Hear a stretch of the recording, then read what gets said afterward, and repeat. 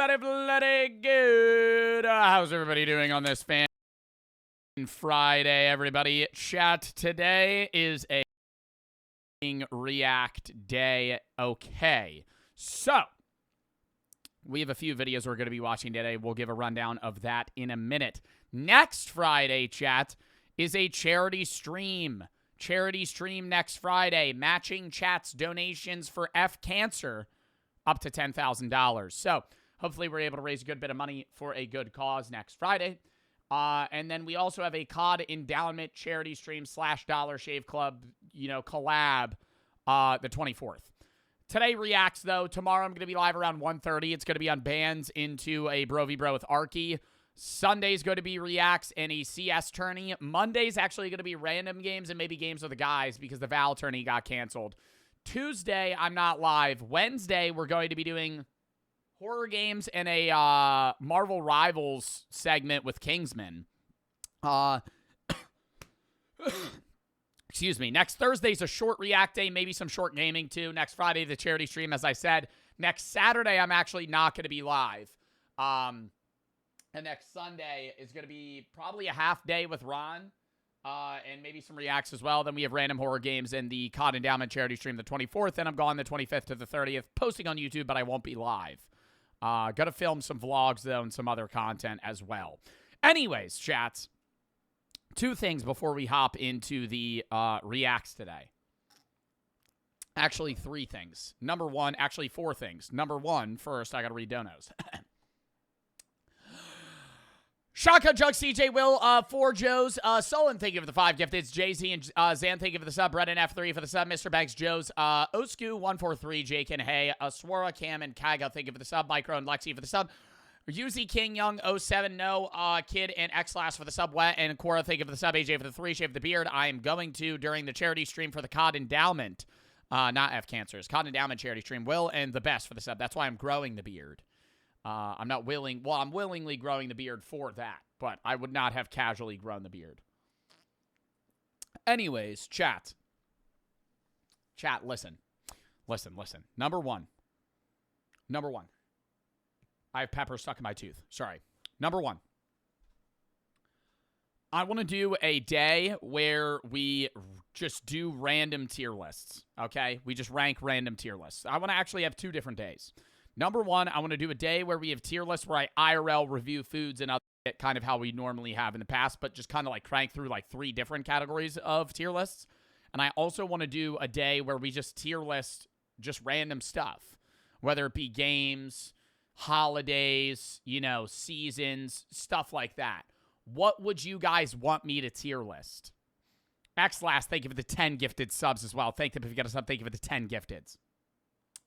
What would you want me to tier list?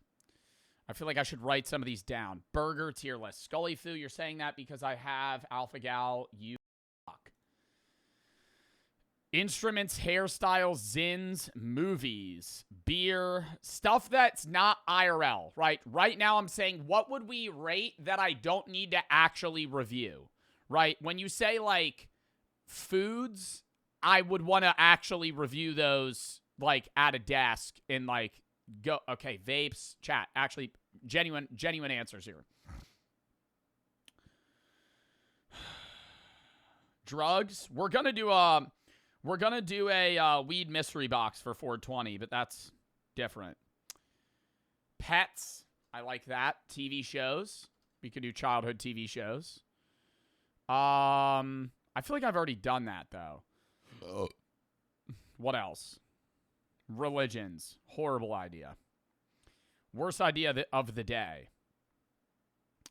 I'm going to go like nostalgic games.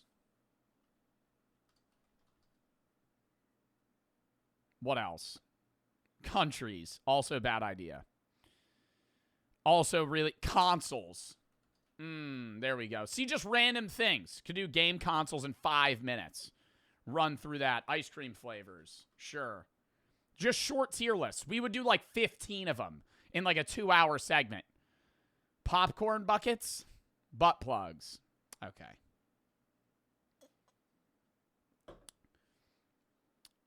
Porn actresses. Yep. Okay. Solar, thank you for the 50 gifteds. Thank them if you got a sub. Thank you for the 50 gifteds. Oh my God.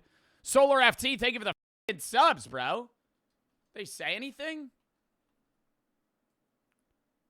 Thank you for the subs, bro. Let me user you. FT, bro, or Solar FT, bro. Thank you for the 50 subs. They have no chats. Oh my God. W chatter, well, not W chat. W viewer, because you don't chat. W viewer, thank you for the fucking 50 subs. Izzy, thank you for the 1,000 biddies. Thank you for being you. How's your day? All right, how's yours? Waiting, thank you for the sub. Dear and JT for the sub. Not Tammy, Bentley, Lancer, Riki, and Betty for the sub. Rick, thank you for the 3. About to get out of the shower. Can you pause stream until I'm done? No. Solon, thank you for the 1,000 biddies. You should do a metal rock band tier list. Overly and Pofu for the sub. It has to be something that people have general knowledge on. Like, not many people would know every rock band. Junk for the sub. Camp for the 3. Camp for the 3.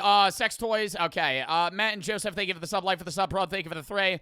Kind of struggling with a purpose in life right now. I don't have anybody to speak about it. I just want to ask if you have any advice. I mean, you got to find your own purpose in life, man. I think everybody's universal purpose is to experience before they die, but I think that your individual purpose is something that you're going to have to figure out yourself. You know, whatever your passions are kind of lead you to your purpose. You know what I mean? I can't really help you find that, but I'm sorry you're struggling.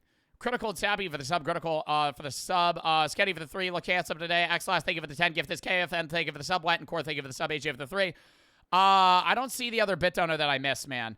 TB for the 5. Charlie Brown specials tier list. Bro, I hate almost all of those. Charlie Brown specials. There's like 3 of them. What am I tier listing? It has to be at least be like 8 things, bro. What am I going to tier list like in 4 Charlie Brown movies? Oh my God. Oh, Marvel movies. That's a good one. Ty, I'm thinking of the sub vertical for the 3. Do cereal for 1 in person. And I'll think of the 3. Dude. Oh, wait. Okay. IRL. Cereal. What are some other IRL ones? Sully, thank you for the 3. Thank you for taking a picture of you in San Fran, even though, you pantsed me, brother. Meticulous, thank you for the 1,000 buddies. Camp for the 3. 4-day seasons mods, VIP tier list, no. Matt, thank you for the 3 subs of the 5. Gifted. Dark, thank you for the sub. Coda, Ty, thank you for the sub. Vertical for the 3. Ray Cologne, Anna, thank you for the 3. What tips do you have for holding a convo? I love that you always have something to talk about. It's never awkward. Well, that's on stream. Right. I don't know. I think it's a matter of just finding a common ground between 2 individuals on something they can speak of. I think I'm good at being able to carry a conversation if the other person at least has stuff to say, right? Like, there's instances where they're not coming up with anything in the convo, but I am, but we're able to have a back and forth because I'm coming up with topics that they care about. But you can meet literally dull people. Have you ever met somebody that's like actually just dull, boring, no care, they have no interests, they don't like anything, they're not, addicted to nicotine or something that they have nothing to talk about. Nothing to talk about. It's the worst. That's impossible, right? But that's different. It's like, I don't know, just you kind of like surface read somebody and then you kind of just gravitate towards topics that you guys care about. I don't really know how you do that. I think it's just repetition, and then it just becomes like kind of like a subconscious thing. You know? I don't know. I don't know how I would give you advice for that. I'm sorry. You're for the sub, Res. Thank you for the 5. Gift is Jack for the sub. Zach Fizzy, Opt, Lil Zach about Maui, thank you for the sub. Clara, thank you for the 3. Athletic sports seems good, or planets, but quick notice to everybody. Suicide is not the answer. Helplines are available. Don't forget to check your body for lumps and tumors, but always check it with your doctor. And again, suicide is not the answer. W message. Full for the sub. Solar, thank you for the 25 gifteds. Vertical, thank you for the 3. Tierless casino games. Chat wouldn't get that at all. Great and Swift, thank you for the sub. Okay.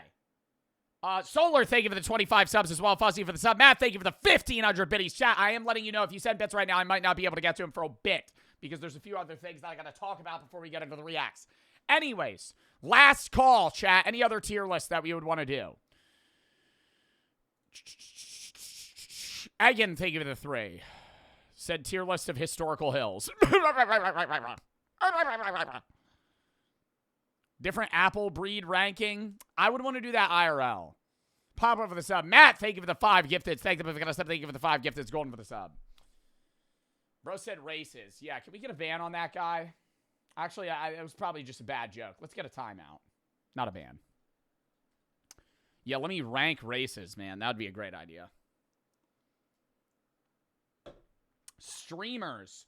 Ooh, ooh. That's a good one. Hold up. Popular stream. No, actually, that'll cause beef. Never mind. Not doing that. Never mind. Bad idea. Places to jack off. Why is that pinned? Why? Ken for the sub, 1 up for the sub, Dale for the 3. Rank monuments, letters of the alphabet, top clips of you. I'm going to rank letters of the Okay. Yeah, sure. Letters of the alphabet.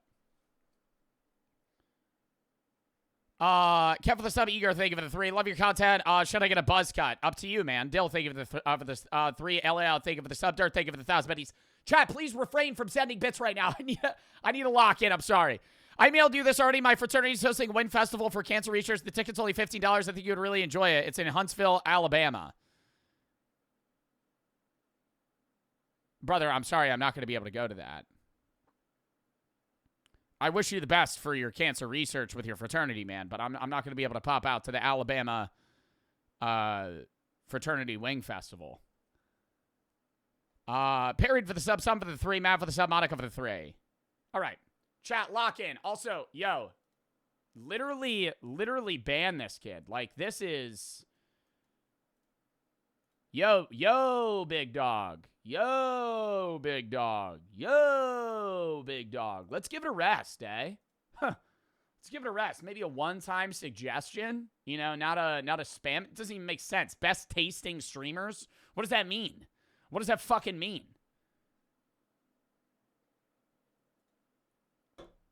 It's Grumpy for the sub. All right. Anything else? Actually, let's move on. Well, I'll figure out some other ones myself. IRL one, cereal could be its own one. Cereal could be easy. Could do a million cereals. Apples, or just fruits. I think I would love to do just a fruit tier list. Anyways, chat. Second thing, before we get into reacts. GamerSups wants me to customize a cup. What design would y'all want on that shit? We could do like a dead possum. We could do like its own, it could be anything really. Like the next merch drop is going to be a dead possum centralized. But it could really be philosophical. It could be cool. The hills, okay. Don't really know. That would kind of be a boring cup. I don't know. Like, what would be... Wait, let me look up, like, other GamerSups cups. Okay, so there's some Gooner ones. Also, code BART, 10% off. Yeah, there's some Gooner ones. I don't know if I want to go that direction. Oh, wow. That would be kind of funny, though. Like, brother.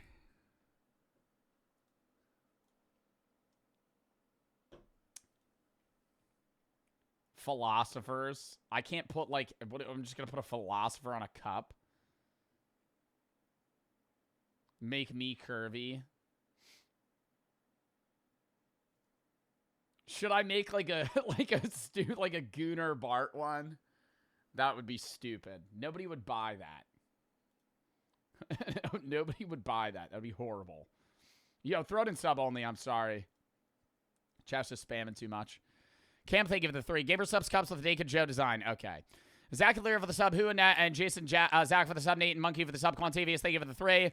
AJ and Na for the sub. Woohoo and Kindle, thank you for the sub. Leo and Itz for the sub. Femboy for the sub. Some, thank you for the 3. All right. Sub redeemed flex. Okay. Chat, I'm sorry. It's just every React day, you know? I feel like the past gamer days have been pretty good. Yesterday, we didn't go in sub only once. Or not yesterday, 2 days ago. We didn't go in sub only once. Just every react day, man. Motherfuckers just come annoying as fuck. Vape for the sub, River for the Thray. Dead Possum, anime girl style. Should we do like an anime possum? Monkey for the sub. Am I really gonna like lean into that meme that heavily though? That's like so random.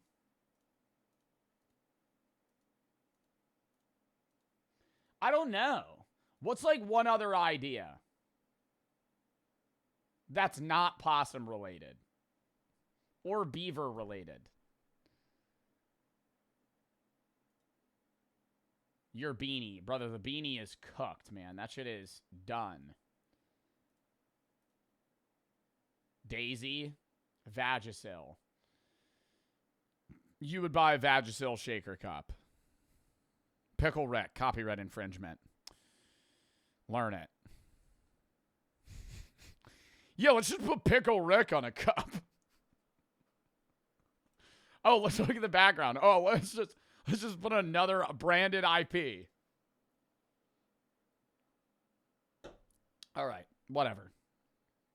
Bob, dude, Bob's kind of gone though. It's sad. Would that be like a nod to Bob? You know, like oh, it's very sad.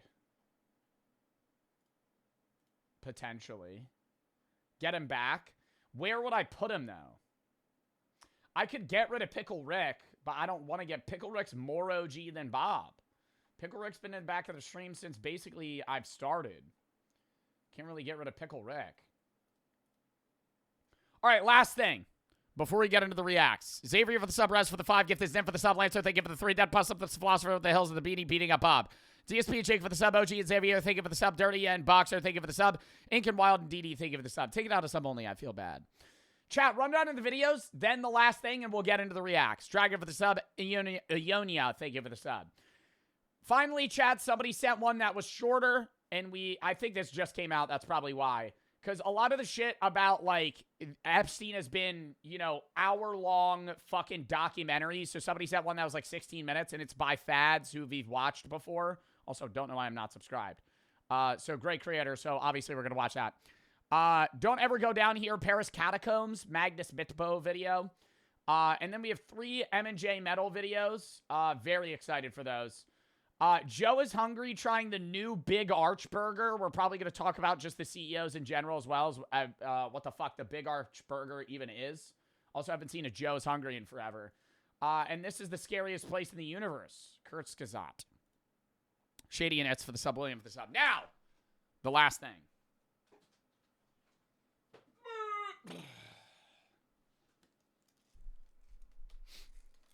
What do you think's in this box? It's not anything from the Etsy review. I wouldn't show that until we do the Etsy review. It's not weed. Why would there be weed in this box? Why would there be drugs in a secure box like this? Actually, that was a stupid question. But no, it's not weed. 6 months ago. Wow, somebody guessed it. The globe.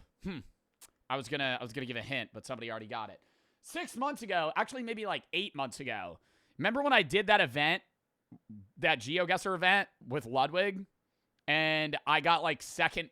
I got first in the losers bracket, so I got the smaller globe, and I was like pressing him. I was like, "Where is it? It's in. It's custom." I already opened it. I'm not gonna lie. I put it back in to act like I've seen it. So I just wanted to, you know, I wanted it to be this big thing, but you know, I already know what it looks like. Comes with this little pamphlet on how they make it and shit. Really cool. Somebody hand painting it. Awesome.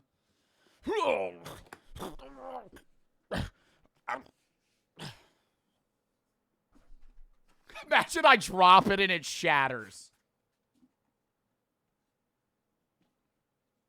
It comes with a fucking heavy-ass stand. Okay. This is the globe. Look at that, dude. This is handmade. That's fucking sick, right? Super detailed. Has, like, every place on it. Or not every place. Every, like, big city. And it comes on this. So I think we should put it like here. And look.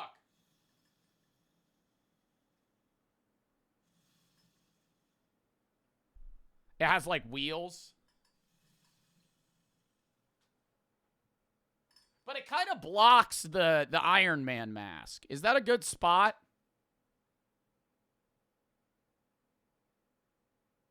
All right, let me do this.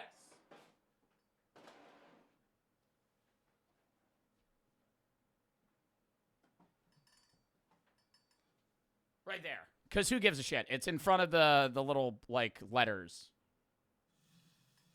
That's awesome, though. Isn't it? Or am I hyping it up too much? I just love globes. I love a globe. I've never owned a globe. I've only ever seen, like, those shitty globes that you have in, like, a classroom. You can do one of those blind things, too. Where am I going to fly next?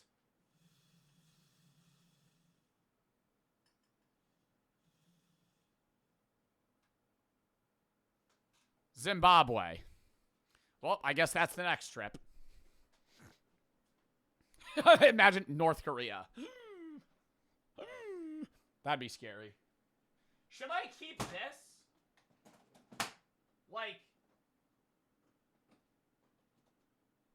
I don't think I should throw out this case, right? This is like a sick case.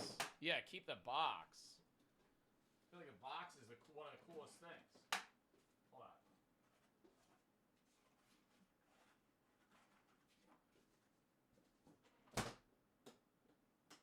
All right. Oh, it did come with this book, too. And I don't know what it is. Armillary sphere, an astronomical device representing the celestial bodies with the Earth or the Sun at its center. I think this is like an educational thing. Oh, is this like an actual book about the cosmos? I don't know why it came with this, but it's cool. Dude, I wonder what Schlatt's looks like. Didn't he get the big one? Who won the big one? Look at the big one, dude. That thing's fucking huge. That's the tiny one. The other one's like fucking massive. Yeah. Size doesn't matter, you're right. But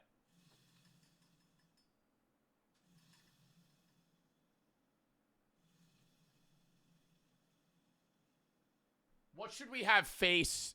What should we have face stream? And then we'll start. What region? The U.S.?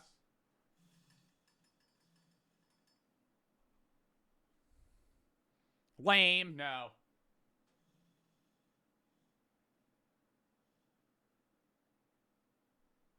North Korea. North Korea and the eastern half of Asia is facing stream. Okay. North Sentinel Island. Actually, you're so right.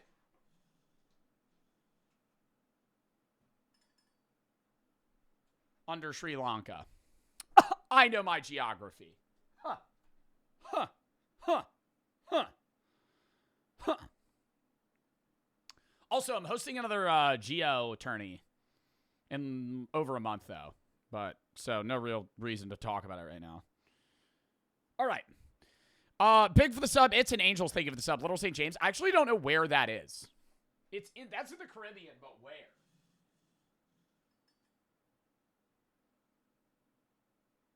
Where is that?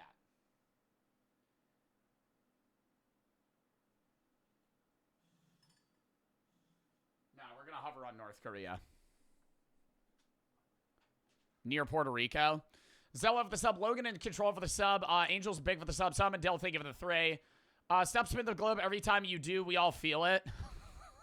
Like it's oh my god, what is that called? Like a voodoo doll, but for the Earth. 3 for the 3. Sorry for sending bits. Maybe do a pause up with a beanie. Why are you apologizing for sending bits? Don't apologize. I always say don't send bits when it's like a time where I'm not able to read them a lot. But the beanie is eating a burrito. Some for the sub. Jake, thank you for the 5. Any advice? I'm going to college doing culinary and welding. I like it so far. I mean, I don't really have any advice outside of staying on top of your work. If you like it and you're doing it well, then, I mean, I don't really have any tips. Sick for the sub. Random and I am for the sub. Dirty for the sub. Hens and Jesse for the sub. Do another teamer review. Zola for the sub. Solar, thank you for the 50 gifteds again, bro. You did not need to do that. Thank you for the fucking subs, though. Thank them if you got a sub. Thank you for the 50 fucking gifteds, bro. Appreciate it. Dad for the sub. Skin and Zach for the sub. Dr. Pepper, thank you for the sub. And Solar, thank you for the 50 fucking gifteds. Okay. Chat. Lock in. It's time to do some reacts. Lock in. Okay. Type locked in. Solar, thank you for the subs again, bro. Appreciate it. You don't need to gift that many subs, though. I feel bad. Thank you for the fucking 50 gifteds. Jay Shoulder for the sub. Nietzsche, thank you for the sub. Devin and Skin for the sub as well. Okay. Chat, lock it in here. Let's fucking rip it. First video of the day. Epstein in Israel explained. Oh, okay. Well, that glitched out. Okay. Well, why is it dragging like that? I'm not even. Who was? There we go.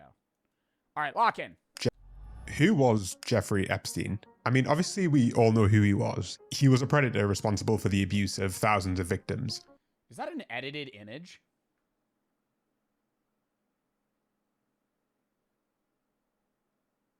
All while being a top-level New York financier who handled billions of dollars for his clients. But yeah, I don't actually, like, what the fuck did he do?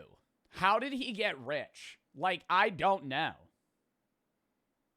I know the Conan O'Brien podcast where the guy acts like he didn't know him and he's like, or he didn't know what happened. He's like, oh, the New York financier. But like, what does that even mean? He manipulated money markets. Like I know he was like an investment guy, but like, how do you make billions of dollars? Like, how did he get that rich? Like, is that it? Yeah, somebody said he was a spy. John Kirikou said he was an Israeli spy. So maybe that goes into this. Well, if you mainly get your information from mainstream American news sources, then yeah, you could easily be forgiven for thinking that's all there is to his story. Yo, mods, just ban the people that are spamming. Huh. Just ban the people that, like, what are we doing, dude? Chat, I want to keep it out of sub only on a react day, man. We never keep it out of sub only on a react day. If you're a follower that's being annoying, just stop, right? Or you're not going to be able to type at all, right? And then you ruin it for everybody else too. After all, that's basically been the entire focus of the reporting on Jeffrey Epstein. But once you step even slightly outside of the US media bubble, you begin to realize that... Dude, I asked you guys this the other day. I was like, for my European viewers, is like he a headline in the news right now? Like, are the Epstein files of Jeffrey Epstein talked about elsewhere?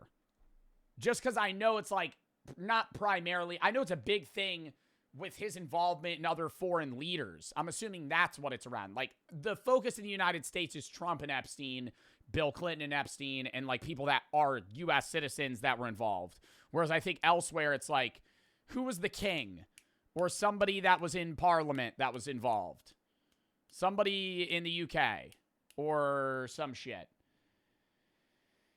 Not Charles. Andrew. Prince Andrew. That's not necessarily an entirely accurate retelling of events, because there was a whole second side to this guy's life, miles away from Wall Street. One where he was brokering surveillance contracts, assisting... Also, I recently... Sorry, I keep pausing. It's because we've never talked about, like, in depth, you know, this on stream. I did not hear his voice until, like, 2 weeks ago on a TikTok, like, edit. Or not an edit, but it was, like, a clip. Like, I had never heard him speak. Where he was brokering surveillance contracts, assisting high-profile defense politicians across the planet, and even potentially acting as foreign intelligence. The idea that Jeffrey Epstein was an agent of foreign intelligence was considered at one point to be a relatively fringe conspiracy theory, but with the recent release of documents relating to his case, as well as a number of high-profile hacking campaigns by activist groups, this theory has kind of been revived, and you can even see it being discussed on many major news networks, mainly outside of the US. And so I wanted to gather the best of what we know in one place, break down some of these new bombshell revelations for you, and earnestly try to answer the question, was Epstein a spy? Yo, I am a huge advocate for like fact checking everything yourself, but John Kiriakou, the CIA guy, I watched like a 5-minute clip of him explain why he truly believed Jeffrey Epstein was an Israeli spy, and like it made so much sense. Like it made so much sense. Like being like him getting blackmail on every single person in power and him being like a liaison in a sense, because obviously you're not going to be able to just, as Israel or another country, for whatever country he would be a spy for, just gain access to like Bill Clinton, Bill Gates, you know, rich guys, Jeff Bezos, whoever you're talking about. But like if you know a guy that knows them, then you're able to. So I think it's worth running through the Epstein timeline because it can be so Do you think he's alive? No. easy to get lost around what The circumstances around his death are weird. We would have to watch a whole nother video about that. But I don't know. I mean, he was also he was so old, would make... Okay, I would say yes if he was, like, in his 30s when he died. Because it was, like, I could see a world where he would try to, like, get past it and then, like, you know, live in, like, Argentina or fucking do some shit like the Nazis did, right? But, like, he was already... Didn't he die when he was, like, 70? happened when and He would be in his 70s now. who exactly was involved. And having a consistent timeline will make this story so much easier to understand. And I think the best place to start is in 2005. One day, a 14-year-old student comes home and tells her parents that a man had paid her $300 for a massage that had ended with this girl being abused. Her parents immediately rush to the police in West Palm Beach, Florida, and file a complaint alleging that this man, Jeffrey Epstein, had molested their daughter. The daughter explains that she'd been recruited by a friend of hers. I'm going to say 1953. Was that his birth date? And all of a sudden, this case... So he would be like 73 right now. blows up. The detective in charge ends up finding dozens of underage victims. The FBI steps in to take over from local police and subsequently launches Operation Leap Year, designed to investigate the federal sex trafficking and transport of minors across state lines. The feds end up compiling a 56-page draft indictment detailing 32 counts against Jeffrey Epstein and his employees for a conspiracy to procure females under the age of 18. In this draft, they even mentioned that they found 11 victims from a single school in Florida. The FBI and DOJ had everything they needed at this point to begin dismantling this national sex trafficking network. And yet, they didn't. This is... Then why didn't he didn't get convicted until like what, like 2015 or something? So this was 10 years prior? Where stuff starts to get a little bit weird, okay? Not long after this draft indictment is written, the top prosecutor in charge of the case, a man by the name of Alex Acosta, He got convicted twice. I know he died in 2019, but I'm saying he got convicted before then. decides to not sign off on it and pursue all of those charges. Instead, he offers Epstein something a little bit different. If he pleads guilty, then instead of being indicted for the 32 counts, he'll only face 2 state charges. And for those crimes, he'll spend just 18 months in jail, which was later reduced to 13 months. All of his co-conspirators would be granted immunity for life from any further federal investigation, and the federal probe against his network would, in effect, come to a dead stop. See, like, that is such a lighter deal. Like, it's not, like, plea deals in general are always usually better than what they're shooting for, but this is, like, life in prison reduced to, like, a year. And then eternal immunity. In effect, come to a dead stop. Epstein would also be allowed to leave prison for 12 hours a day, 6 days a week, to continue his work from his private home office. Pretty nice deal. He's not even in prison then. You gotta leave, bro, you're asleep. So he just sleeps in jail. So he has to, what? So he left, so he would leave, be able to do whatever he wanted for 12 hours and then come back and then spend like the evening / the night. All things considered. And so obviously he agrees. At this point in the story, you might think that the feds would keep a pretty close eye on this dude. Maybe take a... I don't want to immediately be like, oh, he's a spy. But like, part of me also just goes, he's a billionaire. You know? Like, though, in general... like, being that fucking rich gets you out of shit. The only thing is, like, there's certain guys that, like, Sam Bankman-Fried didn't. Sam Bankman-Fried, side note, not for sex crimes, but for like actual, just like full-on fraud, white-collar crime. Isn't he in jail? Sam Bankman-Fried, for those of you that don't know, is the guy who started what crypto website? What was it called? They ran Super Bowl ads in like 22, FTX. Yeah, FTX, and they lost like everyone's money. And he pocketed like all of it. Passport away, or at least ask that he stay in West Palm Beach while the case concludes. But no, a couple of months before he's due to officially put in his guilty plea, Jeffrey instead decides to fly to Israel to take a tour of a newly constructed Israeli military base, according to Jeffrey Epstein's own PR representative. Very odd, out of nowhere. Why are we doing that? This is something that none of the major outlets that bigger fish to fry, you know, outside of being like, oh yeah, kind of dealing with this whole guilty plea. Let me go fly to Israel. Reported on the conviction even mention. And I had to piece this together from a clip of local TV in West Palm Beach and a snippet from a Page 6 article on the matter. But it definitely happened. Okay, so already things are getting pretty sus, if I'm honest, but we're yet to have anything close to a smoking gun. And if that was all the evidence we had, then I would say that it's pretty reasonable to doubt the idea that Epstein belonged to any kind of foreign intelligence. Unfortunately, there is a lot. You're making it look real sus right now? I'm not making it real sus right now. It's just like, why if he's about to serve a prison sentence, why is he flying to like Tel Aviv or something? Like, why is he going to Israel?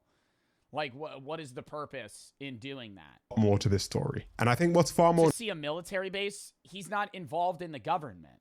Noteworthy from this period is not. And why do they want to show him that? I don't. Whatever Epstein was up to in Israel, but instead what was happening in the US back in West Palm Beach, Florida. So the obvious question at this point is like, well, why did Epstein get such a cushy deal? Especially when the feds had so much info on his network and when Florida is already known for having some of the harshest criminal penalties in the entire United States. Well, remember the guy that gave Epstein that deal in the first place? If we fast... Is that even a clip of prison? I feel like that looks just like military recruits. Forward about a decade from the Epstein case, Alex Acosta had moved up a lot in the world and was in the process of being confirmed as Donald Trump's Secretary of Labor, a role that would have him overseeing legislation that affects well over 100 million workers across the US. As part of this process, candidates usually have to go through some pretty thorough interviews, and allegedly, when asked about Epstein's famous sweetheart deal, Acosta explained his decision to let Epstein off so easily by saying, "I was told Epstein belonged to intelligence, and to leave it alone." This is a... Bro, dude. Like, what is... And that's such a vague answer. Belong to intelligence. What does that mean? According to the reporting of Vicky Ward, a journalist at the Daily Beast who cited an anonymous senior White House official. Around the time of Acosta's confirmation as Labor Secretary, Epstein was still a free man, and this... And would that mean, if he belonged to intelligence, would that mean that he was a spy for the U.S.? That's very confusing, because if the U.S. government's telling them to back off... This could very well have been the end of the Epstein story. Clearly, the government wasn't interested in pursuing him any further, but journalists were thankfully working overtime to expose. He's watching the stream. The one thing, okay, see, a lot of people cite his fucking Fortnite account being active years after his death as him being alive. And I'm like, bro, like, not EA, Epic Games accounts can get hacked or like, you know what I mean? Like, I don't want to say that you can't just go off that. You can't just be like, well, his Fortnite account had some games played during the fucking OG season. All right. Right? That's not enough for you to be like, he's alive.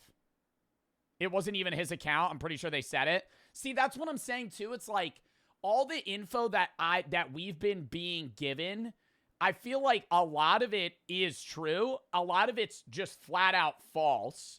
And then some of it's like vaguely true, but like twisted in a weak way where the narrative's not actually what it was. Like, I don't know what's real and what's not that I've seen. This is crimes. After the... And people always do say like, oh, how convenient this is coming out during the age of AI where you could literally fake anything.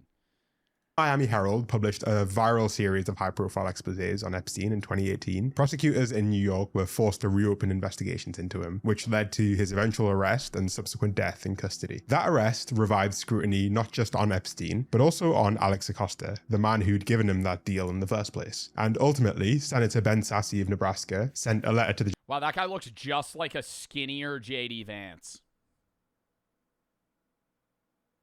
Holy... That's like uncanny, right?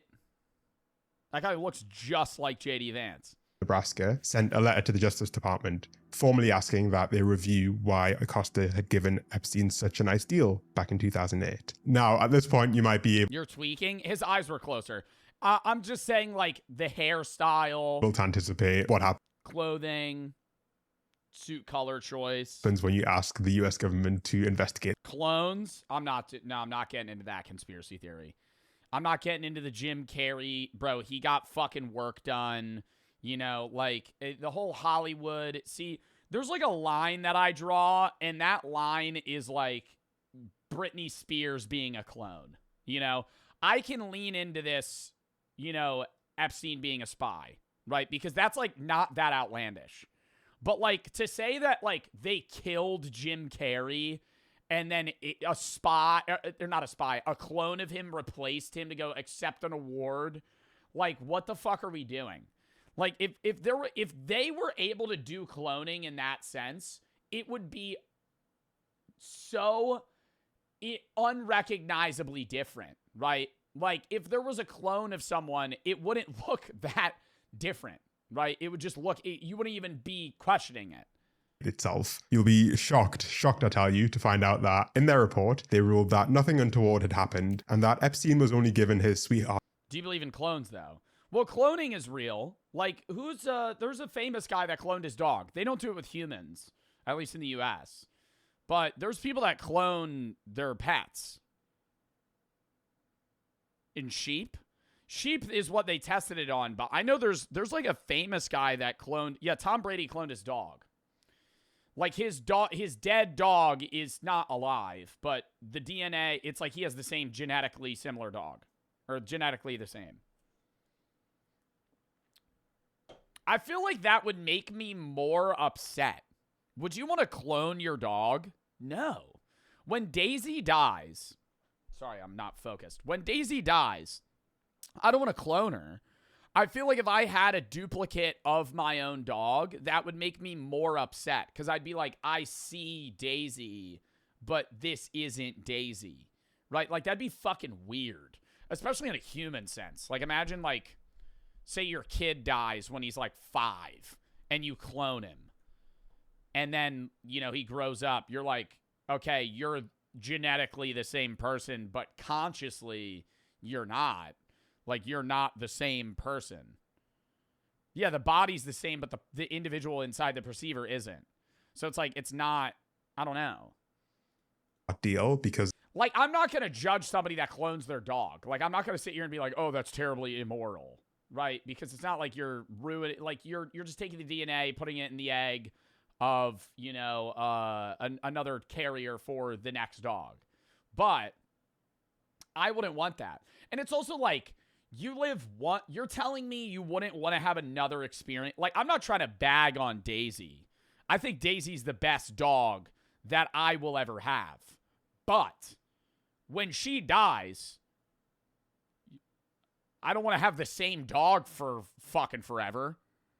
Unless it's her, right? If there was like an immortal serum, I know there's like experimental shit about like lengthening dogs' lives, like there's some stuff scientists are working on where it's like you might be able to have your dog live longer and age slower. But outside of that, like I wouldn't want the same dog over and over and over and over and over again. Taxidermy? That's weird. Nope. Don't taxidermy your dog, bro. Fuck. Oh. Yeah. Oh, sorry, my dog died. Skin it.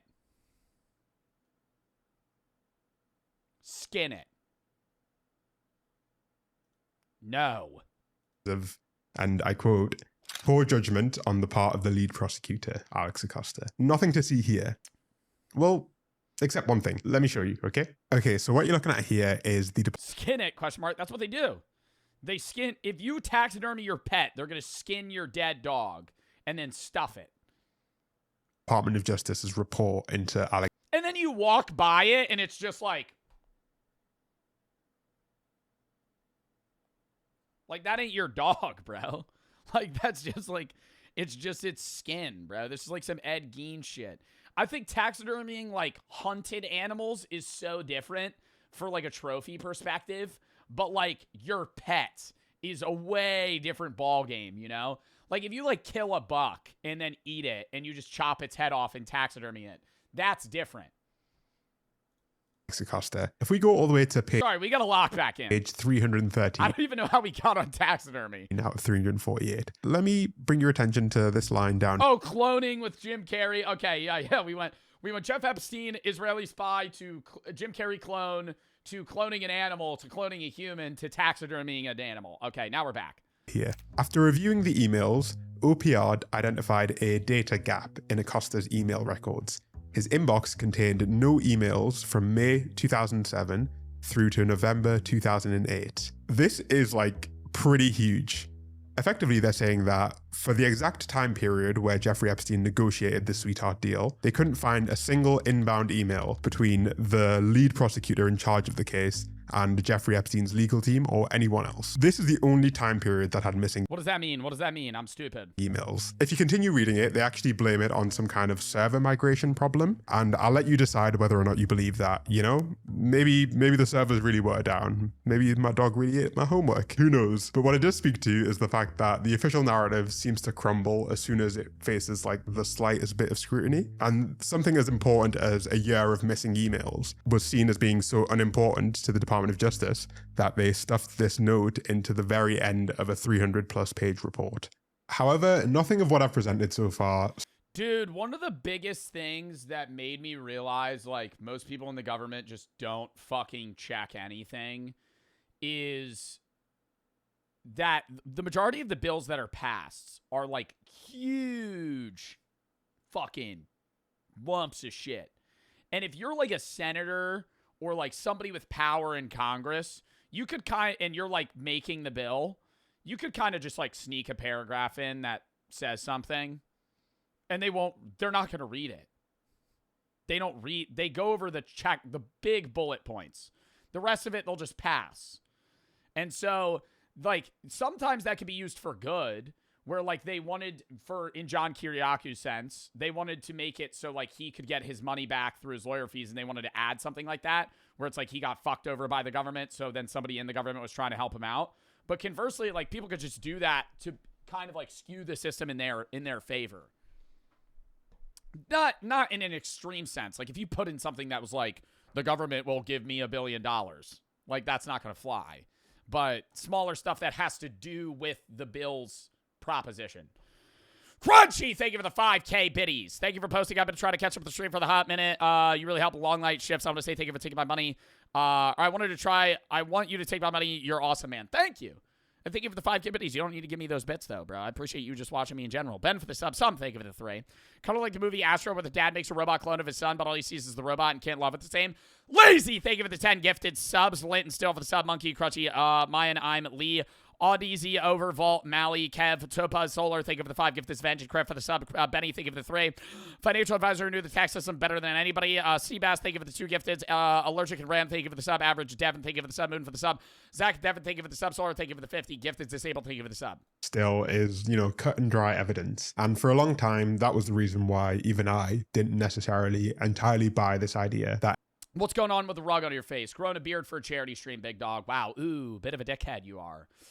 Mason, thank you for the 5. Epstein was working for a foreign government. There was a lot of suspicious evidence, but also stuff that was just a bit too circumstantial to be properly convincing. The Alex Acosta quote about Epstein belonging to intelligence came from a single anonymous source. Epstein's association with Ghislaine Maxwell was also pretty suspicious, given that her dad was so loved by the Israeli intelligence corps that 6 of Israel's spy chiefs attended his funeral. And obviously Epstein's flight patterns in and around his first case were also pretty suspicious. But honestly, the US judicial system has a long history of letting people off lightly, because they're well connected, and they don't necessarily have to be spies. Things have changed a lot in the last year, however. And I think that's just a problem within any government. Like, corruption and favoring towards those that have connections and power exists in any system. Like, it's a problem within the US, but it's also a problem in Russia and in China and North Korea, obviously. Japan. Nepal is just now fixing their government corruption issues. And they're obviously, you know, going through a huge regime change within their own government, if you don't know what's going on in Nepal. But stuff like that happens everywhere. Now it's extreme because it's like, this is a big deal, and this is a guy that's looped in multiple people in power from other countries. we've now received a whole load of new information on the matter, and it's fair to say that we suddenly versus like one guy that's just been given like a nepotism hand. have a lot more insight on who Jeffrey Epstein really was. If you're in the US, it might feel like the release of the Epstein files hasn't really changed anything. After all, despite Pam Bondi claiming that they've released Bro, these fucking clips that I see, bro, with Pam Bondi or anybody in general, dude, they be having so many hearings and then nothing happens. It's like an actual useless ass waste of fucking time. Like, they'll talk about it and then do nothing. everything that they've got on the guy, there's somehow not a single person in the US who's faced new criminal charges. This is not so true outside of the US. Norway, for example, opened a corruption probe into their former prime minister. French police have raided the offices of one of their ministers over his links. And Prince Andrew in the UK was literally arrested by the police, marking the first time in almost 400 years. Yeah, this is who I was trying to, I didn't remember his name. I remember seeing this weird fucking image of him though. Like, where is this? First time in almost 400 years that a British royal has been arrested. The last guy who got arrested was executed, so, you know. Ooh. Despite what it might feel like. Somebody had to fucking paint that shit. Imagine being the guy that had to paint that. Executed, so. Execution of Charles I. You think somebody actually held his head up? God damn. You know. Despite what it might feel like at times, there is a lot of real material information in these files, and they've radically changed what we know about the relationship between Epstein and foreign intelligence. Specifically, they elucidate in great detail the relationship between Jeffrey Epstein and one man, a politician by the name of Ehud Barak. Okay, so calling Ehud Barak a politician is kind of an understatement. Let me just read a small sample of this dude's CV so you can get an idea of what he was like. He is the most highly decorated soldier in Israeli history, having served in the IDF for over 35 years. He served as the head of Amman, Israel's military intelligence directorate. He headed up the entire IDF, and he was also prime minister and also defense minister for Israel. If there's one person on the planet who is connected to Israeli intelligence, it would be this guy. I don't even think he himself would disagree with that assessment. And it's really worth clarifying why this guy's relationship with Jeffrey Epstein is so much more important than anyone else's. After all, Epstein was obviously friends with lots of politicians, and nobody's pointing to the raids in the UK, in Norway, or in France as evidence that Epstein was spying for any of those countries. And it really comes down to the specific nature of the relationship between these two men, and how different it was to Epstein's relationships with other senior political figures. Let me show you what I mean. So from what we know, these two guys first met around 2003, before Epstein's first conviction, but they maintained contact long afterwards. Barak was such a regular feature at Epstein's New York apartment that Epstein's own staff would sometimes refer to the unit as Ehud's apartment, according to an Israeli newspaper, which is already pretty bizarre. But it gets even crazier. What you're looking at right here is an email between Ehud Barak's wife and a redacted member of staff who worked for Jeffrey Epstein. And they're openly discussing how the Israeli government is going to take over Jeffrey Epstein's apartment to install surveillance equipment. They talk about sticking... What? He does not mind holes in the walls. This is all fine. I don't think it'll be a problem to make a call to Rafi before entering. 6 sensors stick to the windows. They can neutralize the system from far. Before you need somebody to enter the apartment, the only thing to do is call Rafi from the consulate and let him know who and when is entering, and he will neutralize it for the time necessary. Sensors to the window and adding the ability to remotely access the apartment. And this unnamed staff member says that Jeffrey does not mind holes in the walls, and this is all just fine. In another separate email between Ehud Barak and Jeffrey Epstein, they discuss an upcoming meeting with some Qatari investors in London. And Jeffrey Epstein even explicitly says that you should make it clear that I don't work for Mossad. The thing that I don't understand is if he's a spy and this is confidential information, why are they Gmailing each other? Like, wouldn't there be an encrypted service for them to use of... No, I don't have the answer to that. That's what I'm confused about. If he is a spy, why are they talking on Gmail? Israel spy agency. These two guys were, without a doubt, This doesn't make sense. extremely close business partners and really Like, brother, like, I feel like them using, like, WhatsApp would be better.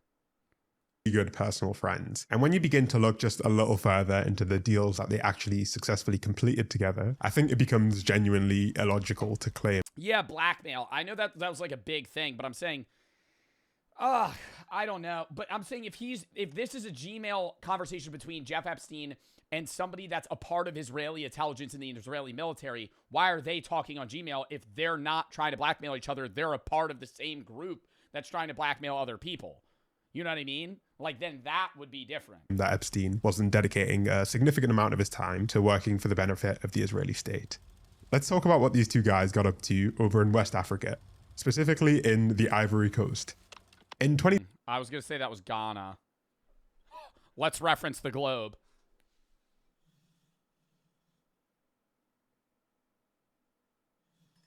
It's one country over. 2010, the Ivory Coast went through a brutal political crisis. They had a really widely disputed election, and it triggered a new civil war. The guy who ended up coming out on top, President Ouattara, took over a country that was seriously fractured along various political and ethnic lines. And this is where Barak and Epstein saw dollar signs. In June 2012, while Ehud Barak was still serving as Israel's defense minister, the Ivorian president met him for dinner in Jerusalem for a meeting about science and technology cooperation. Meanwhile, on this exact same day, halfway across the world, that president's son was having dinner with none other than Jeffrey Epstein. Over the next few months, Jeffrey and son was having dinner with none other. What? Due to me, key officials Benjamin Netanyahu and Ehud Barak. Same day, halfway Ehud across Barak, I don't know how to say his name. the world, that So do you think like Burger King's better than... president's son was having dinner with none other than Jeffrey Epstein. Over the next few months, I just gotta say, I really love Burger King.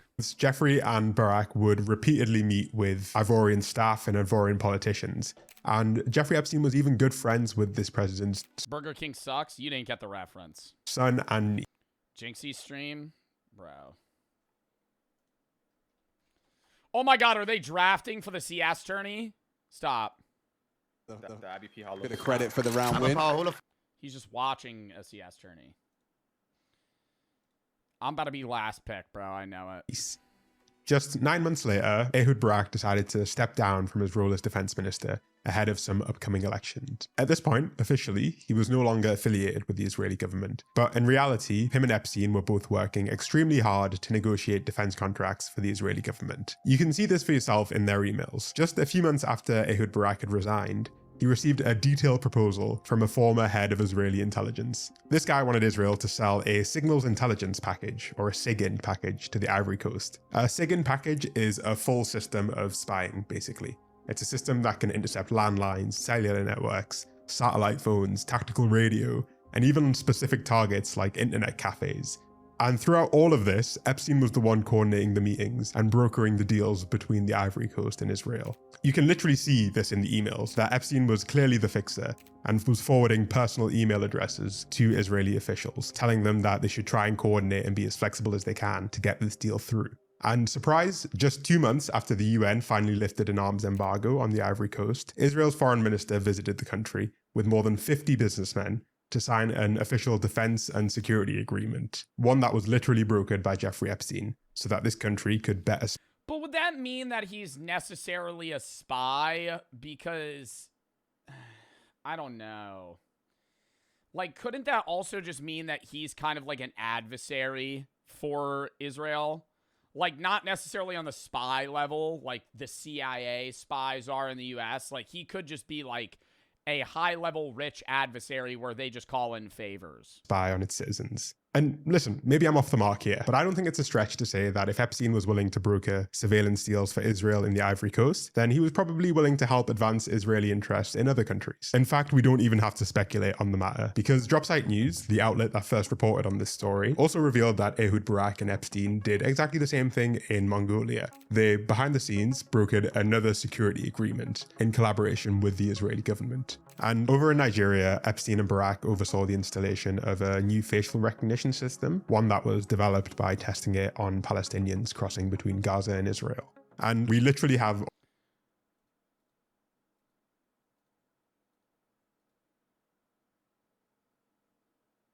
What? Like, what are we even talking about right now? Epstein flipped Israel's Gaza-tested biometric scanners into Nigeria ports deal for UAE. What does that even mean? Like, that is the most confusing headline. Of a new facial recognition system, one that was developed by testing it on Palestinians crossing between Gaza and Israel. And we literally have audio recordings of Epstein trying to promote Palantir to Ehud Barak as some sort of potential business opportunity and singing the praises of Peter Thiel. However, he has a company called Palantir. Pallentir. So he thought that Peter would put you on the board of Palantir, so I wanted to talk to him. Dude, whenever I hear the name Peter Thiel, I immediately think about that South Park segment where he, like, is so driven to get rid of the Antichrist that's inside of Eric Cartman. Peter Thiel knows about the Antichrist. And you might ask yourself, what happens to these countries after a dose of Epstein-brokered Israeli security? Well, see, I also don't know what the fuck Peter Thiel does. Like, modern day. Like, what does Peter Thiel do right now?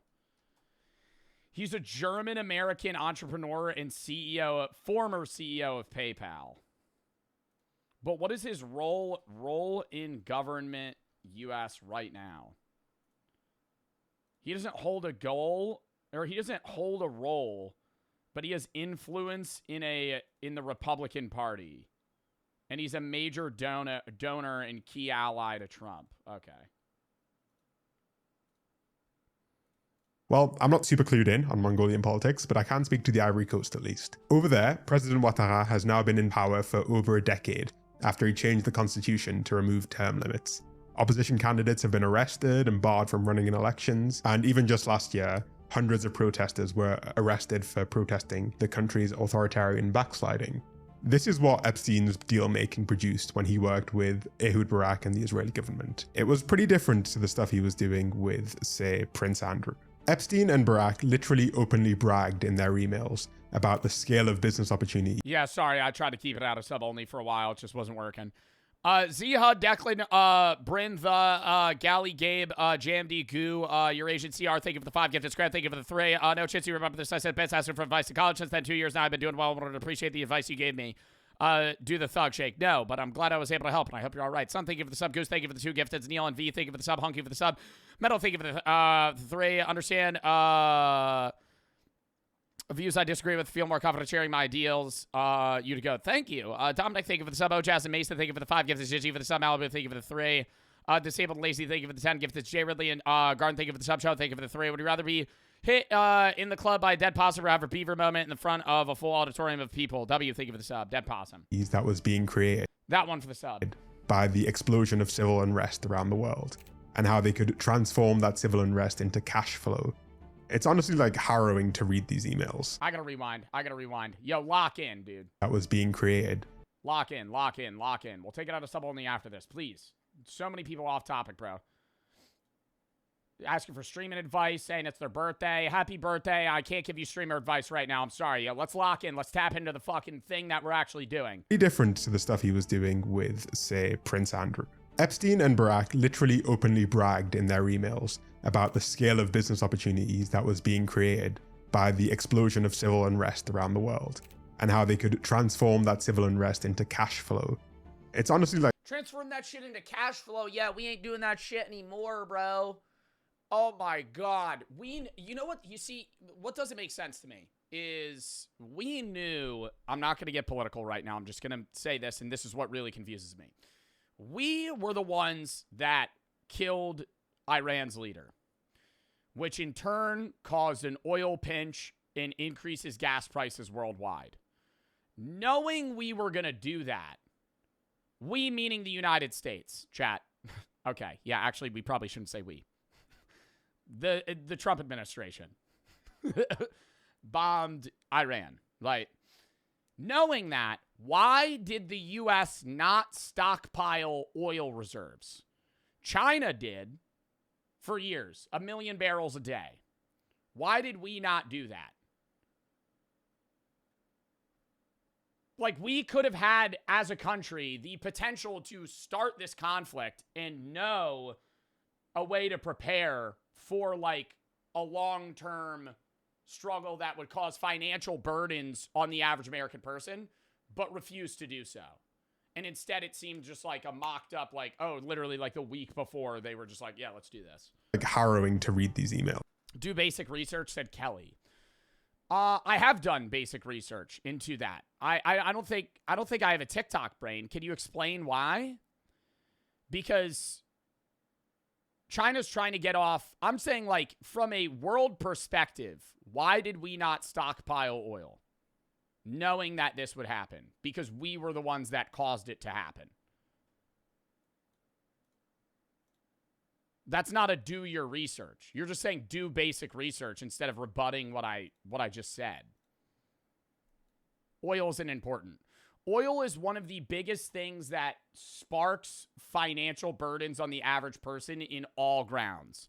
Because oil is used in a majority of processes of business, right? Whether it be trucking across the world. Right now, diesel prices are very high.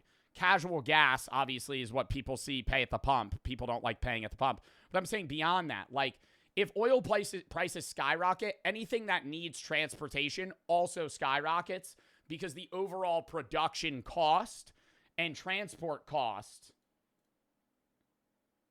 is increased, right, for everything. Israel rushed us too. Yeah, Israel threatened nuclear war and other shit. But it's like, they're the foothold we have in the Middle East. It's just, I don't get it. And I think it's quite naive to assume that they restricted themselves to like low and middle income countries in Africa and Asia and didn't do the same thing in Venezuela. Venezuela has crude oil, different types of oil. You got to look into that. The oil that is drilled out of the Middle East is a lot easier to refine than the oil that exists in Venezuela. Europe or the Americas too. These international deals are, to me, by far the most convincing evidence that Jeffrey Epstein was a major asset to the Israeli government. I mean, if you're brokering multiple international arms and surveillance deals for another country, then, like, yeah, you're a foreign asset at that point. But it's worth making clear that that is different to him being a... How's crude oil not crude oil? I'm saying how hard it is to refine the type of oil that is in Venezuela is harder and a much more cost and time extensive process than in the Middle East. Not crude oil. I used the wrong term. Spy in the traditional sense of the word. I don't think that Jeffrey Epstein was a spy, largely because he didn't need... What?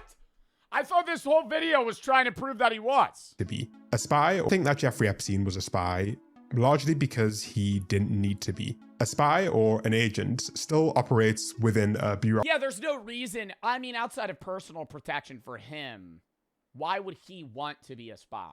They have if he was already rich. People they're accountable to and direct reports and direct underlings. For Epstein, it feels like it was a little different. He was clearly an asset to foreign governments, but he held a level of power and influence that let him completely bypass the traditional bureaucracy. And he had a direct line to the people who gave orders. You're pretending to know oil, please stop. I'm not pretending to know oil, I'm just asking a question. I'm saying it doesn't make sense, right? When the countries that didn't prepare for this, or didn't know that this was going to happen, were able to predict and prepare that we were going to do this years in advance and started stockpiling oil years in advance, when our claim is, well, Israel forced us to do. Well, we've been in talks and been allies with Israel for years, so we probably knew that they wanted to do this for years. So why would we not prepare? To the spies. I think it's fair to say that the spies worked for him, not the other way around. That's just my take, right? Anyways, sorry. He's basically saying Jeff Epstein wasn't a spy. I will say the idea that he is a, I guess, foreign asset is more likely than an actual, like, true spy. Like, he was just used and then also gained, you know, some sort of protection for himself through what he was able to do for them, but only to a T, to a point. Interesting video for sure. All right, take it out of sub only. Oh, it already is. W mods. White Tamal, Tommy and Hate, thank you for the sub. Zans and Hedge, thank you for the sub. Crypto, thank you for the three. So many people, apologies for bits for spelling. How about I do YouTube for months? You make me feel normal in the ways I struggled with suicide for years. You helped me out with that. Well, I'm glad I'm able to help, but I hope you're all right, man. So many others, thank you for being you. Continue with your work. Thank you. And I hope that you're all right. Make sure you get the help you need if you're going through something. UTM and Grunch, thank you for the sub. Fat Shay, that and Garden, thank you for the sub. Chow, thank you for the three. Cup, thank you for the three. What do you think about the Julian Brown, the guy that turned plastic into oil, supposedly worked cars? Don't really know about that. Gage, thank you for the three. Today's my birthday. Got made fun of today. Sorry to hear that. Happy birthday. Got laughed at. One of the worst birthdays of my life. Love you, man. I want to let you know how hard things are, no matter what I go through, with my dad's death and every rip in the chat as well. Everything suicide will never be the answer. I know that thanks to you. I'm only young, so I don't know much. There was one kid who gave me a hug and said, happy birthday. I almost cried. Life is so beautiful. Well, you got to see the positive things in that, like that exact example right there. And I'm sorry that you got made fun of today, Gage. I'm assuming your name's Gage because your user is the Gage man. But I hope you're all right, bro. And happy birthday. Catherine, thank you for the three. Waiting for a connection flight. Your stream makes this so much easier. Dickie, thank you for the sub. And Jesse, thank you for the three. Lost my virginity last night. Are you proud? Don't need to tell me that, big dog. Azul, thank you for the sub. Thank you for the three, though, big man. All right. Anyways. Yeah, don't need to let me know that type of stuff. Kit, thank you for the three. My God, why are we telling me that? It's like the motherfucker that's like, oh yeah, we did it to your VOD. Why are you telling me that? Why are you telling me that?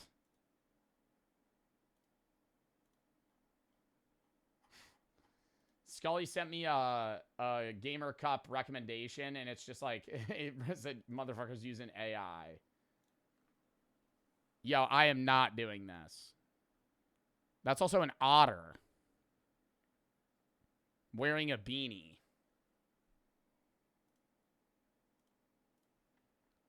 I mean, yeah, it's like a rough idea, but I don't know. I don't think I'm going to go that direction. Shave the beard. Charity stream, the 24th. Well, I have the charity stream the 20th. That's for F Cancer, match and chats donos. But I'm doing a Dollar Shave COD endowment charity stream where part of the challenge is shaving my beard. The 24th. That's why I have to grow a beard. I do want to shave it right now, but I can't yet. It's Olivia for the sub. I have an N. Thank you for the sub. Daddy and Obley, thank you for the sub. Kyla, thank you for the sub as well. Mr. and Kit, thank you for the three. All right, and Hayden, thank you for the three. Yo, lock in chat next video. Next video, lock it in. Lock it in. Type lock in. Type locked in. Let's go. Morning, thank you for the sub. Hayden for the three.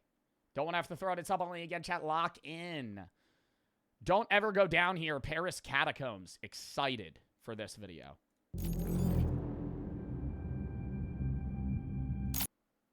I kind of want to read the disclaimer. I want to see what this says. Videos filmed with experienced individuals who understand the risk of underground environments, took precautions appropriate to the situation, exploring tunnels, restricted spaces, extreme dangers. Do you have to have these disclaimers? I feel like it's for monetization purposes. So this is a video. Because I don't want to say, bro, if you see somebody explore the Paris Catacombs and then go, oh, I think I'm going to do that. The disclaimer's not stopping you. You know?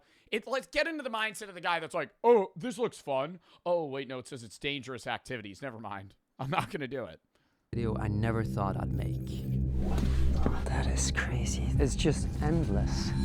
Beneath the busy streets of Paris lies a vast underground network known as the... They always say beneath, but how deep below Paris are the catacombs? Like, is it like right where their sewer system is? Or is it like 100 feet below ground? Like, how deep are the catacombs? Lies a vast underground network known as the Catacombs. Over 300 kilometers of dark, sprawling tunnels stretching silently below the city. A huge maze that very few people have ever seen. Surrounded by stories of disappearances, secret gatherings, and huge walls lined up with bones and skulls. But I'm just fascinated by the history of the catacombs, just on the sheer amount of people that are down there. Aren't there like 3 million dead bodies? or like pieces of dead bodies. 7 million people. I was way off. The Paris catacombs contain the skeletal remains of 7 million people. And it was because, like, didn't they have an overpopulation? Not overpopulation. They had no space to put more dead bodies. So they had to dig people up and then create the catacombs to make a network where they were able to, like, put the bodies so that they had space to do shit above ground. But it's like, then how did it get... If this is a 300-kilometer network, how is there not, like, a clear-cut map and system for this, right? If they're making, like, a mass grave, why are they having labyrinths of, like, you know, hallways that you're able to walk down if there's no need to even have that? It's just so weird that it was, like, effectively abandoned. Even just getting inside wasn't gonna be easy. Entrances are hidden, access is restricted, and finding someone willing to take you down there, especially with a camera, is almost impossible. No way he posted that on his Instagram And finding story. someone willing to take you... Does anyone here know a guide for the Paris catacombs? If so, please DM me. How do you fact check the credibility of some random Instagram user that just replies to you? Yeah, man, I'll take you down. Down there, especially with a camera, is almost impossible. But we thought we had found a way. So we traveled to France, hoping to explore what lies beneath Paris. But what I was about to witness... Where are the dead bodies? This just looks like a fucking... I thought, like... Okay, maybe the... Where are the 7 million dead bodies? Because I thought the Paris catacombs were just, like, walls of skulls. ...to witness, I could never have imagined. If it gets any deeper than this, I'm gonna freak out. Yo, literally no fucking world would I go in that water. I don't even really know, like, what constitutes still water either, but, like, they're just being 4 feet of water and then me tripping and then submerging myself. My dumb ass would be, like, mid-sentence. I'd trip and then inhale some of the water, like, here in the ocean. I'd go, we need to leave. We need to get out of here. I'm actually I just swallowed some of it. getting a little bit creeped out. I I just swallowed some of it. think we should get out of here. Oh, there's... Oh, wait, was that a skull behind him? I'm actually getting a little bit creeped out. I'm getting a little bit creeped out as there's like 800 femur bones. Just like right next to him. I think we should get out of here. Oh, there's someone coming. Bro, seeing somebody down there would be the most terrifying experience of your life. You're exploring the catacombs with like 3 people, and you just like shine your flashlight and see the reflection of somebody's eyes. Would you run away or would you approach them? Because they could like murder you down there and your body would never be found. But at the same time, I wouldn't want to run away. I feel like I'd be like, hey, man. I'd probably say something. You're going to run? Then you're going to get lost. So they're gonna be here in 10 minutes, they say. Hopefully they're gonna show up. We're just... It's some like random teenager. It's just like a Twitch chatter. Hey, man.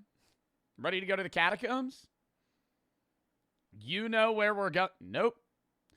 Did a YouTube tutorial, though. I think I'm pretty well prepared. on some random street. We have no idea how to get there. And we're not allowed to even show how we get there. We have to blur a lot because they want it to be a secret how to get there. They don't want more people there. And the map looks like a maze. This is the map of the catacombs? Dude, that's wild. They built this all under Paris. Going there without guides would be totally irresponsible. And even with guides, there's a possibility of getting lost. That is like the main thing, is if you get lost in there, you're not gonna find your way out. I have no idea who I'm looking for because I've never met these people in my life. They didn't even have like really an Instagram profile. Brother, no profile picture account tells you they're gonna fucking give you a tour. How are you fact checking this guy? This dude hits you up, 300 followers, no profile picture, no posts, and you're just trusting them? No shady ass motherfucker. photos or Hell no. nothing. So I've heard stories Fly all the way to Paris and be like, all right, meet me at 4. about people going down there and being robbed by their guides. Hopefully they're not gonna try to rob us. So we're gonna blur your face, right? That's what you want. For the spot, it's very He's like 25. Guarantee you, bruh. He's a young guy. secret because few people know. Yeah. So you really have to try not to say wait. How do you sneak into the catacombs, though? Bro, it's definitely through like a fucking like a manhole. Like a sewer drain. We will be very How else do you get down there? careful. So here the guide was telling us about a secret spot, even among the most hardcore cataphiles, known as the graveyard. It was said to be one of the most disturbing and mysterious parts of the catacombs. Located deep within the tunnels and not on any map, he still said he could take us there. However, as we were about to find out, getting down there would not be easy. Yeah. Just one thing, the camera. Yeah. If they are other people, Yeah. you have to hide it because they can smash it. They can. Yeah. You can get mad. Destroy it because you really have to. Yeah. To hide it in the microphone. Yeah. It's a LED Yeah. light, so be careful. Keep it on the inside. That they don't see. Yeah. Bro, entrances are blurred. They're going in right. What do you mean entrances are blurred, bro? Entrances are blurred. I'm seeing you enter it right now. It's on the side of the road. Oh shit, I can't see what else is around it. What the fuck? I still see the manhole. I was like, how else are they getting in here? So really, it's just like a random sewage drain that you're able to just like open up and just crawl down, and that's how you get in. Oh, this is fucking sketchy as shit. So you call yourself cataphiles, right? That's the name. How many cataphiles are there, would you say? How many? Could not exactly. It may be a few hundred people. You think they ever be taking like skulls and shit back?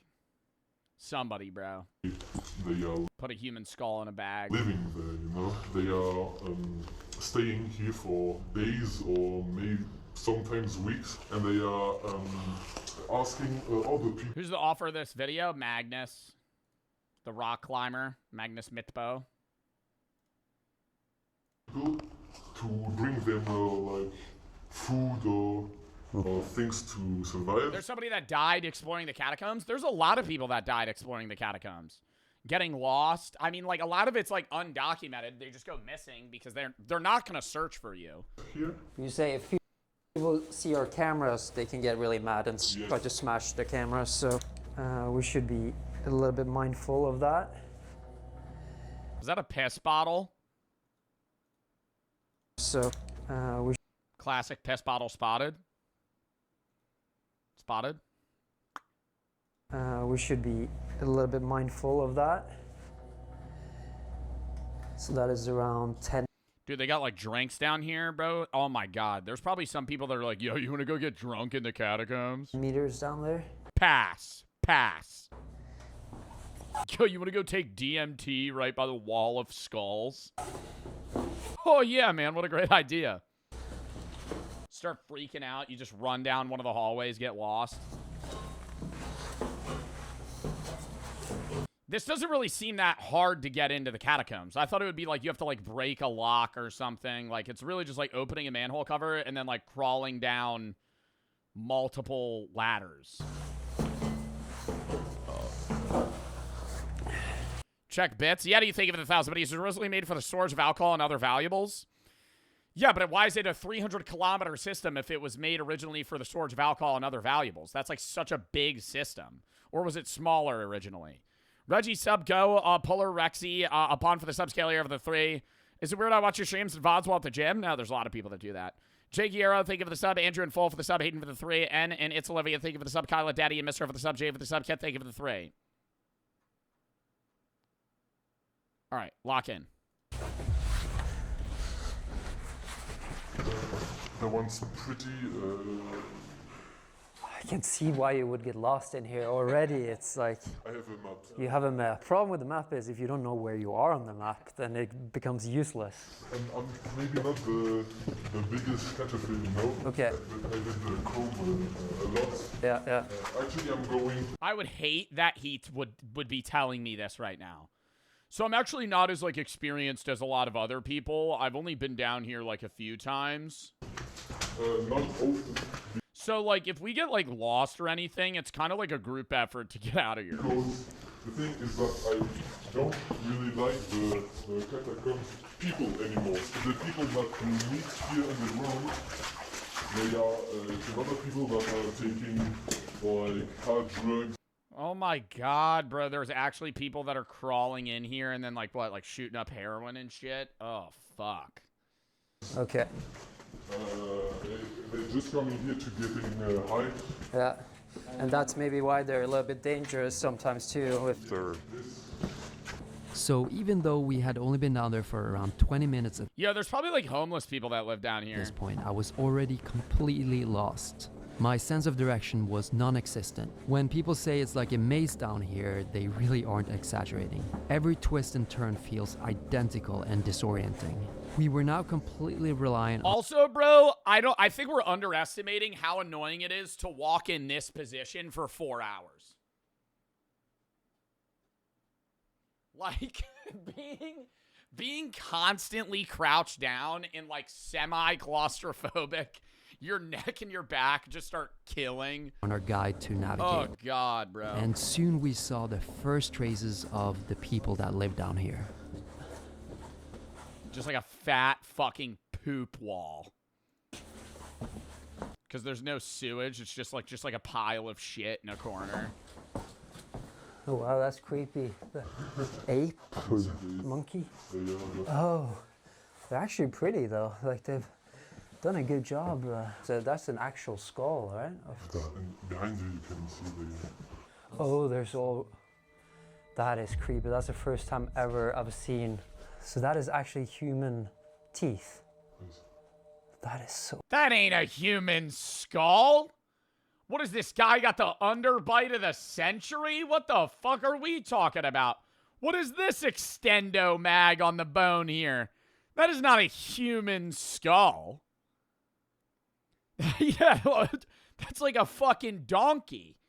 What are we talking about? Fractured? That is not a human skull, chat. Your teeth would end right there. You're one of the Habsburg. It's the Habsburg child. And there's 6 million people buried down here, right? 6 million skeletons. That's more than population of Norway. And these catacombs. Less than 6 million people live in Norway?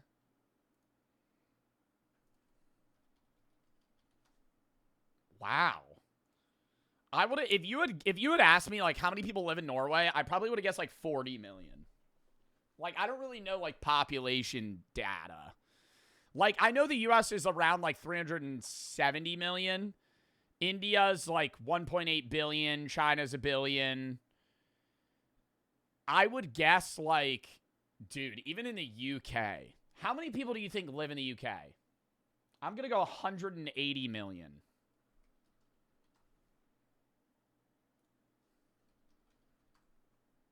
$69 million. Wow. See, that's like so little. The U.S. is so populated, comparably. Well, I mean, the U.K. is also a much smaller country.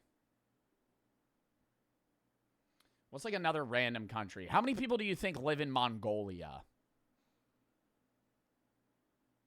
2 million.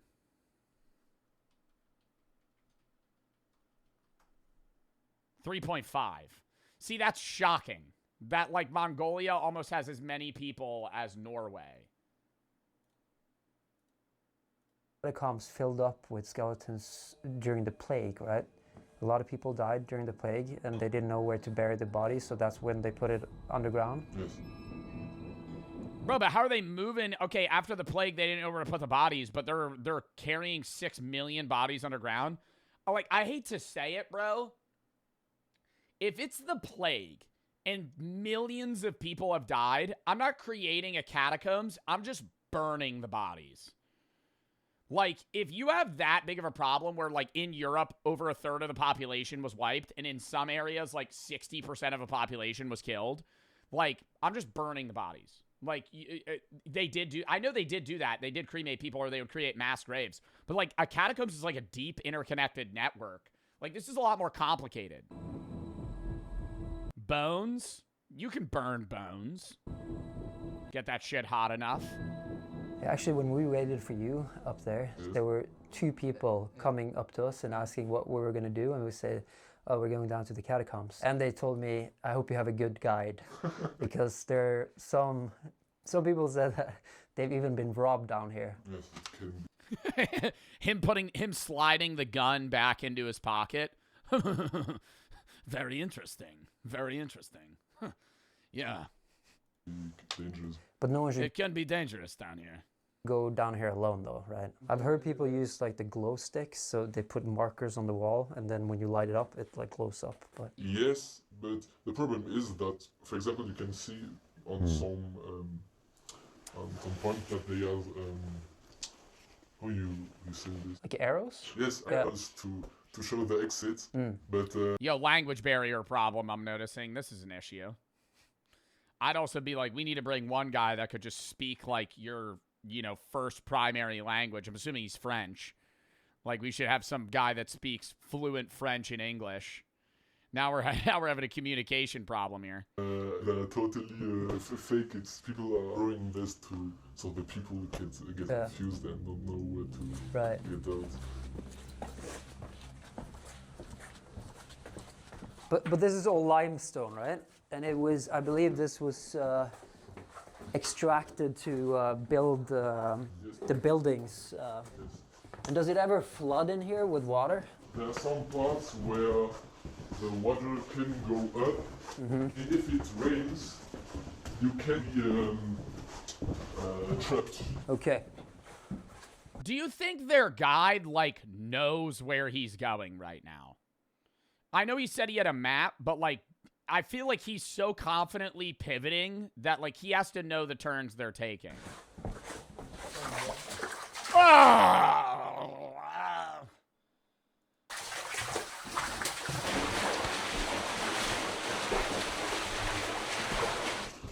I'd immediately be like, hey, man, where are we going? Right? Hey, bro, where are you taking us? It's getting pretty wet down here. About, 9 inches of water we're walking in. A small part of the catacombs by mind. But after, I will have my map. The catacombs are Oh, God, dude. Once he whips out the map is where I'd get nervous. so big, I can't have all in my mind. There's zero cell phone reception here, though, right?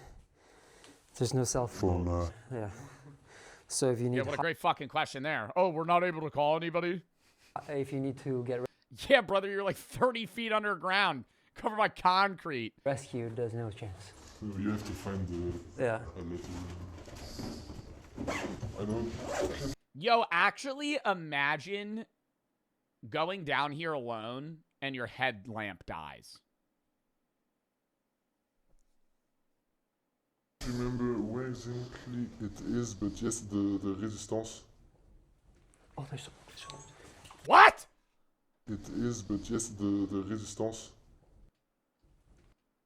oh, there's Yo, if I was down there, I'd start making weird noises. If I knew there was a group of other people, I would start going.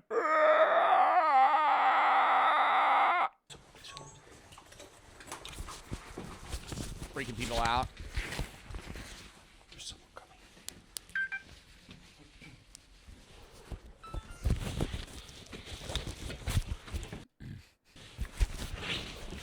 Are they gonna walk by each other? What are you gonna give them a nod?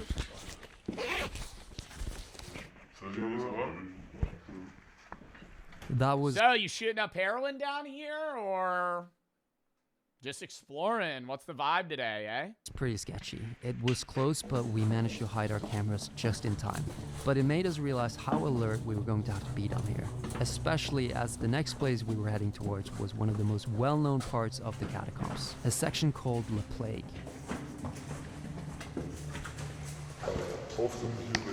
Also, I know that the people that died so long ago that, like, any bacteria down here would obviously be also dead. But just, like, the knowledge that some of the bones that I'd be encountering were the bones of people that died of, like, very serious illnesses would somehow creep into my mind that I'd convince myself that I just contracted some deadly disease. Yeti for the 1,000 buddies. No, the tree reason why it was made, but the original use for the mine, the materials, then they use anything the locals wanted for. Oh, mushroom farming, beer storage, the biggest part was religious practice that wasn't allowed in the public eye. So it had multiple uses before they just started throwing bodies down here. Goofy, Laura, Potato, and Ambush for the sub. Goblin, the Glock for the sub. Zachary for the sub. Jaden, thank you for the 3. Send a video in the video /tab games the game /tab. Mikey and Plonk, thank you for the sub. Katrina for the 5. Hope you're having a good day. Thank you. Irie and Toasty for the sub. Daddy and Desert, thank you for the sub. Glock for the sub. Right. Aren't our immune systems better? No. You get vaccinated for shit, but if aren't our immune systems better? If I could recreate the Black Plague and give it to you and you didn't get vaccinated for it, you would be as bad as somebody with the plague in like early European times. No offense, why do you have 10K viewers? Couldn't tell you, big dog. People like the reacts. I'm a big second screen guy.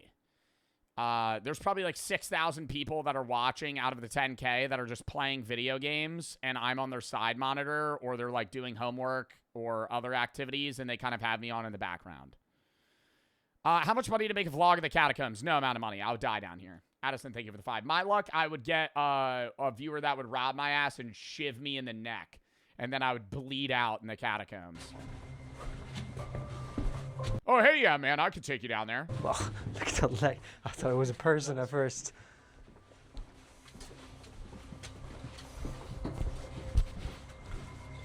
I hate this creepy music. I feel like I'm about to get jump scared. This room I've seen. So they call this the Goblin. And this has been here for a while, I guess. Yes. So when did people start coming down here? Do you know? Maybe 1900, like Wow, you see how cold it is? 20. Okay. It's one guy who did it's the first time I don't know why, but in my head I was thinking it'd be hot. anyone Like, I would assume it would be, like, wet and warm. did get down. And he has a grave in the north of the Geoguessr because he died there because his light. Sorry, hold up. What? And he has it's the first time 20. Okay. It's 100, like 20. Okay. It's The first guy that came down here was 1920. one guy who did it's the first time anyone did get down. And he has a grave in the north of the Geoguessr because he died there because his light went break. Oh, that's something I didn't think about. Bro, I was just talking about that. And that's like a slow death, too. Like, if your light breaks down here, like, you're just going to starve to death. If you run out of batteries down here, that makes Oh, well, you would die of dehydration, actually. it even... Yes, but he has like a lamp with fire. Oh, like, okay. Oh, my God. No technology. Bro's just exploring the catacombs. Oh, yo, it's 1920. You're exploring the catacombs with a lantern, dude? Ooh. Talk about feeling like I'm in Pirates of the Caribbean. That should be terrifying. That's like the setting of every horror game ever. You have a lantern and you're walking alone. And then they'd find him like, I think, maybe 10 years or 20 years, 15 years ago. What? Dude.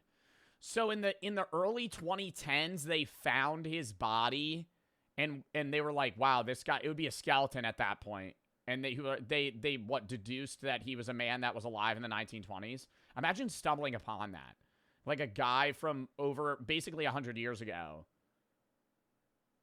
Like all his clothes, his belongings on him, and he got lost. So the weird thing is that there were candles. That's so scary. I feel like there's like even a genuine chance right now that they would like stumble upon like just a dead guy. Here, and they're lit up. And these candles only last for a few hours, so there's definitely some people around here. And some guys passed us too. And our guide was afraid that those guys, even though they seemed friendly, would tell other guys, and if the other guys found out, that could turn into like a manhunt down here. They would be hunting us down, trying to find us and smash the cameras. Now that we had seen the more famous parts of the catacombs, we started heading deeper into lesser known passages. The place we were going to had hardly been mapped at all, which is why very few people venture here. The further we went, the more disoriented. I'm assuming they're gonna leave not in the spot they came in, right? Because that'd be really inefficient if they go down here, walk for fucking 3 hours, and then have to walk back. Like, he's probably gonna find them an exit somewhere else, because it's just everywhere in Paris. It became. If something went wrong, if we got separated, if our lights ran out, if we took a wrong turn, finding our way back out would be almost impossible. This is also where our guide warned us that we would start to see human remains. Wow. Bro. That's full of bones and skulls. It's so weird that has been humans walking around having thoughts and worries, and now they're all down here. Why is it all the same bones, though? Like, I feel like they organized them. You ever see the images of it? He's probably going to see it. Where, like, it's a part of the catacombs where they're, like, stacked. Like, skulls and femurs and other parts of the bodies. It's like they sorted them. So, very weird. So, do you believe in ghosts? I know it's because it's human bones, chat. I'm saying they were sorting them, though. I have to say, for example, in the graveyard where we are going, Yeah. for me it's very creepy. Okay. Because I don't feel comfortable, you know, Right. going there. But it's very exciting, so I do it. Yeah. But I don't feel safe, you know. Yeah. It's like a ghost with it's. Do you believe in ghosts? I do have a ghost story that I've told a few times that really freaked me out, but I don't know if I would say that it was a ghost. It was just very odd. I would say if there was a place that would be haunted, I feel like it would be all of Paris, seeing that there's 6 million dead bodies underground. But I've told it a few times. I went to we're going to give it a quick rundown of the story. I went to a 70s Airbnb. If this is on YouTube and you've already seen the story, fucking skip it. I went to an Airbnb like 3 years ago with Brooke. And it was this like 70s themed like A-frame house. And it was really cool. And I enjoyed the time that we were only there for like 3 days. And the one night we watched a movie and we started hearing noises in the bedroom, like creaking noises. And I was like, whatever. So we go lay down and we're like watching TV, about to go to bed, and I hear like a loud thud in the bathroom. I'm like, what the fuck was that? And so I go look, and first my initial thought is like, oh, somebody just tried to like break into the house. So I fucking grabbed like a sharp object. I was like, I'm about to kill somebody. So I'm like going around the corner like this. And I go see it. It's a makeup bag fell off the counter. But the makeup bag was like all the way in the corner of the counter. It wasn't hanging off. So for it to fall off, like, it would have had to be, like, pushed, which was, confusing. I was like, stuff has fallen in the bathroom before in, like, other areas I've been in. It's weird. You just ignore it. So I go lay back down. Then I start hearing, like pitter-patter. Like, somebody walking. And I'm like, it's got to be, like, an animal. So I sit dead still. And I'm listening. And I hear it. And I'm like, that doesn't sound like an animal. I look at where the sound's coming from. It stops. I lay back down. It starts again. I look at where it's coming from. It stops. So then I go, well, maybe it's the way that I'm laying in this bed. The bed's creaking, and that's really weird. So I lay perfectly still. It starts again. And this time I go, I'm going to ignore it. And it's at the foot of the bed, right? Most of the time it's at the foot of the bed. It's making this noise. And so I'm ignoring it. And as I'm ignoring it, it starts getting louder and closer. And so I actually start freaking out. Like, it's 3 a.m. And I'm going, like, I need to get the fuck out of here. Like, and so eventually I, like, take out my phone and I shine my flashlight and I'm not hearing the noise. I lay back down. It happens again. I just start ignoring it. And then I start hearing, like, in the bedroom away. Like, creaking, like somebody's jumping on the bed. Like, that's the sound that it sounded like. So I go in there. There's nothing. And I'm like, I'm actually freaking the fuck out. And Brooke's tweaking too. She ends up just going to bed and she's like, I can't deal with this. And so I'm like, all right, well, I got to stay awake because I'm not trying to fucking, you know, tweak out. And, or I couldn't go to bed because I was tweaking out. So I stay up like another hour and it doesn't stop to a point where like I literally just like lay down and I just close my eyes for like 30 minutes and I'm just like, whatever, I'm just going to sleep through this. Like, wake up the next day, there's red wine in the sink. Didn't buy red wine. Didn't buy red wine. So weird. Never had red wine the whole time we were there. Nothing red. So freaky. Oh, also forgot. There was like, side note, there was one other part where like when we were clearing like that room, there was this other weird cubby on the second floor. And she was like, you need to go look in there. And it was like a cubby that's like where they're walking at the same height they're walking here. And so I'm like crouching down. And before I go in, I go, Brooke, if I see a homeless man or somebody in there, what am I going to do? You know? Like I open the door and I see some guy just like this, looking at me in the corner. Like, am I going to attack him? How, like, what's the play? Like obviously I'm going to look, but I'm like, what am I going to do? So I look, there's nobody there, and we go way back down.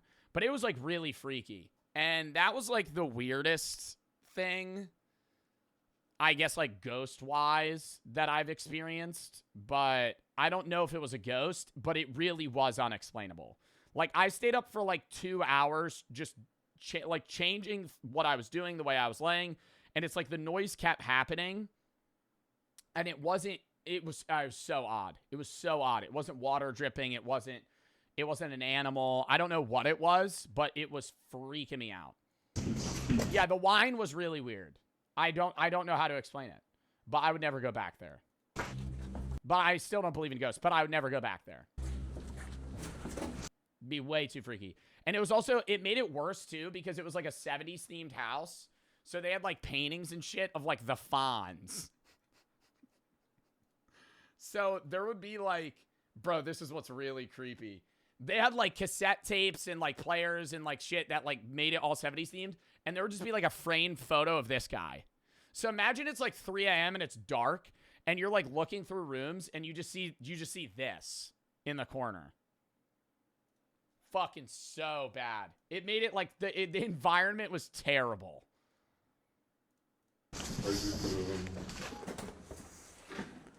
I told Brooke, I was like, when I review this, should I like say, I was like, I can't give a bad review and say the house was haunted. So I give it 5 stars still. But I remember being like, there's no shot I could just be like, hey, great Airbnb, may have been haunted, 4 stars. I did not try. Are you unsure? I'm not sure. I didn't concentrate.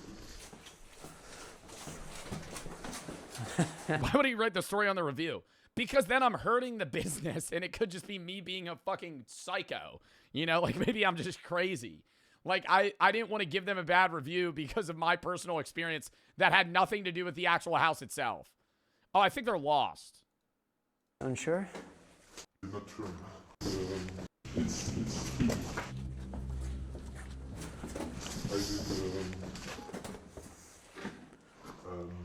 I did not try. Are you unsure? It also sucks that all the graffiti kind of blurs to look the same as you walk because there's just so much graffiti. I'm not sure. I didn't concentrate.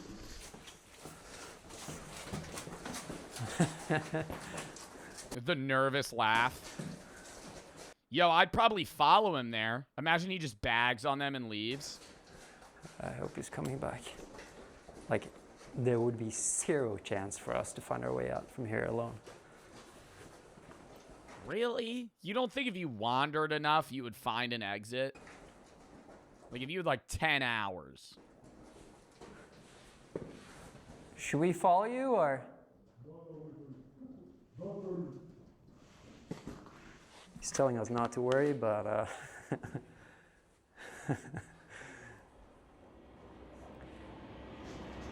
No, it's against the same. I wasn't concentrated because I... yeah, you were talking.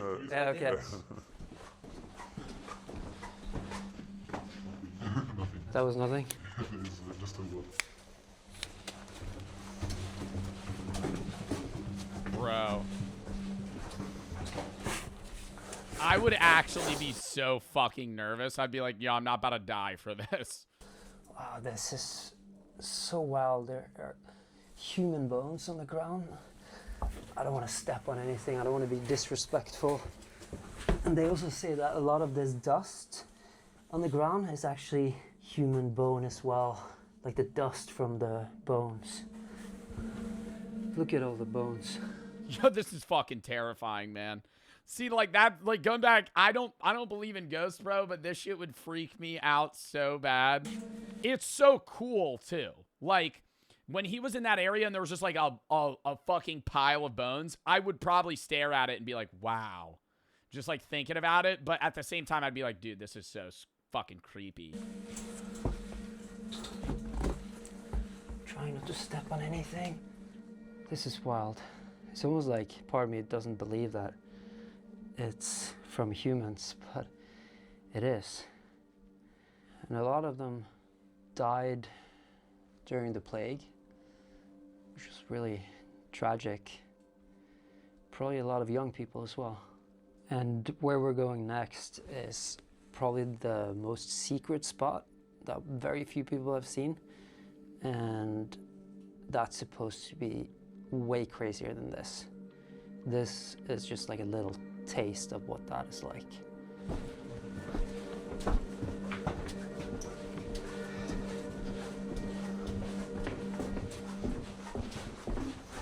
Apparently people died there recently. Killers put their bodies down there because police would not check. That's what I'm saying, dude. You murder somebody in this area of the catacombs, they're just not finding you.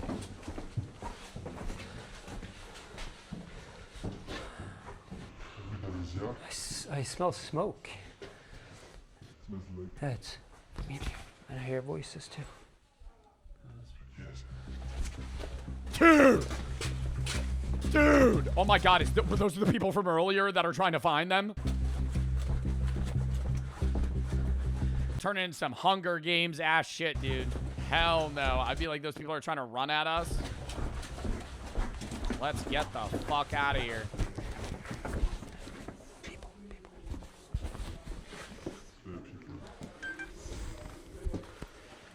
Put the cameras away. To avoid those people, the guy took us on a slight detour, which honestly felt a bit sketchy. Encounters this deep underground could potentially be quite dangerous. If anything happened down here, we would be completely on our own. And what people would be doing this deep in the catacombs, we had no clue. As we continued towards the graveyard, we passed an old bunker used by the French resistance in World War II. However, it was unfortunately blocked, so... What? Like, what the fuck is down here, man? I feel like there's just, like, everything. we couldn't really see much of it. So There's a bunker that's blocked off. They're not able to, like, kick it down. What's blocking it? we continued, unaware we were about to face a new challenge. Is that silly string?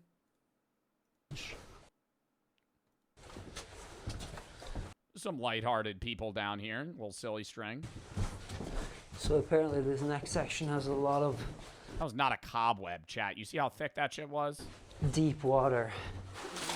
Ooh, that was deep. Oh, wow.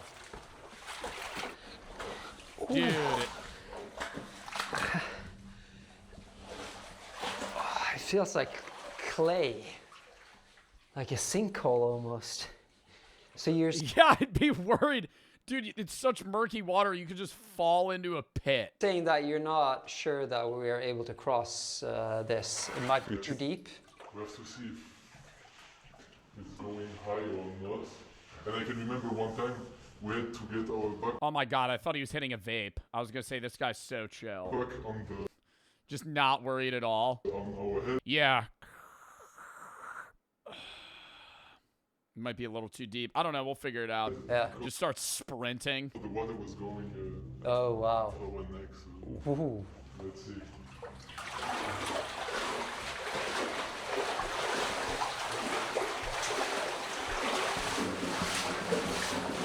Joe glorifying a vape? No, I'm saying it would just be like nonchalant. I'm not saying it's cool to vape. I'm saying it would be like if while we were talking about how we're lost, he was just mid-conversation hitting a fucking a disposable nicotine bar, whatever, what elf bar. I'd be like, dude. That's like my worst nightmare, to be trapped It would make me less nervous because I'd be like, oh, he's just so chill about it. in here with, like, if the water comes up to here and you can't breathe, that'd be a terrifying way to go. All right, so it's getting really, really deep here. I don't know if you guys see this, but I'm like to my hip right now. Whoa, yeah, that's deep. Do not buy electric butt plugs off Temu. Thanks for the nice message, man. Really appreciate that. Okay, I'm just gonna.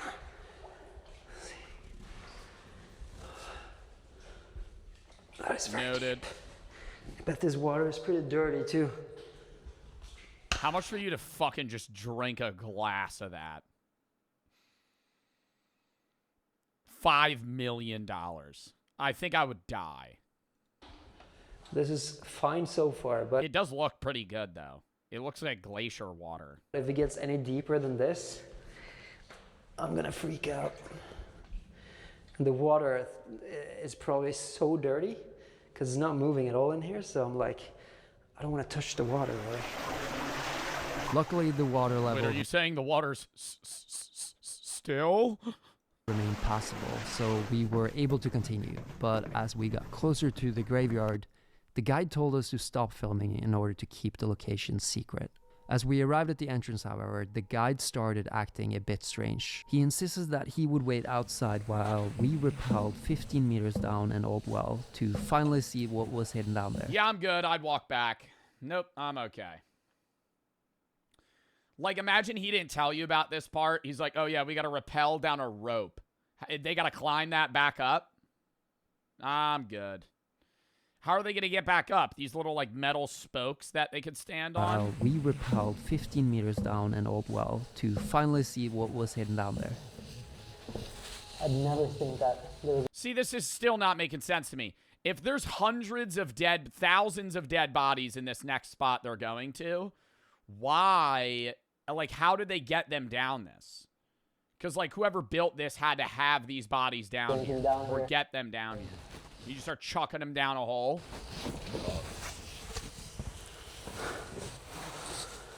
Oh, wow. What the? Like, what? This is so crazy. Oh my god, look at this. It's just stacked. And look at the skulls. So right now we're right below a churchyard, and that's... Yo, if I'm the cameraman.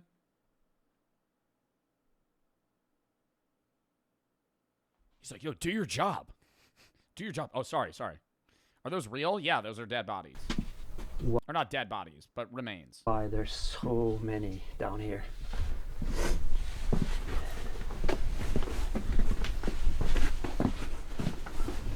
It's not fucking TOS, chat. You could go tour parts of the catacombs. Look at the wheelbarrow. Like, what? That is... Somebody left that. Somebody left that. Fucking what? 500 years ago? 400 years ago? They wheeled a barrel of skulls. And then just dipped. These look That's wild, dude. ancient. So these are probably from the 1800s. You see all the rust and shit on it. And also you can see the mold on the skulls. That is kind of nasty. Wait, from the 1800s, they said? Wow. There must be... Yeah, not skulls, but heads. Do you think they were skulls when they wheeled them down here? Had to be, chat. You think he just had a wheelbarrow full of fucking human heads? Like, I think they were probably skulls when he wheeled them. Balls. They wouldn't fit if there was flesh. That is kind of nasty. It is weird there's mold on them now. Wow. There must be thousands in here alone. And they're all so like organized. I wonder who had that job of sorting all this stuff. Like, it's just endless. So this place where we are now is the most secret spot. It's very hard to find. If it wasn't for our guide, we would never find this place. Very few people have been down here. Look how deep is that? It's endless. It's crazy that the teeth are still intact. The teeth look perfect and white, some of them.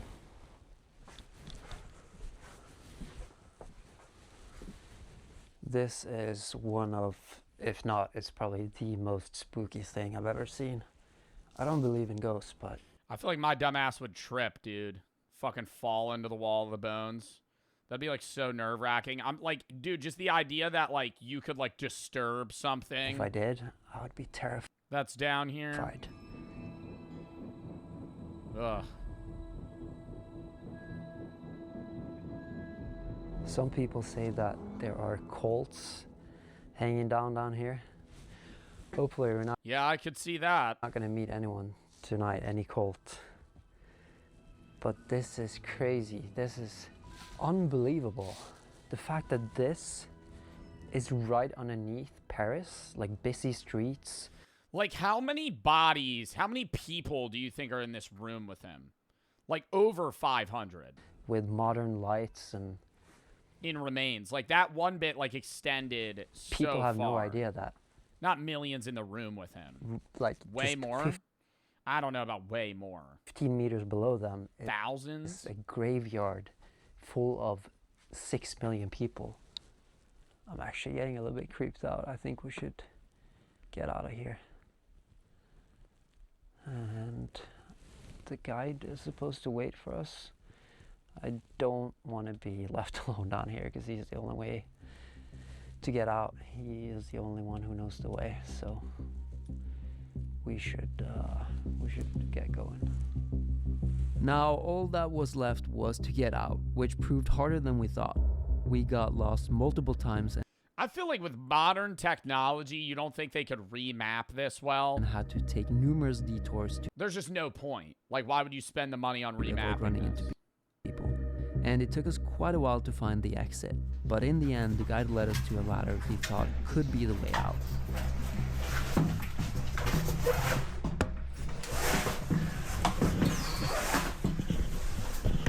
So above us now. It's also just such old infrastructure. Like, wouldn't you be a little bit nervous that, like, one of these spokes could collapse because it's rusted or something? Like, I'm not saying, like, one of the fucking tunnels collapsing, but more so just, like, you're trying to get out and then you just slip on a ladder and fucking, like, impale yourself. Is the exit? We don't know if it's open or not, though.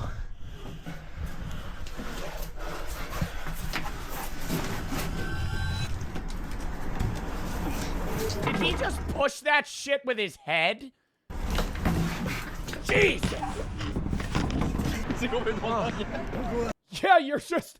Dude, you're just a Dude, so you're telling me that there's, like, random people in Paris, like, random French guys just walking on the street, and then you just see some dude crawl out of the fucking sewers? I'd be like, hey, man, how's your night going?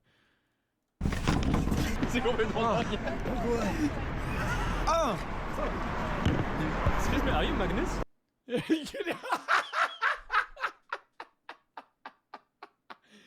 You're just like French guys bar hopping or something. You just crawl out of the... Is that Magnus? You're the famous rock climber. Why are you in the sewer? Yeah. So I guess it's a future video. Yeah. Not like military training this time. Not military training. Okay, how was it? It's good, yeah. It's been going from Bro probably smells like shit. So how was it? He's sopping wet. far away, so it's very dirty though. Yeah, okay. Yeah. Yeah, I can smell. That's cool. No? Yeah, thank you. That's your Thank first you. time. Yeah. Good luck, bye. All right, take care. So that is definitely one of the most random times I've been recognized. Anyways, quickly before I end this video, please do not try to go down there yourself, and definitely do not try to use this video as a tutorial. I can't stress enough how massive and potentially dangerous. And the amount of cuts, dude, and the whole time they're walking, it just looks like the same shit every time. Like, every corner you turn looks identical. That was a great video, though. Oh, my God. Okay. I gotta piss real quick, then we're gonna hop back in. Kiro, thank you for the 1,020 bits.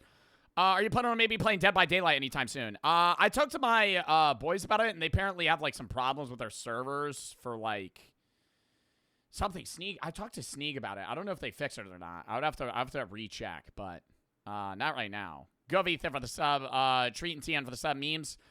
Kate, Yo, FNC, and Fanoth for the sub. Handsome and Brian for the sub. Smo and Simon, thank you for the sub. Unknown for the Thray. My dad had a stroke in the hospital. I want to say your streams really helped get my mind off of it. Well, I wish your dad the best, and I'm sorry that you're going through that. I hope you and your family are all right.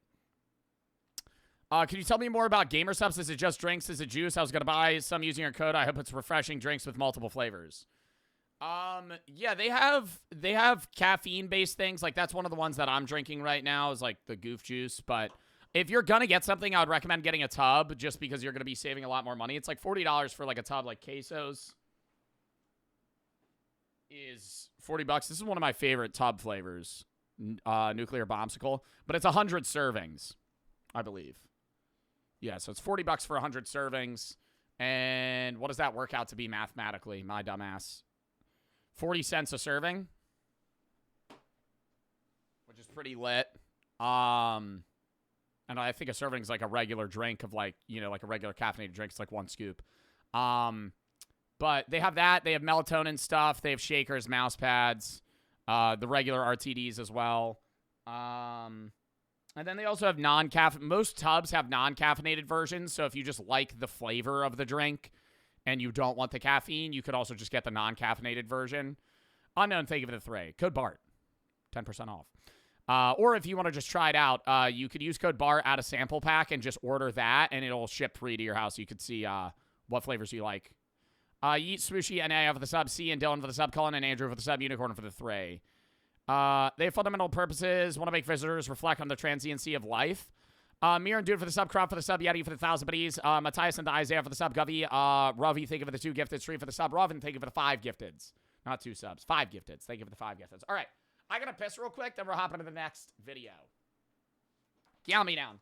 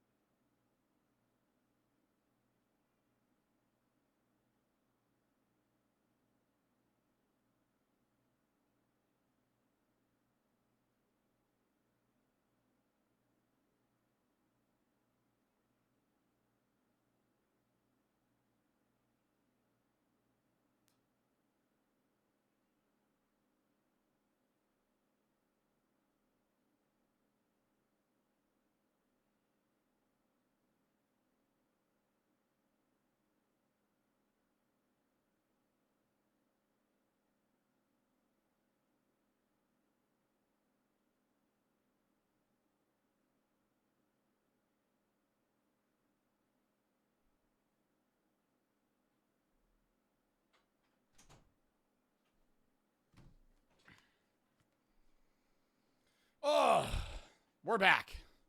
Also, I gotta say, I did a David Protein ad on the gaming channel.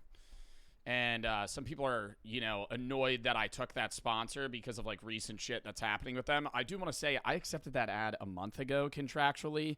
And the lawsuit that they got 2 days ago, I had already approved the ad and posted it prior. We will not be doing another one in the future, chat. Don't worry. But I did want to say, for anybody curious about that, yeah. That's not your fault. That's what I'm saying. It's like if I hadn't accepted the ad in like February, I wouldn't have done it, So, but yeah. Any Hoosers. Let's lock back in. What happened? They're in some shit with like how much they like report their protein bars have protein wise, like calorie wise, but that's about it. Hold up. That was the last call. Do you want to run with that? I was giving a vibe, not being literal. That's not really a philosophical quote or relation to anything. I'd need to come up with other ideas entirely. Like, that mock-up is unneeded. Right now, I guess. I know they want a head start, but after next merch drop, I want to wait multiple months. Sorry, I'm in the talks with a merch company. We're coming up with, like, Dead Possum merch and a candle and some other cool stuff, so it's, like, items rather than actual, like, clothing. And then they came up with something for the next one, and I was like, brother, we're not even done this one. I don't want to be thinking about the next one. Big and Mr. for the sub, Kira for the 5. No. Sene for the sub, K-Dog, thank you for the 5. Played the first one and the second one, not the third. Puck, thank you for the sub, Big, thank you for the 3.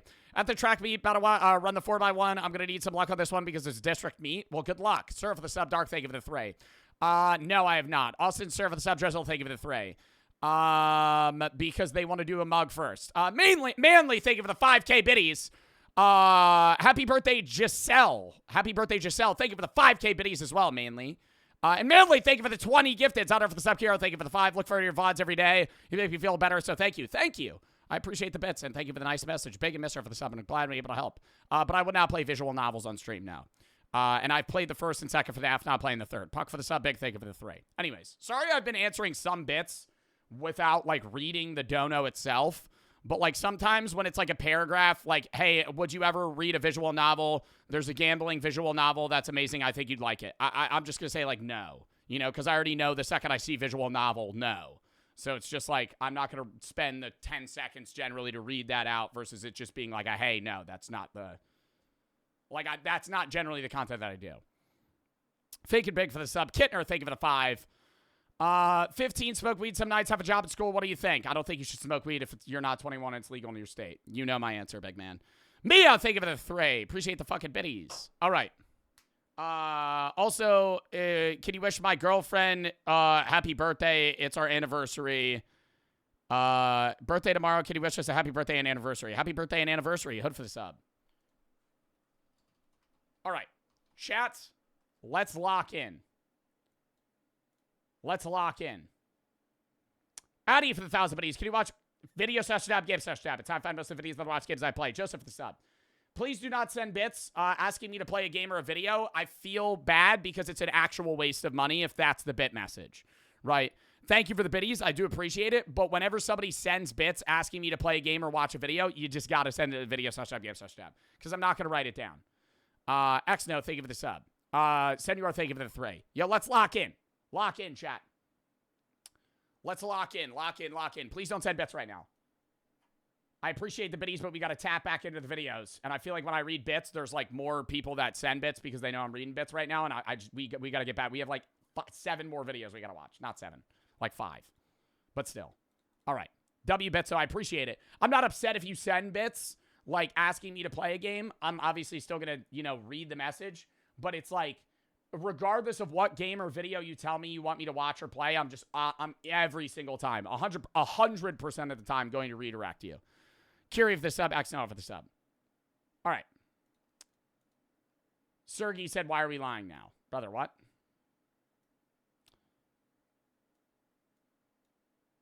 All right. When's the Etsy review? We're still waiting on 3 products. The ray gun. What else? I told my mods what we were waiting on. I have it written down. The ray gun, the dolls, and something else. Oh, one of the dead rats. Like the taxidermied rats. I have everything else. So it's probably going to be after that break is when I'll do that review. Rez, thank you for the 1,500 biddies, brother. Appreciate it. After that break is I'm going to wait a week, and if we're able to do it before I'm off for like 5 days, then we will. Otherwise, no. Also, mods. I really need to implement Brady's bot because this kid should have been banned millennials ago. We need to have Brady's bot as well. Like, mods are able to catch obviously shit chats, but like, I don't know what this has to be like the same person. Like, this has to be the same person, bro. Like, just stop. Like, just ban them. Like you are a horrible chatter. Like, why are you doing that? Also, I'm sorry. Account made 14 minutes ago. Following 12 minutes ago. Happy birthday, Nancy. Banned. What are you doing? You just created a Twitch account and followed me to spam to say happy birthday to your friend. I'm sorry. But it's like, it's bad chats. I know it's a nice thing. Like, you don't meet, but like, come on. Like, new Twitch account to come in and say, can you say happy birthday to my friend? Can you say happy birthday to my friend? Can you say happy birthday to my friend? And it's like, then there's just not, it's like, that's why it's just like people go, Joe's Twitch chat sucks. Because whenever they read Twitch chat, it's just walls of nonsense. It's like, what are we doing? You can turn on the spam category. Bro, Brady, if you want to turn on the spam category right now and we turn it off after, feel free, man. But I would rather have it time out people than ban them off rip. But like, oh my God. I just don't want it to falsely time people out. That's what sucks. Because the bot can sometimes miscategorize a regular chat as spam and then time somebody out that just said something that was good. You know? Blueberry, thank you for the 3. Been watching for 2 years. You've been the most real star when it comes to reacting to videos. Keep up the great work. Thank you. Your mom, thank you for the 3. Looks like your bid is entitled to make a wedge. Bloody, thank you for the sub. Feaser and Frost, thank you for the sub. Sibi Unbroken, thank you for the sub. Rest, thank you for the 15 biddies. Anyways, the Etsy reveal will probably come after the break. Chat. Reacts today. Tomorrow, unbans at like 1:30 EST into a Pro V Bro with Arky. Sunday, I'm probably going to be live around 1 as well. We're going to do reacts into a CS tourney. Monday's going to be random games, maybe games with the guys. Tuesday, I'm not live. Wednesday's going to be horror games and Marvel Rivals with Kingsman. Thursday's going to be an early/short react day. Friday's going to be reacts and matching chats donos for F Cancer up to $10,000. Big charity stream Friday next week. Next Saturday, not live. Next Sunday, half day with Ron/random games. That next Monday, random games. And then we have a Dollar Shave Club X-Cod Endowment charity stream/event the 24th, as well as probably gaming. And then I'm gone the 25th to the 30th, so 6 days. I'll be posting on YouTube and filming content, but I will not be live. And then we'll be back grinding out videos. Have stuff planned for 420, a bunch of other games, a bunch of other streams, other content. Goose, thank you for the sub. Lock in. We now have a slew of videos, chats, from the GOAT of YouTube, M&J Metal. If you don't know M&J Metal, I believe he is an old Canadian man with some of the longest millennial pauses, even though he's not a millennial, that you've ever seen. And he does a lot of content. He does show and tells. This one, he's sharing things that he found in the ground. In this one, he's showing us his gaming setup. And in this one, Jug's stuff. So we're going to be watching these 3. Very excited. Very excited, I might say. We're starting off with an absolute banger as well, because I got to say, out of all the he also makes a lot of brews, like Pickle Pepsi, stuff like that. I think some of the best content he has is the show and tell of things that he found in the ground. Some of my favorite content out of the M&J Metal channel. I believe the record for the longest pause we have on the Joe Bar channel watching is 12 seconds.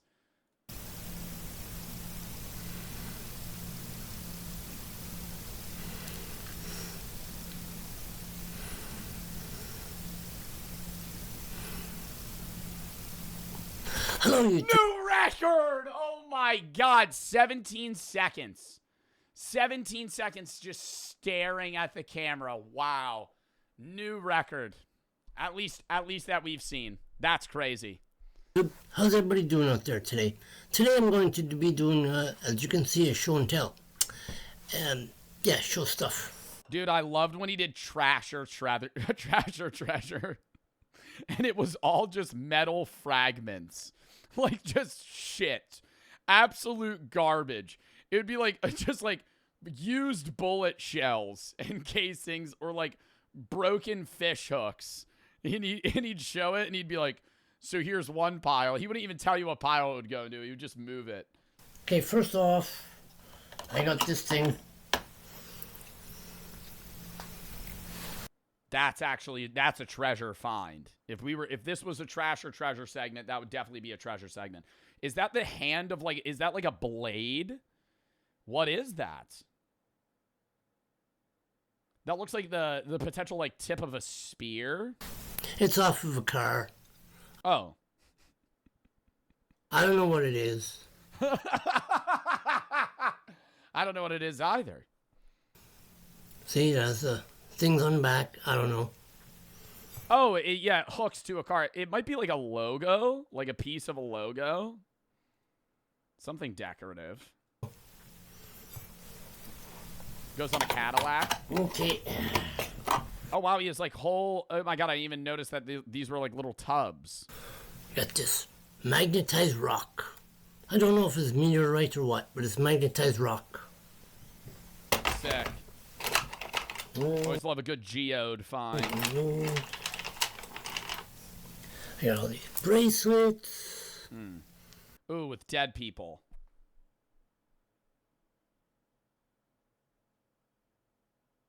He found that in the ground. Wait, that's actually so cool, though. Low-key kind of scary, maybe haunted or cursed, but that is just a bunch of, like, old, like, early 1900s photos. Like, that looks like a fucking, like, some shit out of the 30s. See? Pretty neat bracelets. Oh, that's Jesus. Wait, why is Jesus? Is that Jesus? Some sort of weird pictures on them, but I don't know. I'm just keeping it. Dude, I'd try to find out who those people are. Those are saints? One of them looked like a family, though. And a belt buckle. Nice. We found these all underground metal detecting. Probably refurbish that. Hey, new content idea, M&J Metal. Refurbish some of the stuff you find in the ground. Maybe make that into a belt. Weird little thing. Yeah. I wonder where he's going metal detecting, where he's finding, like, all of this stuff. Do you think if you just metal detected a random piece of, like, the earth, you would find this shit? And a nice little car. That's a fucking W find. I mean, that's probably the best thing that we've seen thus far. It's like an OG Hot Wheels car. Some kid lost it.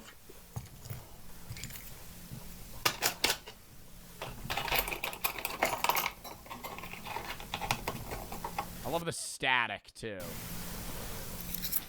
Yeah, broken spoon. Okay. Maybe mend it back together. We could get a fix on that. Smelt it down. Some metal scrap. Gotta be worth something. And these medallions. Sick.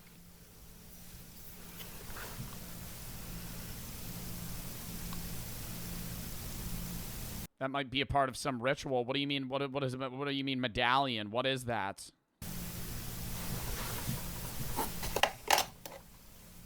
Let's see.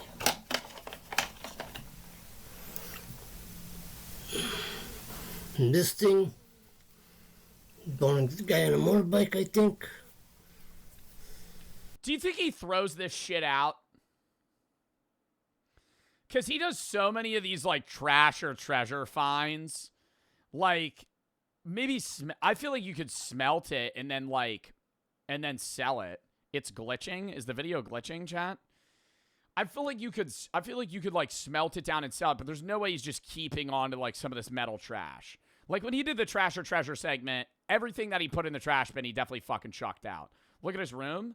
I mean, he's just got like some cool collectible like glass and stuff in the corner. He's got the YouTube plaque. It doesn't look like trash. Like the stuff that he keeps on his fucking shelves isn't bad. Yeah. Then this ring. See, now that's just trash. Like that should go in the garbage. Are you planning on playing Resident Evil Requiem? I already did. Got to post the YouTube video soon, buddy. Pieces of old metal. Like, why are you picking that up out of the ground? You know? Like, if I went metal detecting and I found that, I'd probably just throw it back.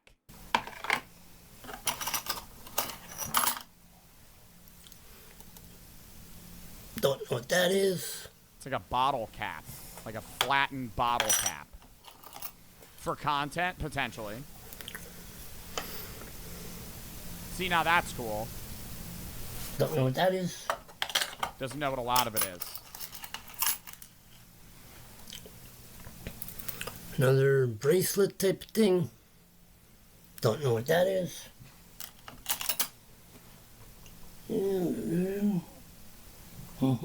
See, he's got stuff that he's saying isn't interesting enough to show. Like, when he just did that movement there, that means, like, chat, we're getting the cream of the crop. He went, nah. Like, that in one of these bins, there's something that's just, like, actually just metal fragments that are considerably boring. Okay.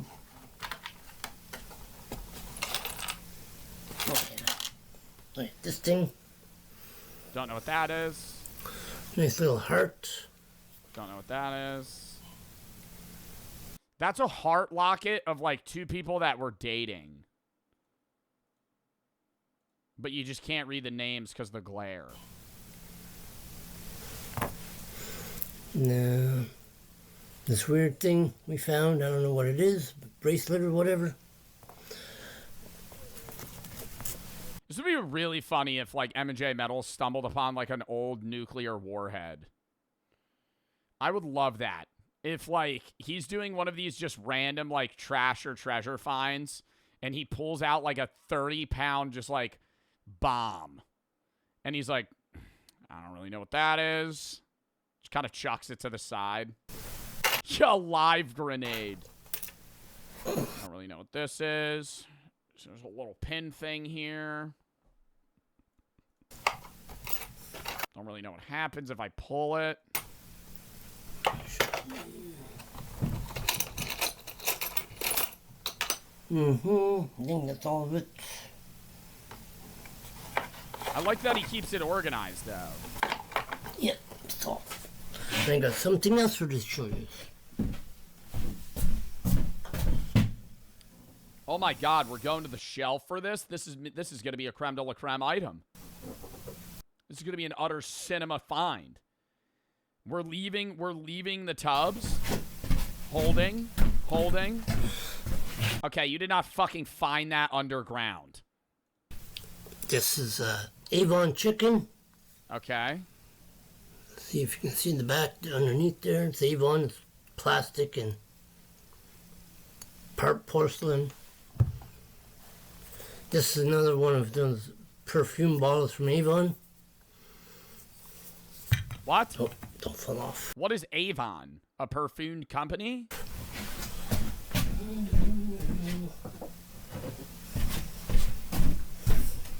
Then here's two more.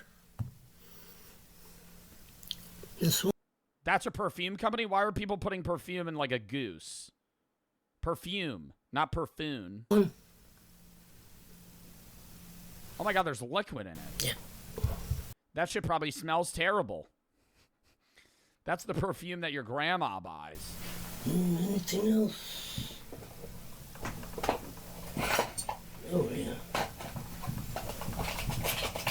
Old makeup company? Yeah, probably has lead in it. I got something else to show you here.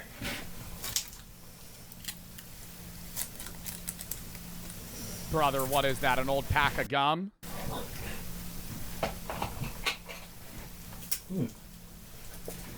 You got stuff on the back here? Oh, yeah.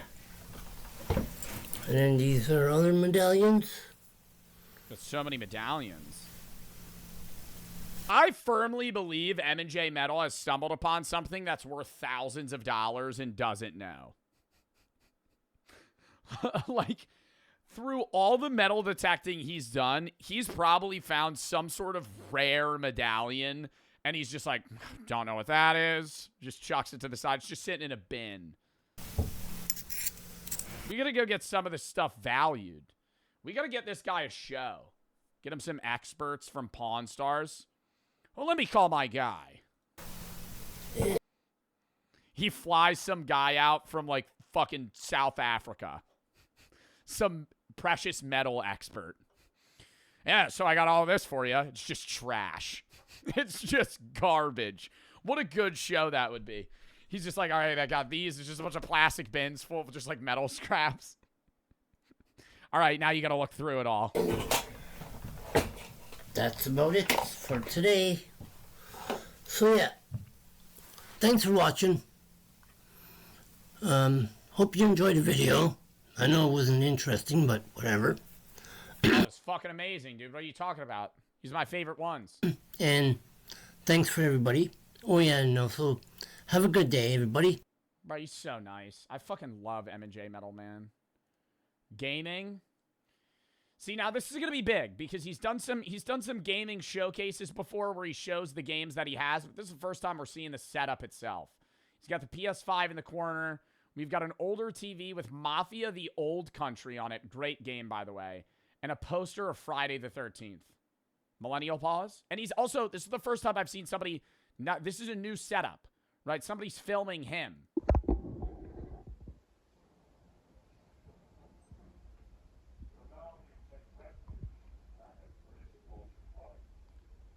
$10 seconds. Old record was 17. Hello, YouTube. Ooh, that was close. That was close. I have to ask, did the person recording not go,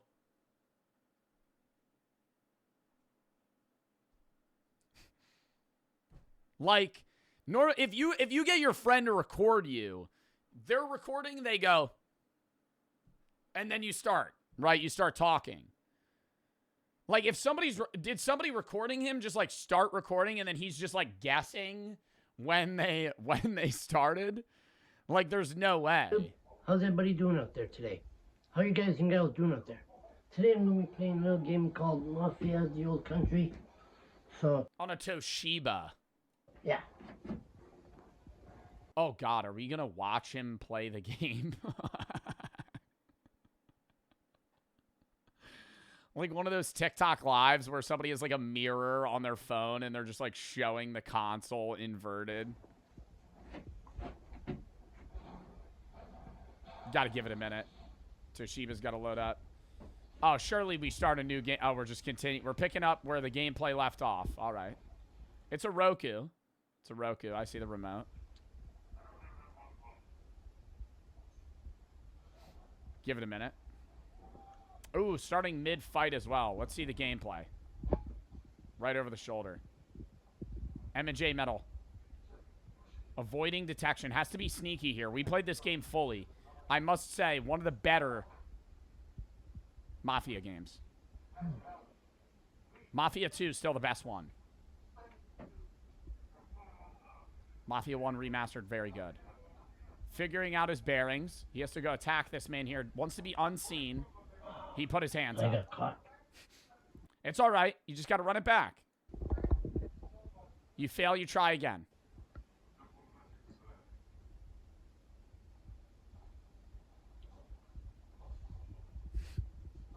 It's waiting on the loading. It's not an easy game. It's not an easy game, I will agree. My chat said I was dog shit. You can do the coin method. You got 4 coins in the pocket, I'm seeing. You can throw one of them. Hit a little orbit, cover around. Gotta go choke one of these guys out. Oh, just used a band-aid.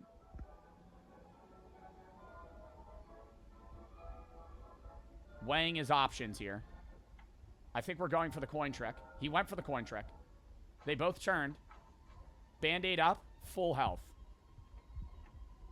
Pivoting cover. Facing the wrong way. Need to turn around here. Where are we going? Gotta go back. Swing around, choke one of them out. Hit the other with another item. Oh, they're both back. Okay. Oh. I think they're coming to investigate. We gotta go back behind that main cover. Okay, back at square one. They don't see him yet. A little bit of progress. Wow. And he gets him. And he gets him. Button mash a little bit faster there, M&J. Struggle of a lifetime. He's dead. Two other guys. They see his dead body. Caught again.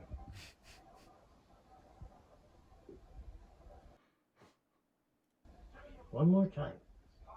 Yeah, final try. Third try's the charm.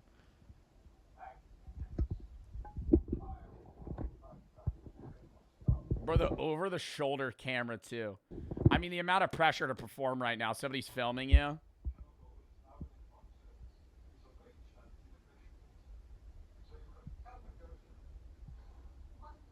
We got no audio right now. That's really... I hope he has a headset when he plays. I mean, dude, like, some of these games have, like... Mafia of the Old Country has some of the best audio out of, like, a modern game. Great heel going on. Yeah, let's get some over-the-shoulder. Don't really want to see his flannel when he's playing. There we go. Empire Bay. Niche reference. Absolute dub. Why are they walking away now? I feel like they were standing there for the longest time. Bro, we could just walk up on him. That guy isn't going to see you. We got to attack at some point. Wow. This is like watching Marlon play Rainbow Six. It's kind of like staring at nothing.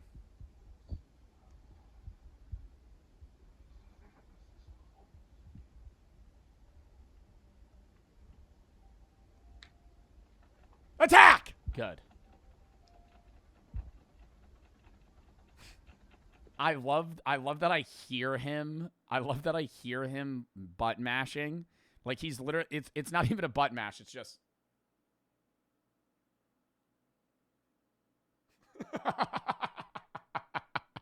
it's like you're choking a guy to death. It's like, all right, you gotta lock in. You're just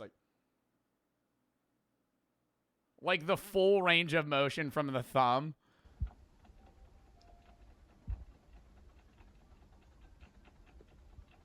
Wow. And it just ends? No way. I wanted to see if he beat the mission. The first 17 seconds are to bask in the wizard's glory. I wonder who's recording. He's too powerful for a chair. Yeah, the standing gameplay. Great way to end a Monday. You always show me new wisdom, Grand Elder. I love his comment section. Showing my jug stuff. You're a member still? Yeah, I don't know how to cancel it. I'm giving money to M&J Metal like perpetually. Oh wait, no, I'm not. I have to renew my membership.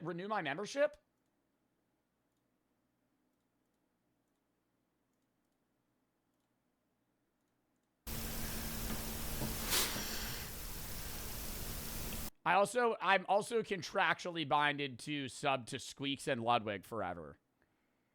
So that's pretty sucky. Showing my jug stuff.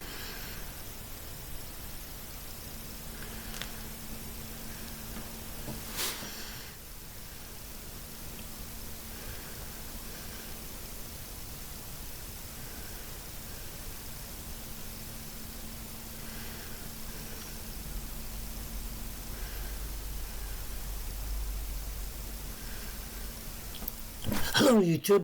24 seconds. That's not even a millennial pause. Dude, that is like a sixth of the video. How's everybody doing out there? Today it's me, Wizard Mario again. I'm going to show you some stuff.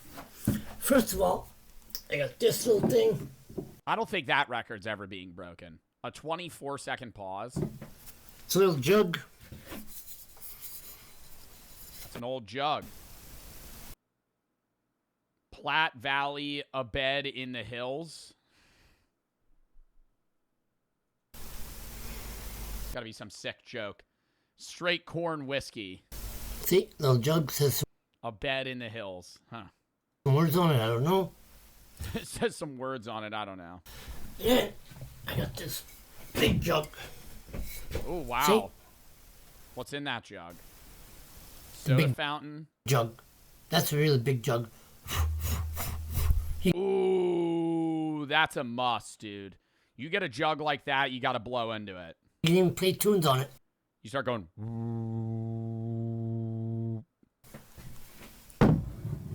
Now the third thing I got is this thing. This thing I actually got it in Germany. When I went to Germany many years ago, I got this in Germany. I don't remember. I would die to see M&J Metal roaming the streets of Germany. Remember how much I paid for it, but it was an interesting jug. And it had 5% beer in it, especially for German. That's very unusual. But yeah, it's a pretty cool jug. It's got a thing here. I don't know if this is antique or if it's valuable or what. M&J Metal doing mushrooms in Amsterdam vlog. But it's a pretty cool jug. So yeah. He's just in a dark alleyway. The video starts. He's in the red light district.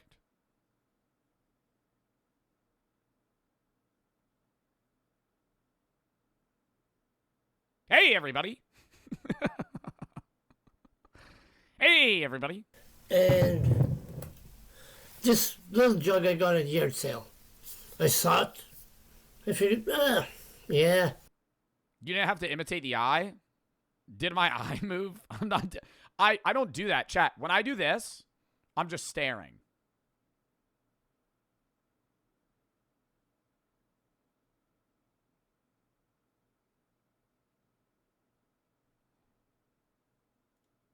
I'll get it. Nice jug. Lazy eye? I don't really control. I'm not purposely moving it. Wait, no. This is focused, staring, unfocused. Is my eye moving?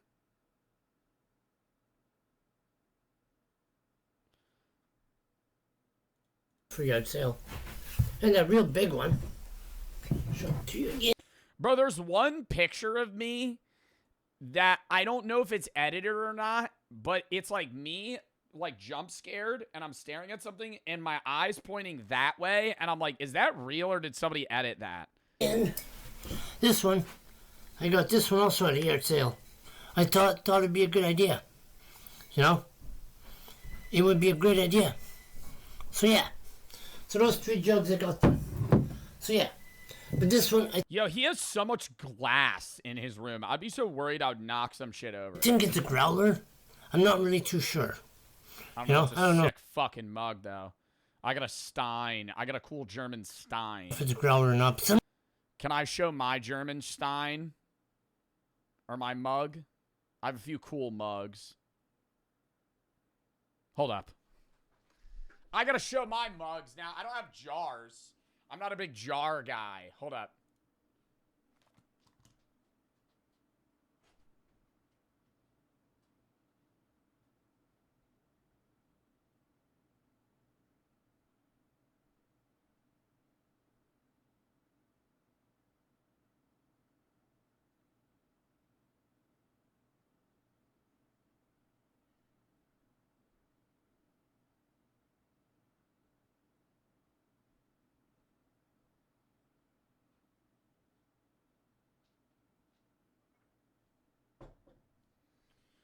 I don't actually know if they're German or...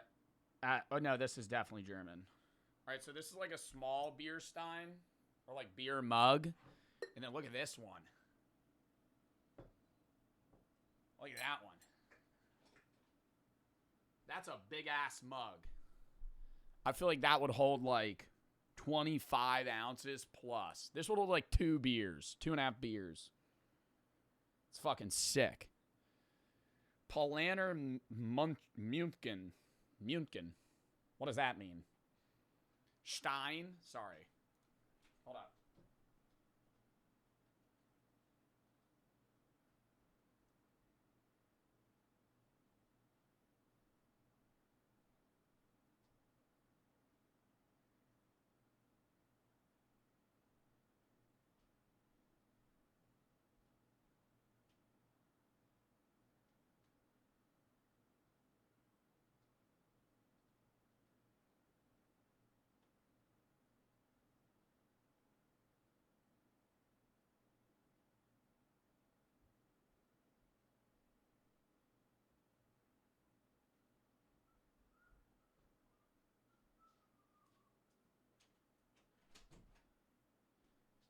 All right. Sorry, that took me fucking forever. All right. Hold up. All right. Fuck am I running over? Okay. Let's lock back in here, chat. Let's lock back in here. Okay. I feel like I need to get my jug game up, dude. I need to get more jugs. Comments should tell me. Why is everybody getting timed out for 5 seconds? I think Brady's bot isn't working. So I'll make it. Blady, I think your bot's glitching. So I think it's a girl. Blady, I think the bot's not working right now. I think everybody's getting timed out.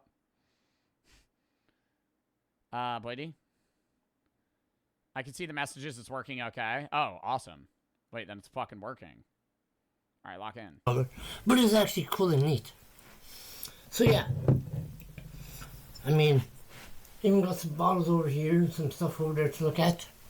You know? Let's get a gravity bong review from M&J Metal. So yeah. Big fucking Home Depot bucket and half of a fucking 2-liter Coke bottle. So anyways. Hey, everybody. We're going to be doing a gravity bong today. So yeah. I mean, that's all. I mean, that's what I did. I collect stuff like that. And, you know, it's pretty neat. So yeah. So have a good day, everybody on YouTube. And, oh yeah. Cheers. See you on the next one. Dude, he's so fucking sweet. Oh, my God. Longest silence at the beginning done yet. Thanks for the amazing content, Wizard, and good finds with the jugs. Longest silence at the beginning done yet. See, okay, this is an official record as of a month ago, unless it's been beaten. I love his videos, man. All right, we'll watch more at a later date. I feel like checking out. I always check up on him at like every month. See what he's up to. Maddie saved Saucy Spartan Cam for the sub. Beast and I'm for the sub. Sock Raccoon Y, Rabies for the sub. Crep, thank you for the 1,000 buddies. I've been dealing with depression. Do you have any advice? Obviously, I always say therapy and psychiatric help if you're able to do that. Outside of that, you know, giving yourself small things to look forward to every day, big things to look forward to, you know, every month or every 2 months or so, and then just being able to take time for yourself, you know, think about your own things rather than, like, suppress your own problems that you've been dealing with. And if you're able to, like, talk to family members as friends as well, I mean, that always is useful too. It's not like a one-step fix to solve depression. It's something that you know, kind of got to battle with daily, but it'll get better over time. Steven and Kronk, thank you for the sub. Wish you the best, bro. Baloney, thank you for the 3. Your mind slowly explaining how to suggest videos for you to watch, because whenever you mention how you talk really fast, that I couldn't find everything on how to do it. Video suggestion tab, game suggestion tab. Brody, thank you for the 1,000 buddies. Been watching for years, pressure myself to the point of getting tears playing baseball. To your videos on Views on Life allowed me to find myself, and now I'm committed to a D2 university to play baseball in part to you. Well, that's awesome. Congrats. And I hope you're all right. Hidden and Jesus for the sub, Brandon for the sub, Kush, thank you for the 5. Have you seen the perpetual stew Killdozer's been making? It's horrid. No. Niels for the 3. Everybody into the Netherlands. No, I would go, though. YG and Divine for the sub, Lowell for the sub. All right, next video. The Big Arch Burger. Joe is hungry. McDonald's new Big Arch Burger. I feel like we need to watch the CEO video first to just get an idea of what this is. If you don't know, there's been a stupid fucking trend of CEOs eating their burgers because the McDonald's CEO got a lot of shit for biting the new Big Arch Burger and not really taking a bite out of it. And he was like, that's a big bite for a big burger. And it was like a fucking Chris hamster. K here. It was like a hamster nibble. Here with, you've heard about it, here it is, the Big Arch. This is something that we have tested already. It's in Portugal, Germany, Canada. I love this product. It is so good. I'm going to do a tasting right now, but I'm going to eat this for my lunch, just so you know. So here we go. Why do you have to fucking say that? Just eat it. Just eat it. Great product here. It's a great product. Just eat it. I'm going to definitely eat this later. That's like when you have a bad sponsor on stream and you're like, yeah, I'm definitely going to play this off stream. First, holy cow. God, that is a big burger. We've got a very... What's the difference? We'll wait for Joe's hungry. I was going to say, what's the difference between the regular, you know, McDonald's double quarter pounder and a fucking big arch burger. I feel like they're the same thing. Unique kind of sesame poppy sort of bun on it. We've got 2 quarter-pound patties, a delicious big arch. Wait, hold up. Sorry, I gotta respond to this.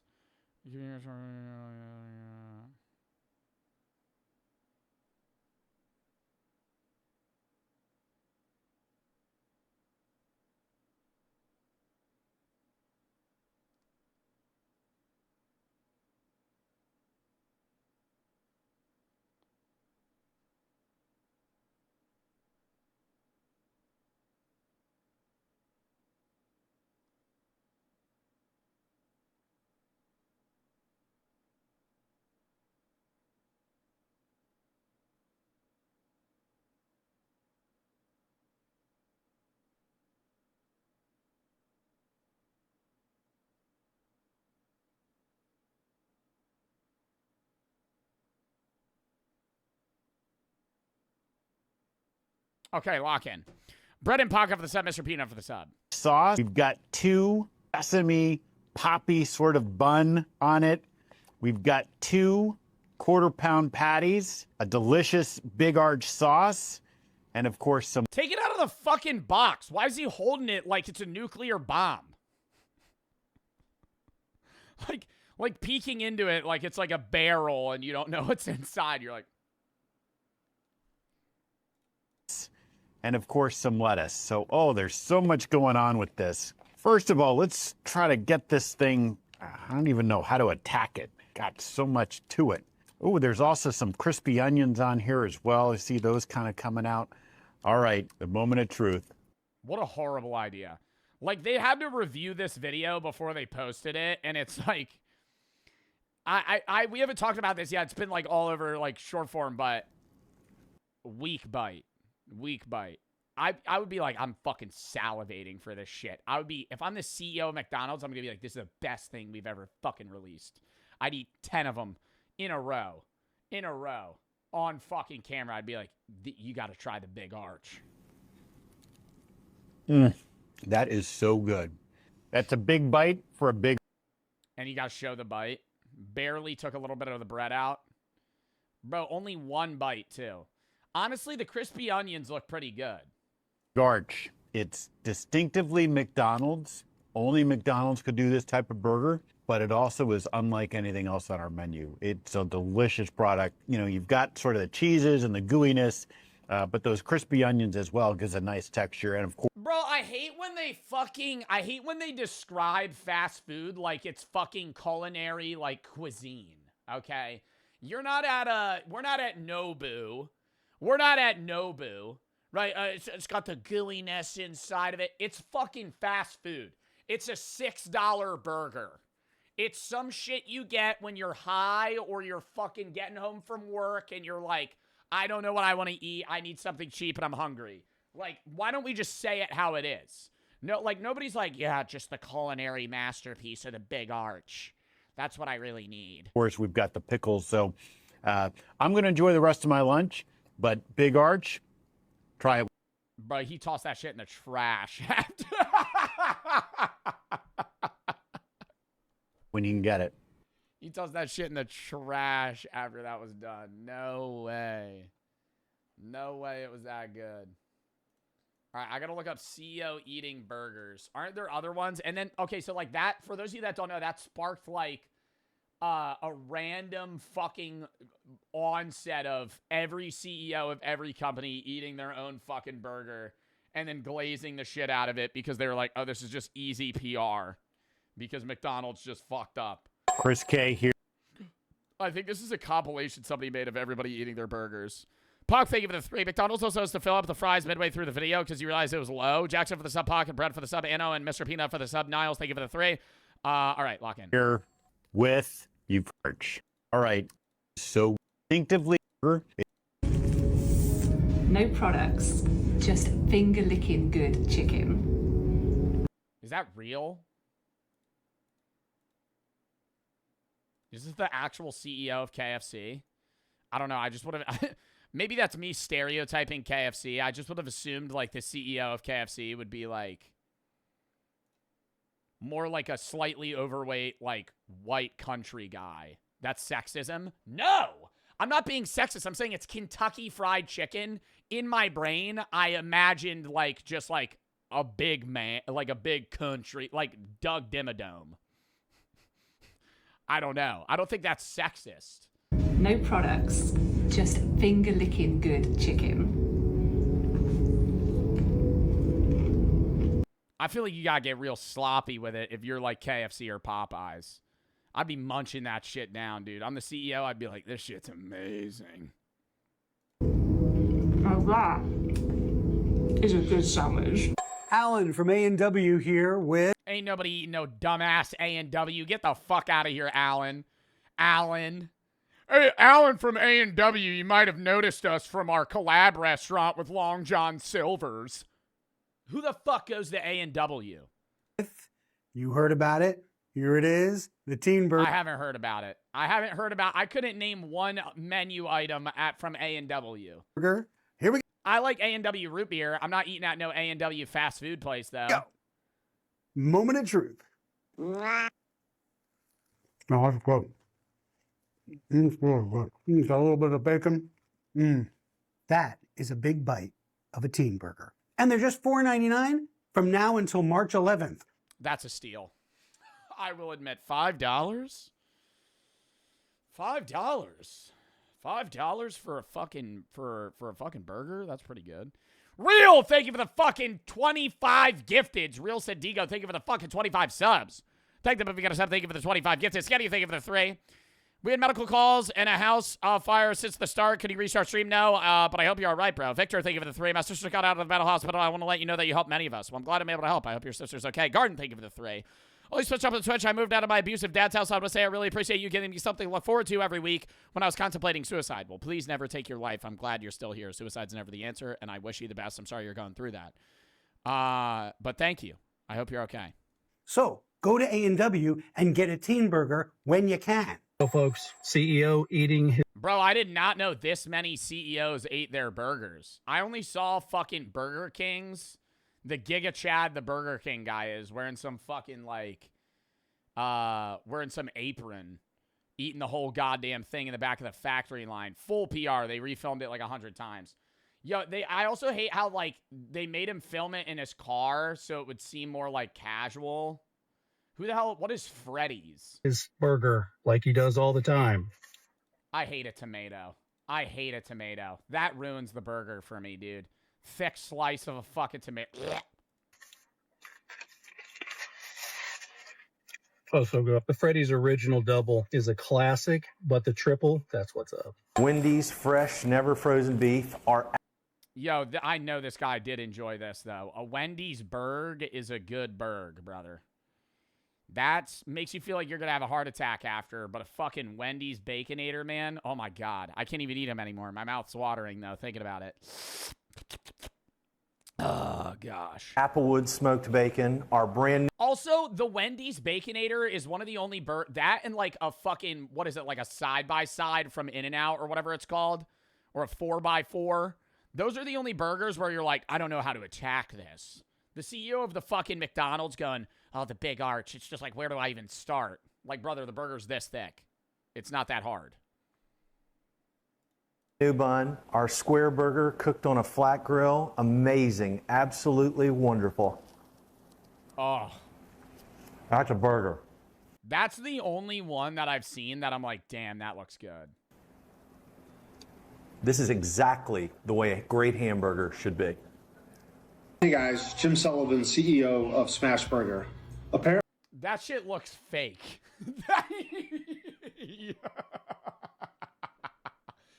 Yo, that lettuce looks like a fucking AI generated. apparently this is what CEOs are doing now. There is no way.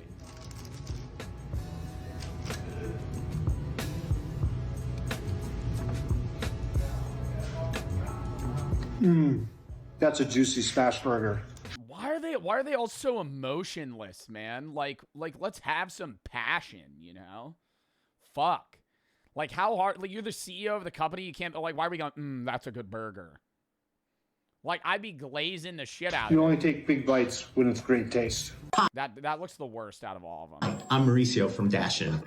Ain't nobody give a fuck about Dashin, bro. I'm skipping that. Ain't nobody give a fuck about Dashin. I'm gonna attack this. What the hell's Dashin? Jack in the Box? He can't even eat it. He has a fucking mascot hat on. Small bites, we don't do that. Oh, this is the one, the Burger King CEO. This is like the most PR one ever, but it definitely did the best. Big bite. They had to redo that 9 times. Not bad, right? Only one thing missing. A napkin.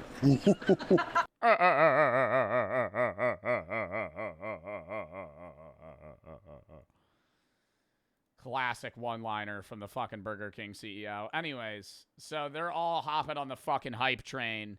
So now we're going to actually watch Joe is Hungry review the fucking Big Arch. Also, for the people that are about to go, Joe, why don't you review the Big Arch? I can't eat fucking meat. Well, I can't eat mammal meat.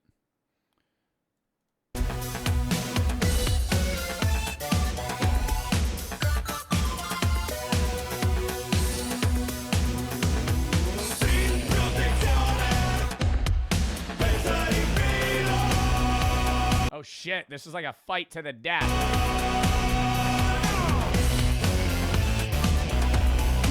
Dude, the fact he does stop motion so wild. Like, that has to take so long for him to do these intros.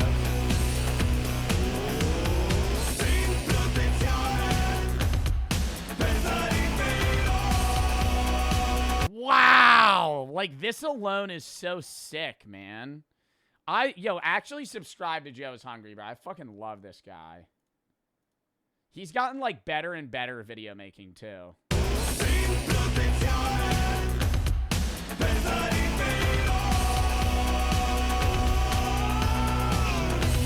That had to take an hour. That had to take an hour plus. Well, hello, everybody. It's good to see you because we're headed over to McDonald's to try out their, you guessed it, the Big Arch Burger. But what's the... Okay, it looked nothing like that. It looked nothing like that when the CEO was eating it. What is different about the Big Arch outside of the crispy onions? The sauce? We're going to break it down to its bare essentials, tear it all apart, give it a fair score right here. Hold up, I need to get a fucking drink.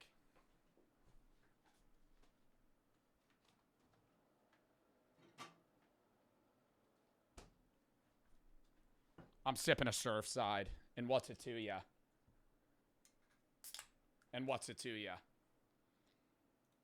Within the city limits of Fairmount, Georgia. Before I get started, I'd like to send a special shout out to Robert and the Waterville, Washington Shockers. Thank you for tracking me down, inviting me into your classroom. Ching Ling, a very happy birthday to you and enjoy your food. Molly, happy birthday to you and thank you for supporting. Wow, he really still does this all the time, man. That's so respectable. I always wonder how he has to go through like fucking all the comments to find these birthdays. Supporting the channel, Carmilla, Kyan, Jasper, Malachi, Hannah. I want to wish each and every one. I'd be lying in the Joe is Hungry comment section. It's my birthday. It's my birthday. It's my birthday right now. It's my birthday. It's my birthday today. You a very hungry, happy birthday. The McDonald's new Big Arch Burger, which is the biggest burger on the menu, is made up of 2 quarter-pound beef patties, 3 slices of white cheddar cheese, slivered onions, lettuce and pickles, Big Arch sauce on a toasted sesame and poppy seed bun. A single unaltered Big Arch Burger will overwhelm your dietary needs with 1,020 calories, drop 17... Me testing positive for fucking opium in a drug test because I ate too many Big Arch burgers. 160 milligrams of sodium onto your unsuspecting circulatory system. I have the full nutritional information on the screen and in the description below. Hold up, hold up. I gotta look at that. I have the full nutritional information on the screen. 3 grams of trans fat. What the fuck has trans fat in the Big Arch burger? The cheddar cheese? That's crazy. Trans fat's terrible. 25 grams of saturated fat's also really bad. Cholesterol's bleh. Sugar, sodium. Where's the protein? 53 grams. and in the description below. When you head over to McDonald's to pick up one of these, be prepared to shell out a hefty $8.89, or you can make it a medium combo for $12.99 before taxes in Georgia. Now it's time for the moment of truth when we roll the drive-thru at McDonald's. Yo, where's the Long John Silver CEO? We were just talking about A&W and their $5 burger, and nobody fucking goes there. Where's the Long John Silver CEO being like, we're eating a fish sandwich today? Oh, wow. Delicate. You can really taste the halibut. In Cartersville, Georgia. And the fried halibut was really good. Georgia. It's Big Arch time.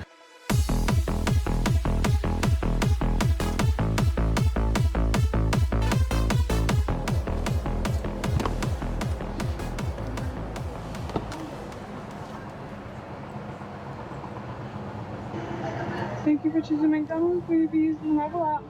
No, ma'am. I hate when they ask that shit. It immediately pisses me off. No. What can I get for you? Could I get 4 Big Arch burgers and a medium diet? 4 Big Arch burgers. Whoa! Yeah, 4 Big Arches. She goes, really? Nobody's ordered one of those yet. Why 4? He does, okay, so he does a temperature test to see if okay, it's a very meticulous review. I could tell you're not a Joe's Hungry regular. So he does a few tests to see how he rates it. His rating system is very critical, by the way. Nothing ever gets a 10. The best I've ever seen is maybe like a 7.9, maybe like an 8.2 at best. He's doing a temperature test. He's doing a weight consistency test. Then he undresses the burger, and he also does a sneakadoodle bite, which is where he tries the burger fresh out of the fucking drive-thru, and then he also tries it again later, right? Because obviously something like, you know, especially like McDonald's fries or something, it's like they're going to get worse over time. He undresses the burger. Just wait, you'll see. It's kind of disgusting, but also fascinating.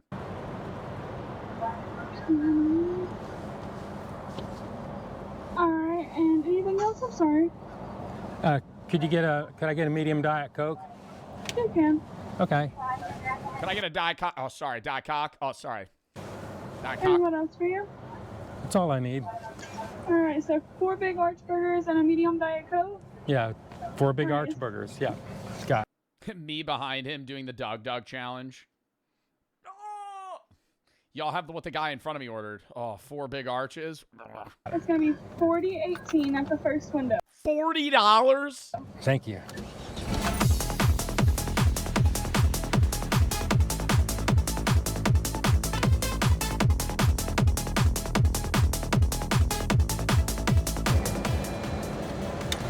Good afternoon. Good. Here's your Diet Coke.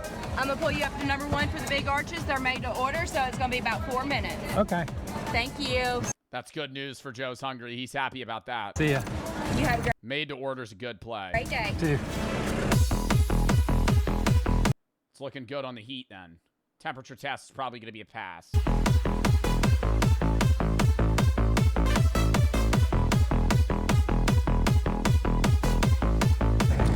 I've got my Big Arch burgers. 6 minutes, 27 seconds. Let's get over to the side and do the Joe is Hungry temperature test.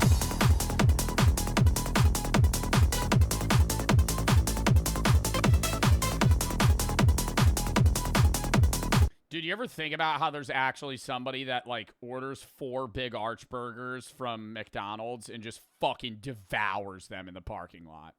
I mean, like, absolutely annihilates them. No music, car off, in silence. Just me, just 4 Big Arches, just fucking houses them. Absolutely kills them.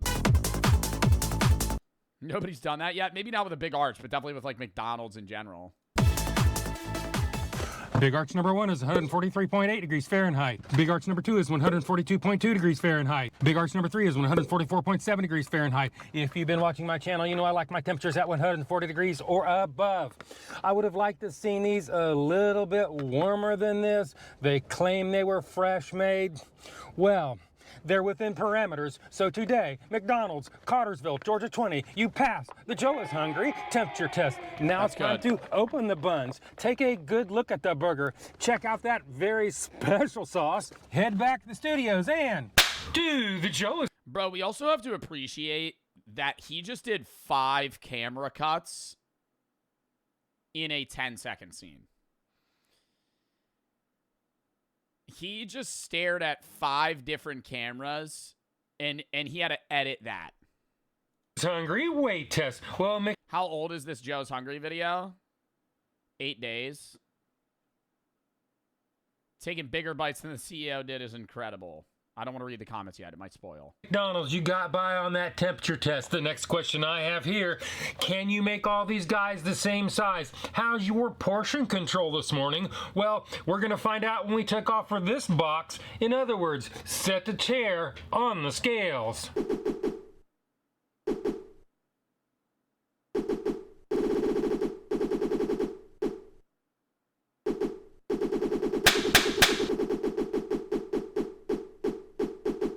Big arch number 1 is 12.46 ounces, or 354 grams. Big arch number 2 is 11.88 ounces, or 337 grams. Big arch number 3 weighs in at 11.83 ounces, or 336 grams. Wow, it'll pass that as well. Okay, so the Big Arch Burger, chat, without him even actually, I need to see, okay, I'm going to have a preliminary guess here. Then after I see the burger, I'm going to have another guess. I'm going to guess that this gets a 5-5.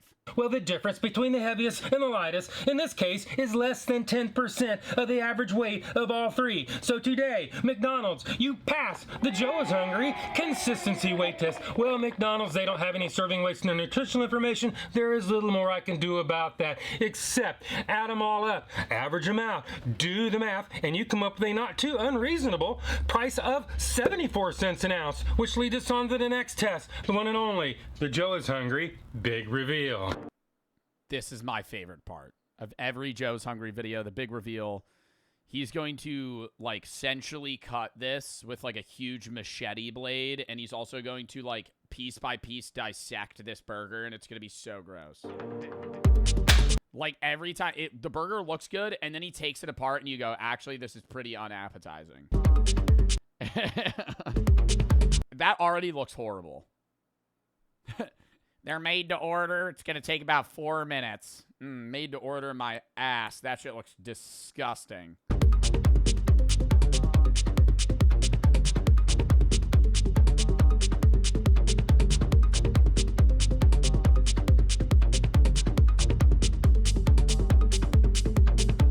Okay, now the cheesiness is pretty good.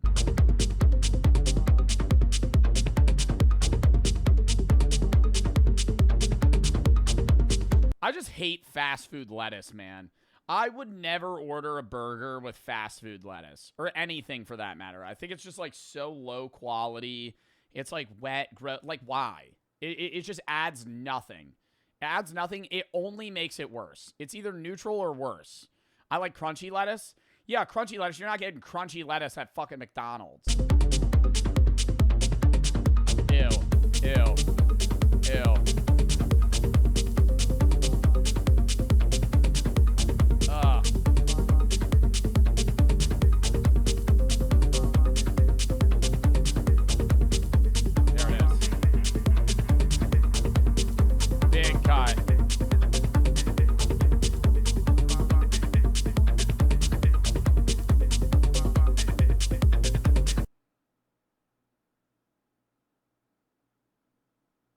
I don't know, man. I don't think that looks good. That meat looks gross. Like dry. like a hockey puck. It's that 3D printed meat. This is what it looks like, and this is what it's supposed to look like. This is what it looks like, and this is what they'd have you believe it looks like. Well, can I also say, this also doesn't look good. Also, there's more pickles on just this one frame than in the entire actual. There's like 2 pickles on that actual burger. Well, we've seen what it looks like, and we saw how much it was. not that bad of a price. As far as what it looks like, to me, it's not an unattractive looking burger. Does it look like its ad photos? No, not really. I mean, it kind of resembles it. Leave it in the comments. Tell me what you think. Well, now it's time for the final test, the definitive test.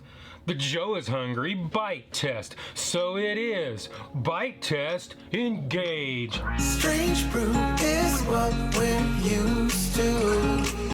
He always chooses like the most sensual music for fucking the big bite test. Get high on life, that's me and you. Run away to the sunset. Why is he looking directly in the camera? I'm changing my rating. I'm changing my rating.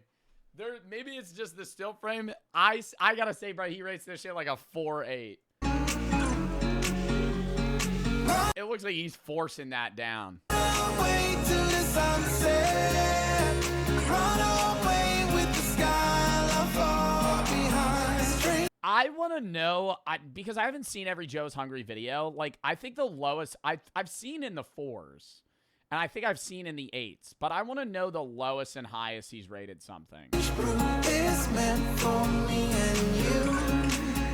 Did he ever try the Arby's steak nuggets? I gotta look after this. I feel like those would probably get a pretty low rating.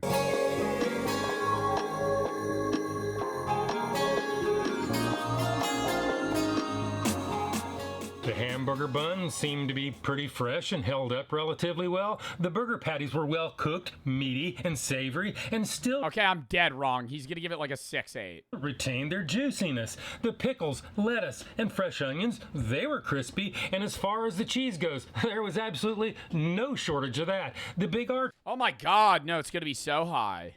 He's glazing it. Sauce was tangy and tart and tended to bring out all the other flavors. The onion strings on the bottom of the burger, even they were still crispy. With that being said, let's head back to the beginning of the video, see what Shadow Joe thinks, and do the Joe is Hungry Sneak-a-Doodle Bite.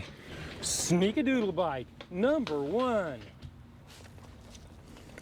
Sneak-a-Doodle Bite, number 2. Sneak-a-Doodle Bite, number 3.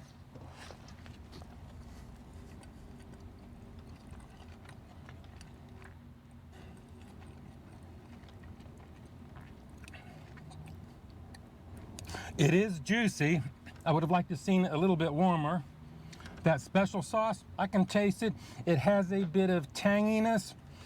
The lettuce seems fresh. We're not getting a... Bro, did he... Okay, sorry, I'm getting so off topic. I need to see him rate, like... Dude, he had to have done a review of, like, Long John Silver's. Or, like just some sort of, like, gross-ass fish sandwich. Massive amount of crush factor here. Let's go ahead and let the self-proclaimed expert give this thing a score. If you don't know the scale is 1 to 10, 9 being the best. Anything above 9... Food Nirvana. Almost never. I don't know if I've ever seen a 9+. Food to travel greater than 30 miles. No. I think he's going to give it a high 7s. Above average drive-through food is 6 to 7. Middle of the road fast food 5 to 6. Free fall to food hell 0 to 5. I've seen only a few like 3s. I've never seen a 3 actually. I think I've seen like a 4. Mine's a once-in-a-lifetime experience and almost never achieved. 5 and down is that slippery slope to the pits and depths of fast food hell. Let's go ahead and give this the number that it truly deserves. McDonald's. When I first saw the price on this, I thought it was kind of high. But with the amount of burger you're getting, it's really not that bad. You have a good flavor combination. I don't have any major issues with prep. I actually kind of like the flavor. So, I think I'll go 7.0. Damn it! Dude, I fucking underguessed and then I oversold. I'm never close. 7.0. So it's an above average fast food place, but barely. That is my number. This is barely. All right, real quick. I just want to see if he's done Joe is Hungry Arby's steak nuggets. Oh my God. I don't Wait, need, I just need to see, oh wait, what is this? Steak nugget sandwich?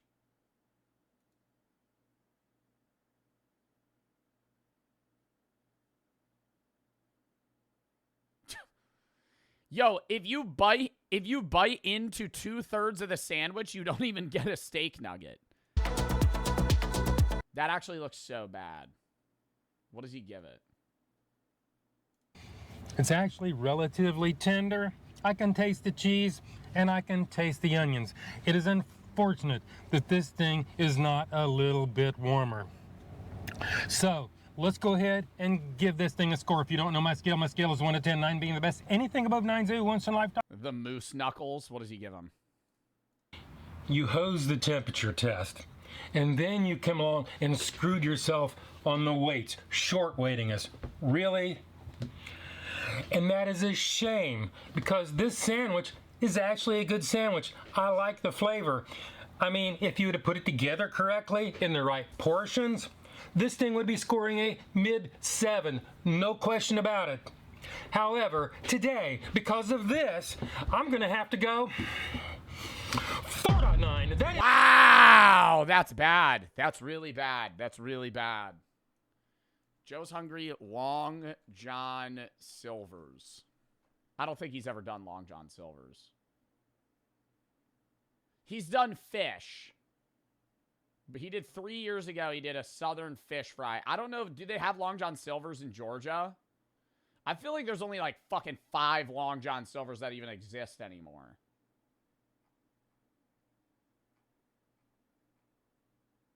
How many Long John Silver's are there?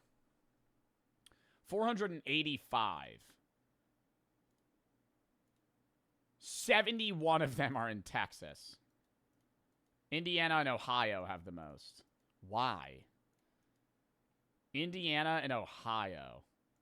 Seems like a very random spot. They have a lot in Florida. Oh, they only have like 4 in Georgia. So he might not even go. He might not even be able to do that. Only in Ohio? Stop. What else has he been reviewing? I feel like I haven't checked up on Joe's Hungry in a while. Burger King revamped Whopper, KFC, Taco Bell Chicken Bacon Ranch. It's really just like all the new stuff.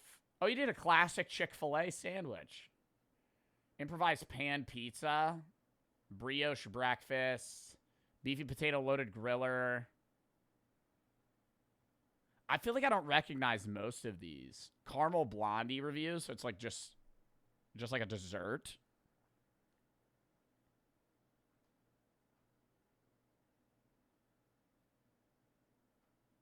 I would be ecstatic if he did Long John Silver's. Like, that would be so funny.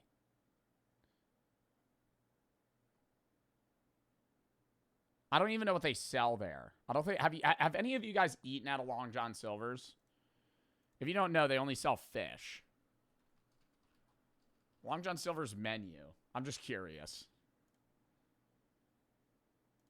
What do they sell? It just says 2 fish. They just sell fish. 2 fish, 8-piece fish, family meal, fish and shrimp. Oh, they sell chicken. Grilled salmon. See, like, I wouldn't get grilled salmon from a fast food place. I don't know. I don't know why that's, like, off-putting. Xmas and Tricky for the sub. Ken, thank you for the 3. Love watching your YouTube videos. Octo for the sub. Malibu, thank you for the 3. I'm tired of the Arby's hate. It's not bad. It might not look appealing, but it tastes good. Alex, thank you for the 5 gifted. I can't even eat the steak nuggets, so I don't know if they're good or not. Vilk and Jackson for the sub. The and Corn, thank you for the sub. Case and Wing for the sub. Jabubba, Baxter, Rev for the sub. Dustin for the 3. Shout out my friends Cole and Lucas and CJ. Shout out to them. The Real, thank you for the 5. What's your lifting schedule? Back, biceps, abs, day 1. Chest, triceps, shoulders, day 2. Legs, abs, day 3. Day 4, rest. Day 5, repeat. The schedule. I feel like I've been getting smaller, though. Slowly but surely. Been getting weaker.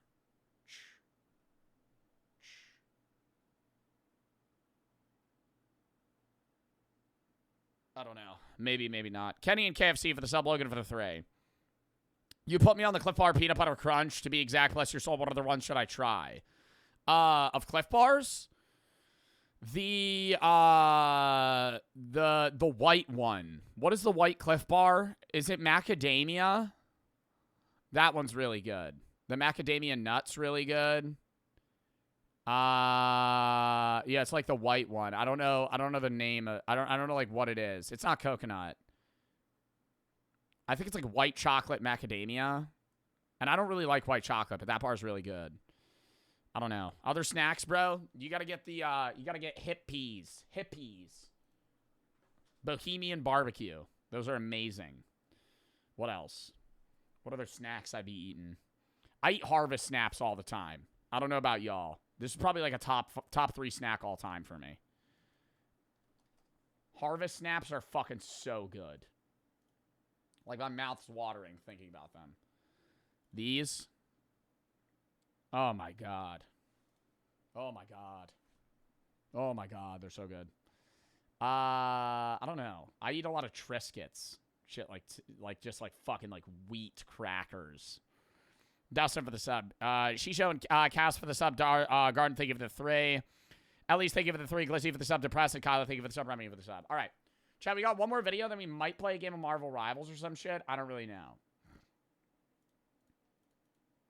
Hold up. We got a Kurt Skazat video. But here's the schedule. Reacts, obviously. Maybe Marvel Rivals after. Tomorrow, unbans for like the first hour-ish, then a Bro v Bro with Arky. Sunday reacts and a CS tourney. Monday, random games, maybe games with the guys as well. Tuesday, not live. Wednesday's going to be horror games, Marvel Rivals with Kingsman. Thursday, early/short react day. Friday, reacts, F Cancer charity stream, matching chat stonos up to 10K. Saturday next week, not live. Next Sunday, half day with Ron and other content. And then we got random games the day after, and then the shaving the beard, Cotton Endowment, Dollar Shave Club charity stream / random shit. And then I'm gone for like 5 or 6 days, but I'll be vlogging, filming YouTube videos. But I won't be live. But I'll be posting on the YouTube every day that I'm gone. And then we'll be back grinding out shit. Pepsi for the sub, B-Feed, thank you for the sub. No, thank you for the sub. All right, next video, chat. Lock in. This is the scariest place in the universe. The vast majority of the cosmos is voids. Gigantic, unfathomably large spaces of empty nothingness. Bubbles of eternal night stretching hundreds of millions of light years, almost entirely devoid of galaxies, stars, or light. All right, I'm going to ask a dumbass question, but like what is space? You know, it's like the gap between, like in those empty voids where there's literally nothing, like you can enter that space, there's no barrier, but nothing's there. It's just like a vacuum of nothingness. And this, like, you know, obviously you asked the question, like the universe is always expanding, which means there has to be an edge to the universe. Like, are you able to go beyond that, or is it just an infinite void, you know? Like, space is constantly expanding, and there's, you know, trillions of fucking stars and galaxies and all this shit. But it's like, say you were able to pass that. Is it just an infinite void? That's wild. Like, you could go as far as you want, just never ends. That's crazy. That really makes me think we're in a fucking simulation. Just absolute nothingness. Loneliest places in existence. Voids are not just the absence of stuff, but weird worlds of darkness that are growing, drifting, colliding, and merging with each other. Inside them, space itself is stretched violently. Joe, are you serious? Go back to the 5th grade. Yo, comments like that ruin the vibe, brother. I could be curious, man. Go back to the 5th grade. You learned about fucking the infinite universe and the cosmos in 5th grade. Get your head out of your ass, you fucking liar, right? You're literally lying. Like, you're blatantly lying, right? That's not true. You did not learn about that in the 5th grade. You did not know any of that in the 5th grade. Your 5th grade dumbass was probably picking your nose and playing fucking Pokemon on your DS. And it's almost impossible to enter them. Simply put, voids are weird and scary. but they sculpt the entire universe and may ultimately decide its fate. Today, we know of over 8,000 voids and supervoids, and we keep discovering. And why do those voids exist? Obviously, there's like a gravitational pull for like matter to get closer to other matter, and it's like what's happening with the Andromeda Galaxy and the Milky Way Galaxy, where there's going to be like a great collision, you know, billions of years from now. But why are there, like, in this example, obviously this might not be a definitive mapping, it's just like a general drawing, so you get the gist. But, like, why is there nothing here? More. No matter how large a cluster or supercluster of galaxies gets, there always seems to be an even larger void nearby. Let's jump off the cosmic cliff and drop into the heart of cosmic nothingness. The loneliest place in the universe. You're zooming away from Earth at thousands of times the speed of light. It actually pisses me off that we are stuck on Earth. Like, I want in our life, dude, like, yes, maybe there's a chance that humans as a species get to explore the cosmos. But why? Because I'm gonna die on Earth, and I will have spent every aspect and every part of my life on Earth. Which is in some way, I guess, cool. But in other ways, it's like lame. I can look up at the sky and see fucking, you know, so many stars and just realize like, wow, there's so much out there. And I can't do or see any of it. Leaving our solar system and our solar neighborhood behind. Technically, we could see in the universe isn't everything that exists because space is so huge it gets to a point where light will never be able to reach us. There's almost a barrier we physically can't see past. I know. I'm saying, like, theoretically, if you were able to just, like, time warp to that space, there would just be an infinite nothingness beyond it. That's why it's like the observable universe of how much light has actually reached us. Real thank you for the 5, though. It's an MC for the sub. J Will and Cosmic for the sub. Historia for the 3. Watched YouTube 2 days ago. I beat cancer. Dub in the chat. F cancer in the chat as well. Low gang, thank you for the 3. Do you think any of your chatters have shit themselves to watching your videos? Yeah, sure. But thank you for the 3. Currently in the forest, having a fire and 4 feet of snow. Wow. It's thank you for the 5 gifteds. Hope you're having fun, man. Almost thank you for the 1,000. But he's going to get a Cyberpunk playthrough. Maybe. Not soon, though. He's just shooting the rabbits / Ashley prank calls the police about rabbits. No idea what you're saying, Ames. Thank you for the 3, though. It's for the sub. Let's lock in, though. Ames, that dono made no sense. Now we see the entire Milky Way with its 200 billion stars and dozens of dwarf galaxies zipping around it. 2.5 million light-years away on a collision course is giant Andromeda and its own swarm of satellite galaxies. We're now moving 1 million times faster than the speed of light, seeing the local group of over 50 galaxies woven together by gravity, rivers of gas, and invisible scaffolds of dark matter. This is our pocket of the universe, 10 million light-years across. No human will ever leave it, except for you, apparently. As we zoom away even faster, we see the Virgo supercluster, a colossal wall of more than 2,000 galaxies spread over roughly 100 million light-years. Careful now, you're right on the edge of the cosmic cliff where the true deep darkness begins. The local void, a gigantic empty bubble 200 million light-years across. If it was a bright thing and not absolute darkness, it would fill 40% of the night sky we see from Earth. All around us are dozens of such superclusters and gigantic voids filled with suffocating emptiness. You're now traveling. You're telling me there isn't a single fucking thing there. Not a pebble in the fucking sky. Get the hell out of here. This whole void, there's nothing. Absolutely nothing. There has to be one. There has to be an atom, a molecule, a fucking rock. Towards the. There's no stars. No stars, no galaxies, no planets. But there could be, like, something that's greatest and well, no, because if you have matter, that matter is getting sucked towards bigger pieces of matter, which would be the superclusters, the stars, the galaxies, the solar system. Nothing in existence, right into the center of the Boötes supervoid. A cosmic desert around 300 million light-years wide. So gigantic. See, like, I can't put that into perspective.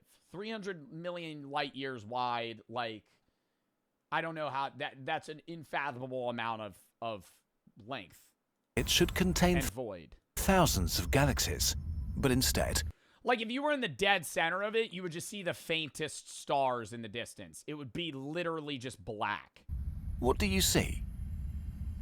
You're surrounded by perfect darkness, the most absolute blackness terrifying the human mind can conceive. There is no up or down, no motion, nothing to orient yourself.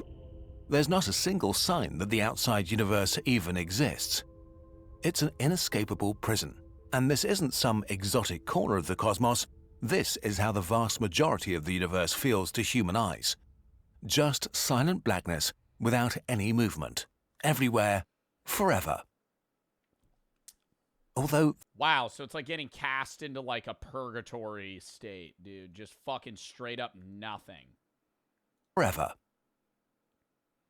Although there is something mysterious hiding in the dark, faint tendrils of dark matter, penetrating into the void like cosmic lichen.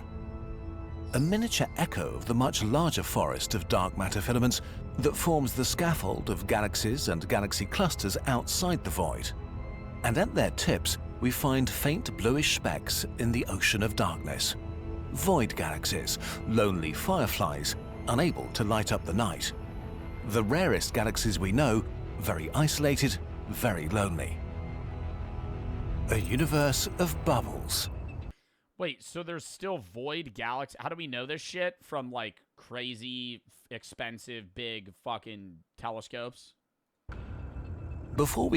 Floating in space, documenting everything, seeing gaps. We could look deep into space. Mapping it. Astronomers thought we lived in a uniform cosmos with galaxies spread out evenly. But instead, we found that galaxies, cosmic gas, and dark matter were arranged into a vast cosmic web. A recurring pattern of sheets and filaments organized around enormous empty gaps, meeting at dense knots with galaxy clusters and superclusters. But this structure is not static. It just seems to be because the distances between galaxies are so incredibly vast. In reality, galaxies shoot through space at speeds of millions of kilometers per hour. They're on collision courses, orbiting each other, moving towards the center of larger galaxy clusters millions of light years away. But they always seem to stick to the rims of voids like reflections of light on soap bubbles, which is kind of weird. If they're this dynamic, shouldn't a galaxy shoot into a void occasionally? Well, voids are actually extremely hard to enter for galaxies from the outside. Yeah, I feel like it's being on like in like a slope. You know, you're going down a hill when it's snowing and you start making a groove, and then everybody else that goes down the hill kind of gets stuck into that groove. It's like, yes, you could break out of it, but it's almost impossible. At least naturally, because gravity becomes weird at their edges and even weirder deeper inside them. If you didn't know better, you might think voids spit out anything trying to get inside, pushing galaxies to the edge. The way gravity works is that everything with mass in the universe attracts every other thing with mass.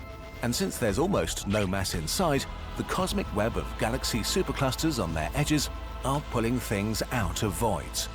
The emptier a void is, the harder gravity is pulling on what remains. It's really like a tug of war where one side isn't even trying. Over time, voids are really only getting even emptier, and the walls and knots around them denser and brighter. Would it be hard to fly into a cosmic void with a spaceship? Well, not technically. The hardest part is escaping the gravity of your home galaxy. It also doesn't make much sense because what exactly do you want to visit inside a void?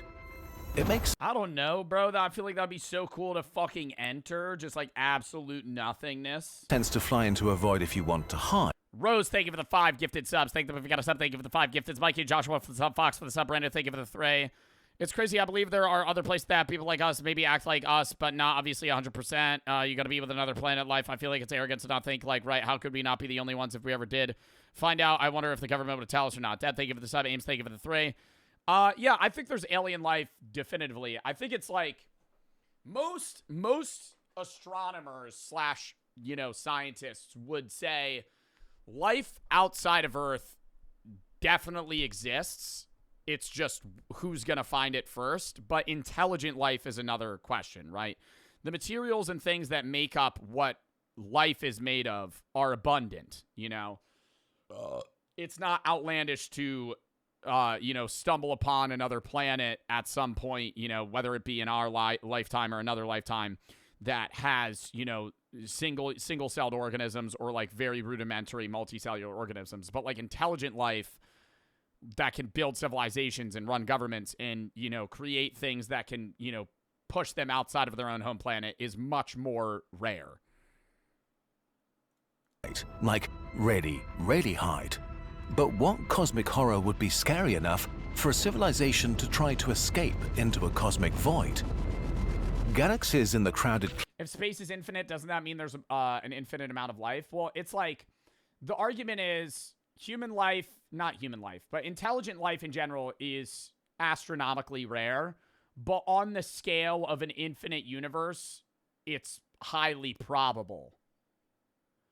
Like, if you were to say there's a 0.000, 100 zeros, 1% chance that this happens in a given, you know, planet, if you multiply that by 15 quadrillion, the odds are a lot higher. You know, like at some point it would happen. Cluster regions like our Milky Way are very active. Since its neighbor's gravity tugs and pulls at it, they collide and merge. Void galaxies are so isolated that they're aging in slow motion. They tend to be smaller, bluer, and full of gas, birthing new stars slower and calmer. So void galaxies... Wouldn't it be 100%? No, but I mean, like, eventually it would have... It's the same sense as, like, if there's a 1% chance that you hit a CSGO case, gold. If you buy 100 cases, that doesn't mean that you're 100% guaranteed to hit a gold. It just means that probably there's going to be a time where you hit it. You could realistically buy 5,000 CSGO cases at a 1% odd of hitting gold and never hit a gold, right? Similarly, you could have a 0.000, you know, 1% chance of this happening and times that by a million. You know, it's like, okay, yeah, there's a higher chance, but it still might not happen. Could be the last places that will stay habitable in our dying universe. The last star in the universe will likely be born here. So maybe in 100 trillion years or so, a desperate alien race will embark on an impossible journey to stretch their existence just a bit longer inside a void galaxy. There's one more thing that makes voids unique places: dark energy, the mysterious force that most scientists think is accelerating the expansion of the universe and will ultimately cause its demise. We can't see dark energy do anything inside our galaxy or inside clusters because there's too much stuff putting things together via gravity, but we can see its effects inside voids. Here, dark energy blows up the bubbles of nothing. This is where the acceleration of cosmic expansion becomes visible. As voids are getting larger and larger, they're breaking the structure of the universe. The beautiful galaxy filaments are slowly being ripped apart.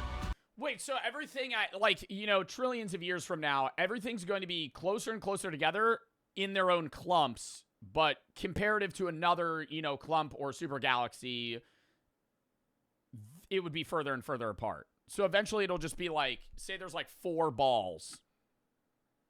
Then it'll be 2, and they'll be way further away. And so eventually it'll actually just be a literal void. As the emptiness encroaches, walls... You know what's fucking stupid is, like, that upsets me because I'm like, oh, damn, the universe is going to, like, end one day. But it's like, why do I give a fuck? It's like when somebody tells you the star's going to fucking fizzle out and explode one day. It's like, oh, man, that's really upsetting. Like, why do I give a shit? I'm going to be long dead. Humanity will probably be long dead. I feel like people don't think about this. Like, there is a very good chance that humans, our species, all die. And this is for nothing. Like, that's a very good probability that, like, we exist. And I'm not saying, like, okay, humans eventually evolve into another subspecies, or like another species, and we become like a subspecies, kind of like, you know, Homo habilis or like, you know, Neanderthals or something. I'm more so saying, like, all of humanity would die. of thousands of galaxies are thinned out and pulled towards the edges, attracted by much And then it's just nothing. denser regions at the margins, giving space to the emptiness of two void bubbles becoming one. In the far, far future, supervoids will take over the observable universe, crushing clusters and expanding further and further until the entire Joe talking about nihilism for the 1000th time. I'm not a nihilist, though. I don't think I have a nihilist perspective on certain things. I don't think that life has no value or no meaning, right? I'm perceiving a more stoic sense of it, of like, okay, well, you can't control a lot of things in your life, and a lot of it doesn't matter, so it's just like only how you perceive it, right? I don't think that I don't love death. observable universe Or think that everything has no meaning. is nothing more than a gigantic void of nothingness, the loneliest place in existence. Let's head back to Earth. When we land, Oh my god, what a fucking great ending, dude. Now I feel sad. Now I'm just upset. Awesome. Yeah, so we're all gonna die eventually once emerge before our inevitable demise. Yeah, what a fucking great pivot. Let me get the soundtrack for this one. Some Stars of the Void. Oh wait, no, that's dust on my screen. Yeah, my screen's dirty as fuck, dude, because I keep yapping. I just spit all over it. That was a good video, though. All right, we want to rip a game of Marvel Rivals. I'm almost GC, chat. Almost. One game. All right, we're going to rip some Marvel Rivals. I'm going to go piss real quick first. Anonymous for the sub.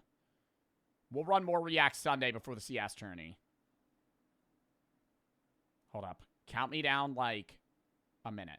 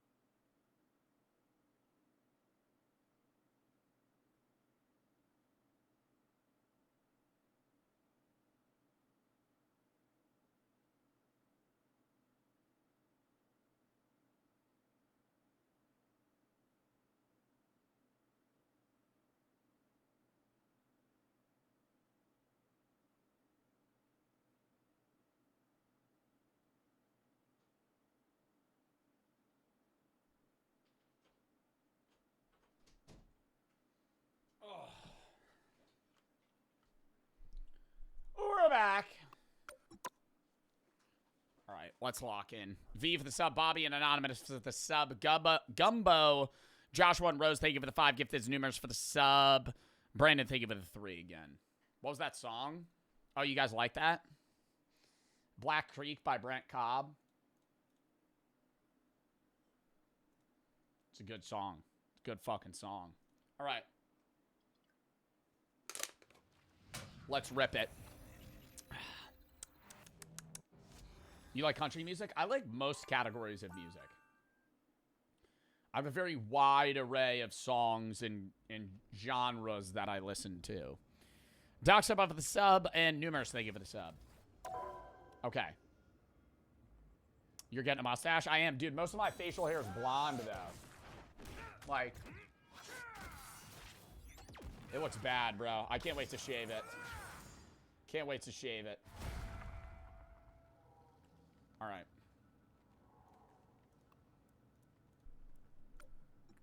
Chat, we are so close. Diamond 1, 52 RR. If I win, I play another. If I lose, we get off. Because if I win 2 games in a row, we're in GM. Or GC. It's thank you for the 5. Docs, thank you for the sub. Ginge wants to play... Somebody redeemed raid of choice when stream ends. Who do you want me to raid? Jeffrey GC. Is it GC? What's after Diamond? I think it's GC. It's Grand Champ, right? Or Grand Master. Is it GM or GC? I don't know the name. Whatever. DPS pull or I throw. Okay, well, this is a great fucking start. This is a great fucking start. I'll fill. Yo, what's going on, team?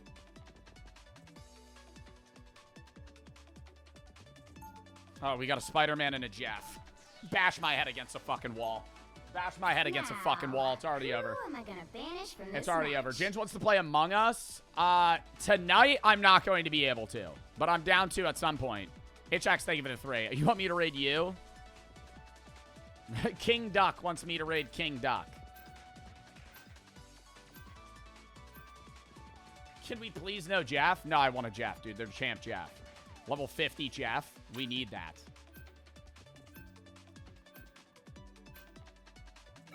I'd actually rather not have a Spider-Man. If we're going to have a Spider-Man, I'd rather this number 3 guy do him because he's Lord rather than Genghis Khan's who spelled his fucking name wrong. Geometry Dash, I live for the dash. Brother, I think you're going to be waiting for the dash for some time, brother. HX, thank you for the 3. Said GG's, you lost. This is Dom, though? It is. I could DPS Deadpool here. Or not DPS, tank Deadpool. Alright, what are they gonna go? Is bro gonna go DPS Dead? Okay, he goes Magneto. Alright, so the name's a fucking lie. That's about wasteful as The fuck. higher the pressure. Who do I go? Run Magic. I could run Deadpool and help the Jeff out, and then I also scale. Trust me. Trust me, chat. I run Deadpool, and we fucking tap in, and if I throw, I swap. I give Jeff the team up, and I fucking lock in. Trust me. Run predictions on whether or not we win this game. It's a fucking guaranteed lock. It's a guaranteed lock. Don't know what Genghis Khan's is going to go. He's got to go another DPS, though. Jeff, hit the little emote. Jeff, hit the emote.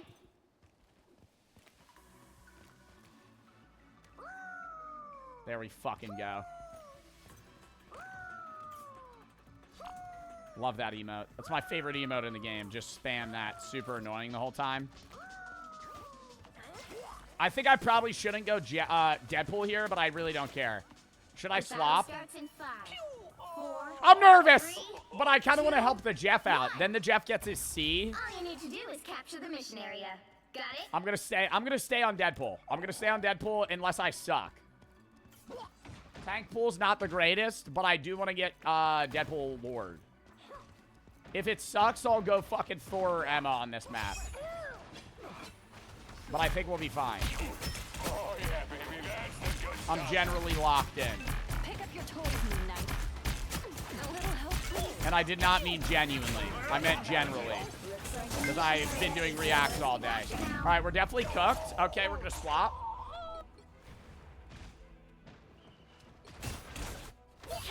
Okay, we're gonna swap. That was a good swap. Good swap. Good swap.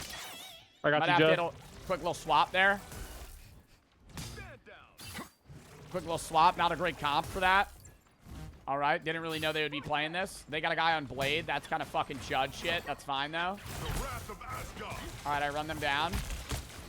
All main tank, I guess. Don't know where Magneto is. Jeff's just keep blowing bubbles on my ass, buddy. That's all I need. That's all I need, and we win the fucking game, pal. I'm gonna target the shit out of this jackass. All right, that's awesome. Let's escape here. Thank you. Waiting for them to enter. They don't. I go back in. Balls to the fucking wall, chat. You gotta play the game well. You gotta play the game like me. Easy. Cancel that app. Easy cap. Chat, somebody compliment my evasion there. I almost died. Our mod's gonna make a poll. You missed the prediction, dumbass. You can see people have 1 and 2 by their name. Means predictions already made, pal.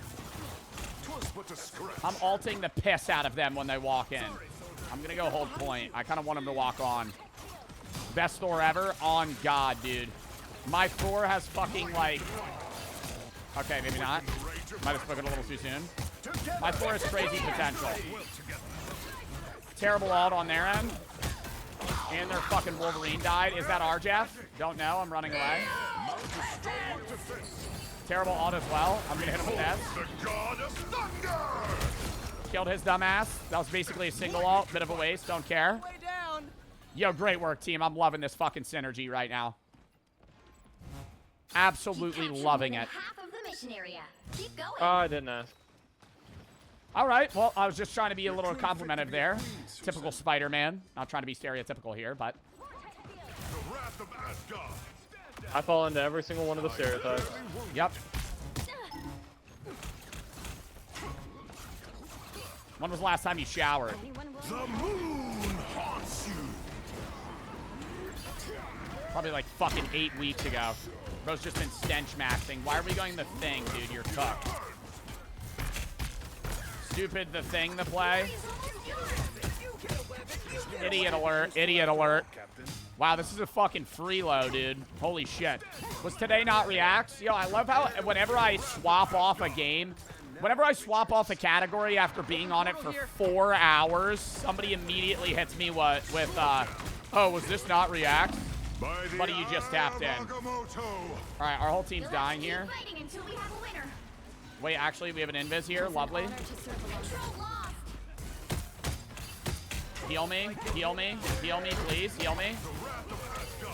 I hate, what is this guy's name? Always forget it. Mr. Fantastic. Loser shit. Read the title.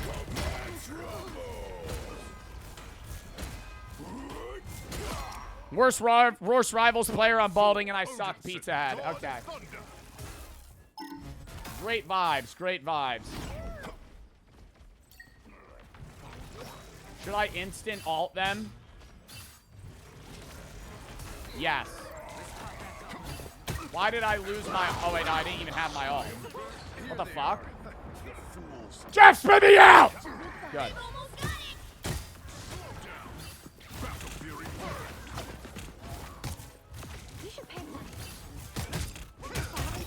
Behold the god of thunder! Oh my god, fucking jackass! Mr. Fantastic, I fucking shoved my elbow all the way up his fucking ass, dude. You gotta be kidding me, dude. He hits that little beefed up shit, he just doesn't take damage? That's fucking OP. Nerf him. He actually kind of sucks, never mind. That didn't make sense. I said I'd shove my elbow up his ass. How would I even do that? It'd be a weird angle. Where the fuck are they? Oh, maybe not the wrong people. Oh, I'm dead. Yo, we're actually gonna lose this round. No way. No way. Don't miss.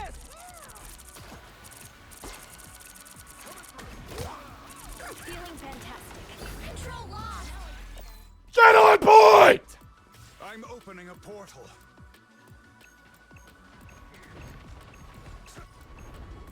I'm TPing. I'm TPing. Good medicine.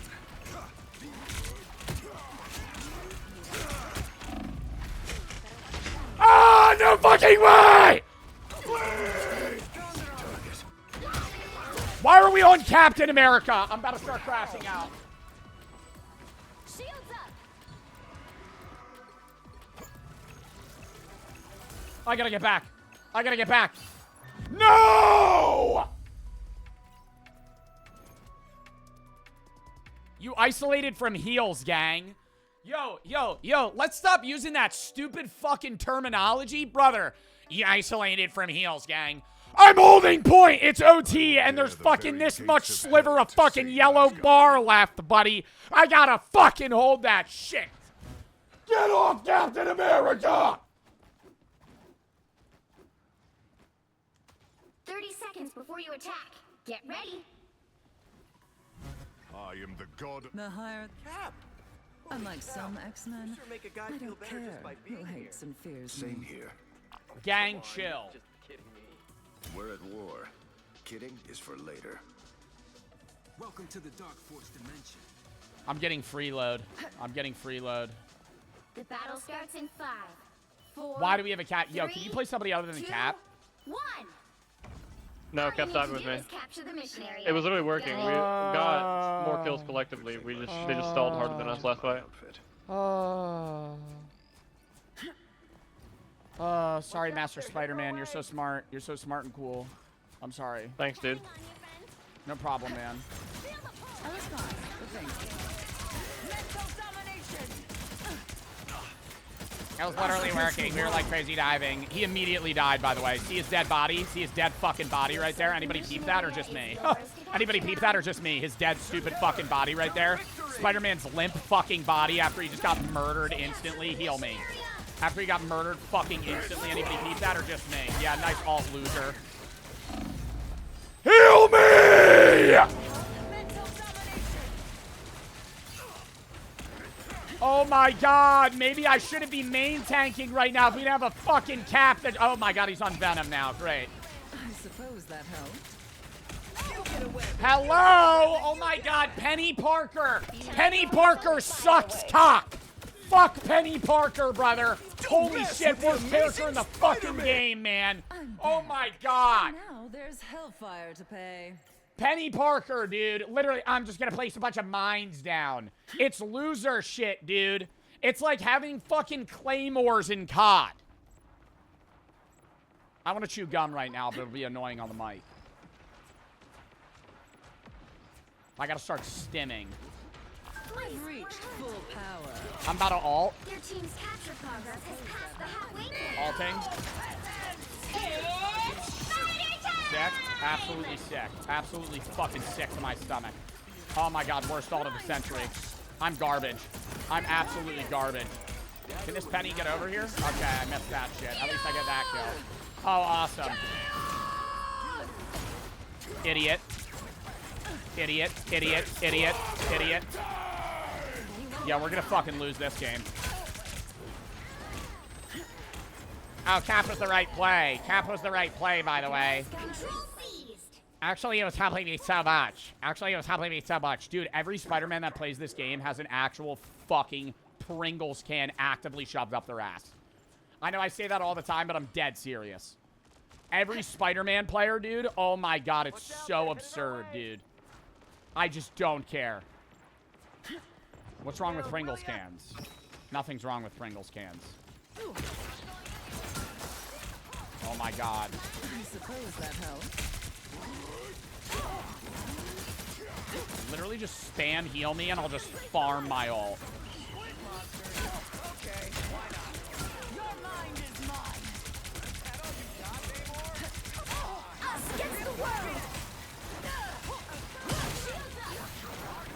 Help! The thing is abusing me.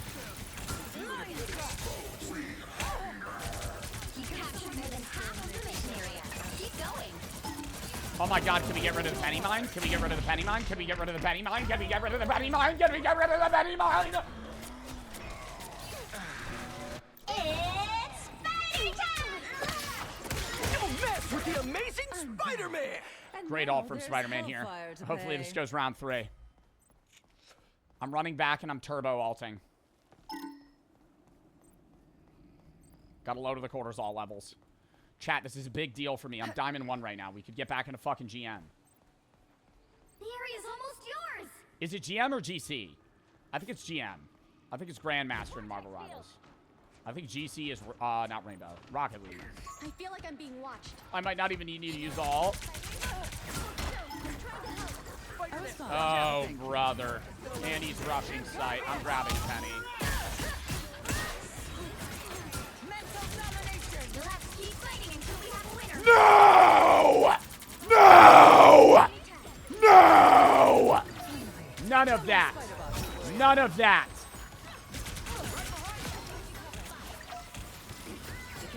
on you, Spidey.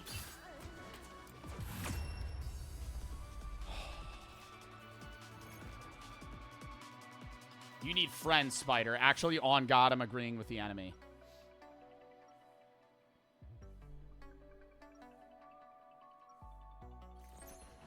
I don't even care that he's acing, bro. The White Queen Leaning on a Spider-Man comp is so unfun. Usually. I think I'm performing the worst out of the team right now, shockingly. On paper. But I also have my ult. 30 seconds before you attack. Get ready. I'm in a call with 2 friends, and my wife is in her undergarments on the bed right now. What now? Yeah. Huh. Lovely planet you got there. It's a regular tourist hotspot. Bro said in her undergarments. Well, pair of fully charged element guns and The battle starts in 5, 4, 3, 2. Didn't Ninja say that one time? All you need to do is capture the mission area. Didn't somebody say like Ninja fell off and he was like, well, like my like braless wife was just like gave me food while I was streaming, so. Anyone willing to help? Absolute cat. Bro's in a dark basement. Vortex field. Your mind is mine. Disappear! Oh my God. Help! Help! I'm backing up. I could go for a pick-me-up. They captured the mission area! Mental domination! Don't worry, I'm helping. Don't worry, I'm helping. Don't worry, I'm helping. Don't worry, I help. Don't worry, I'm tapping. Don't worry, I'm ulting. I'm ulting, I'm ulting, I'm ulting. I'm ulting, I'm ulting, I'm ulting, I'm ulting, I'm ulting, I'm ulting, I'm ulting. It was a wasted ult.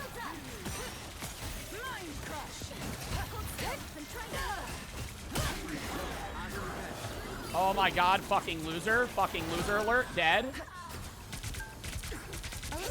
Dead. This is awesome. This is awesome. The gang is back together again. You get a web and you Quick get emote. A web and you get a web. Once I get you stuck, game over. Don't you just want to give him a swirly, man? I mean, the voice lines they give him just make you hate him. Tandy needs help. Game over. Put his head in a fucking used toilet.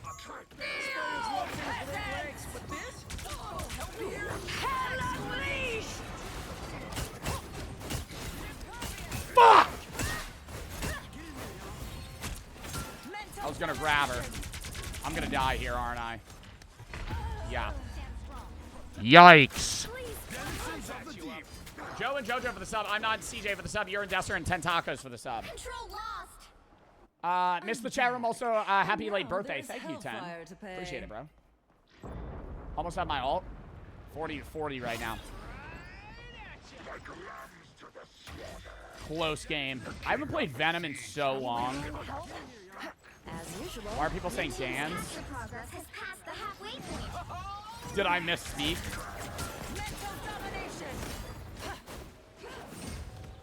Literally slow walking over to grab them.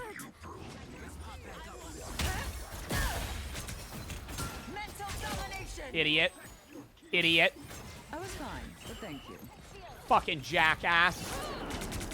Kill the Emma. Oh my God, never mind. I'm gonna fucking die again.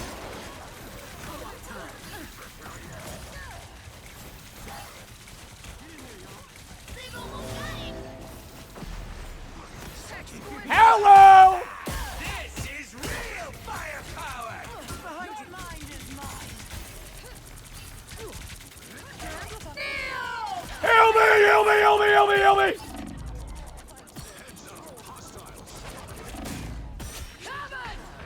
No! No! No!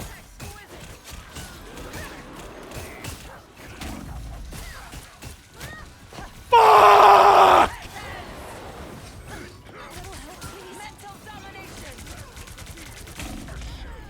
No, I did everything I could. Keep touching. I got a TP.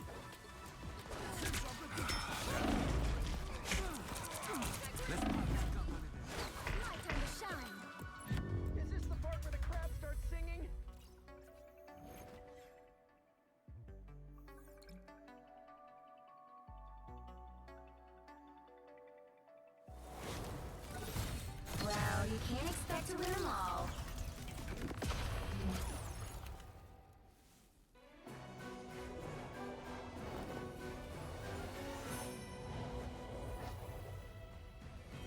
So, was that my fault?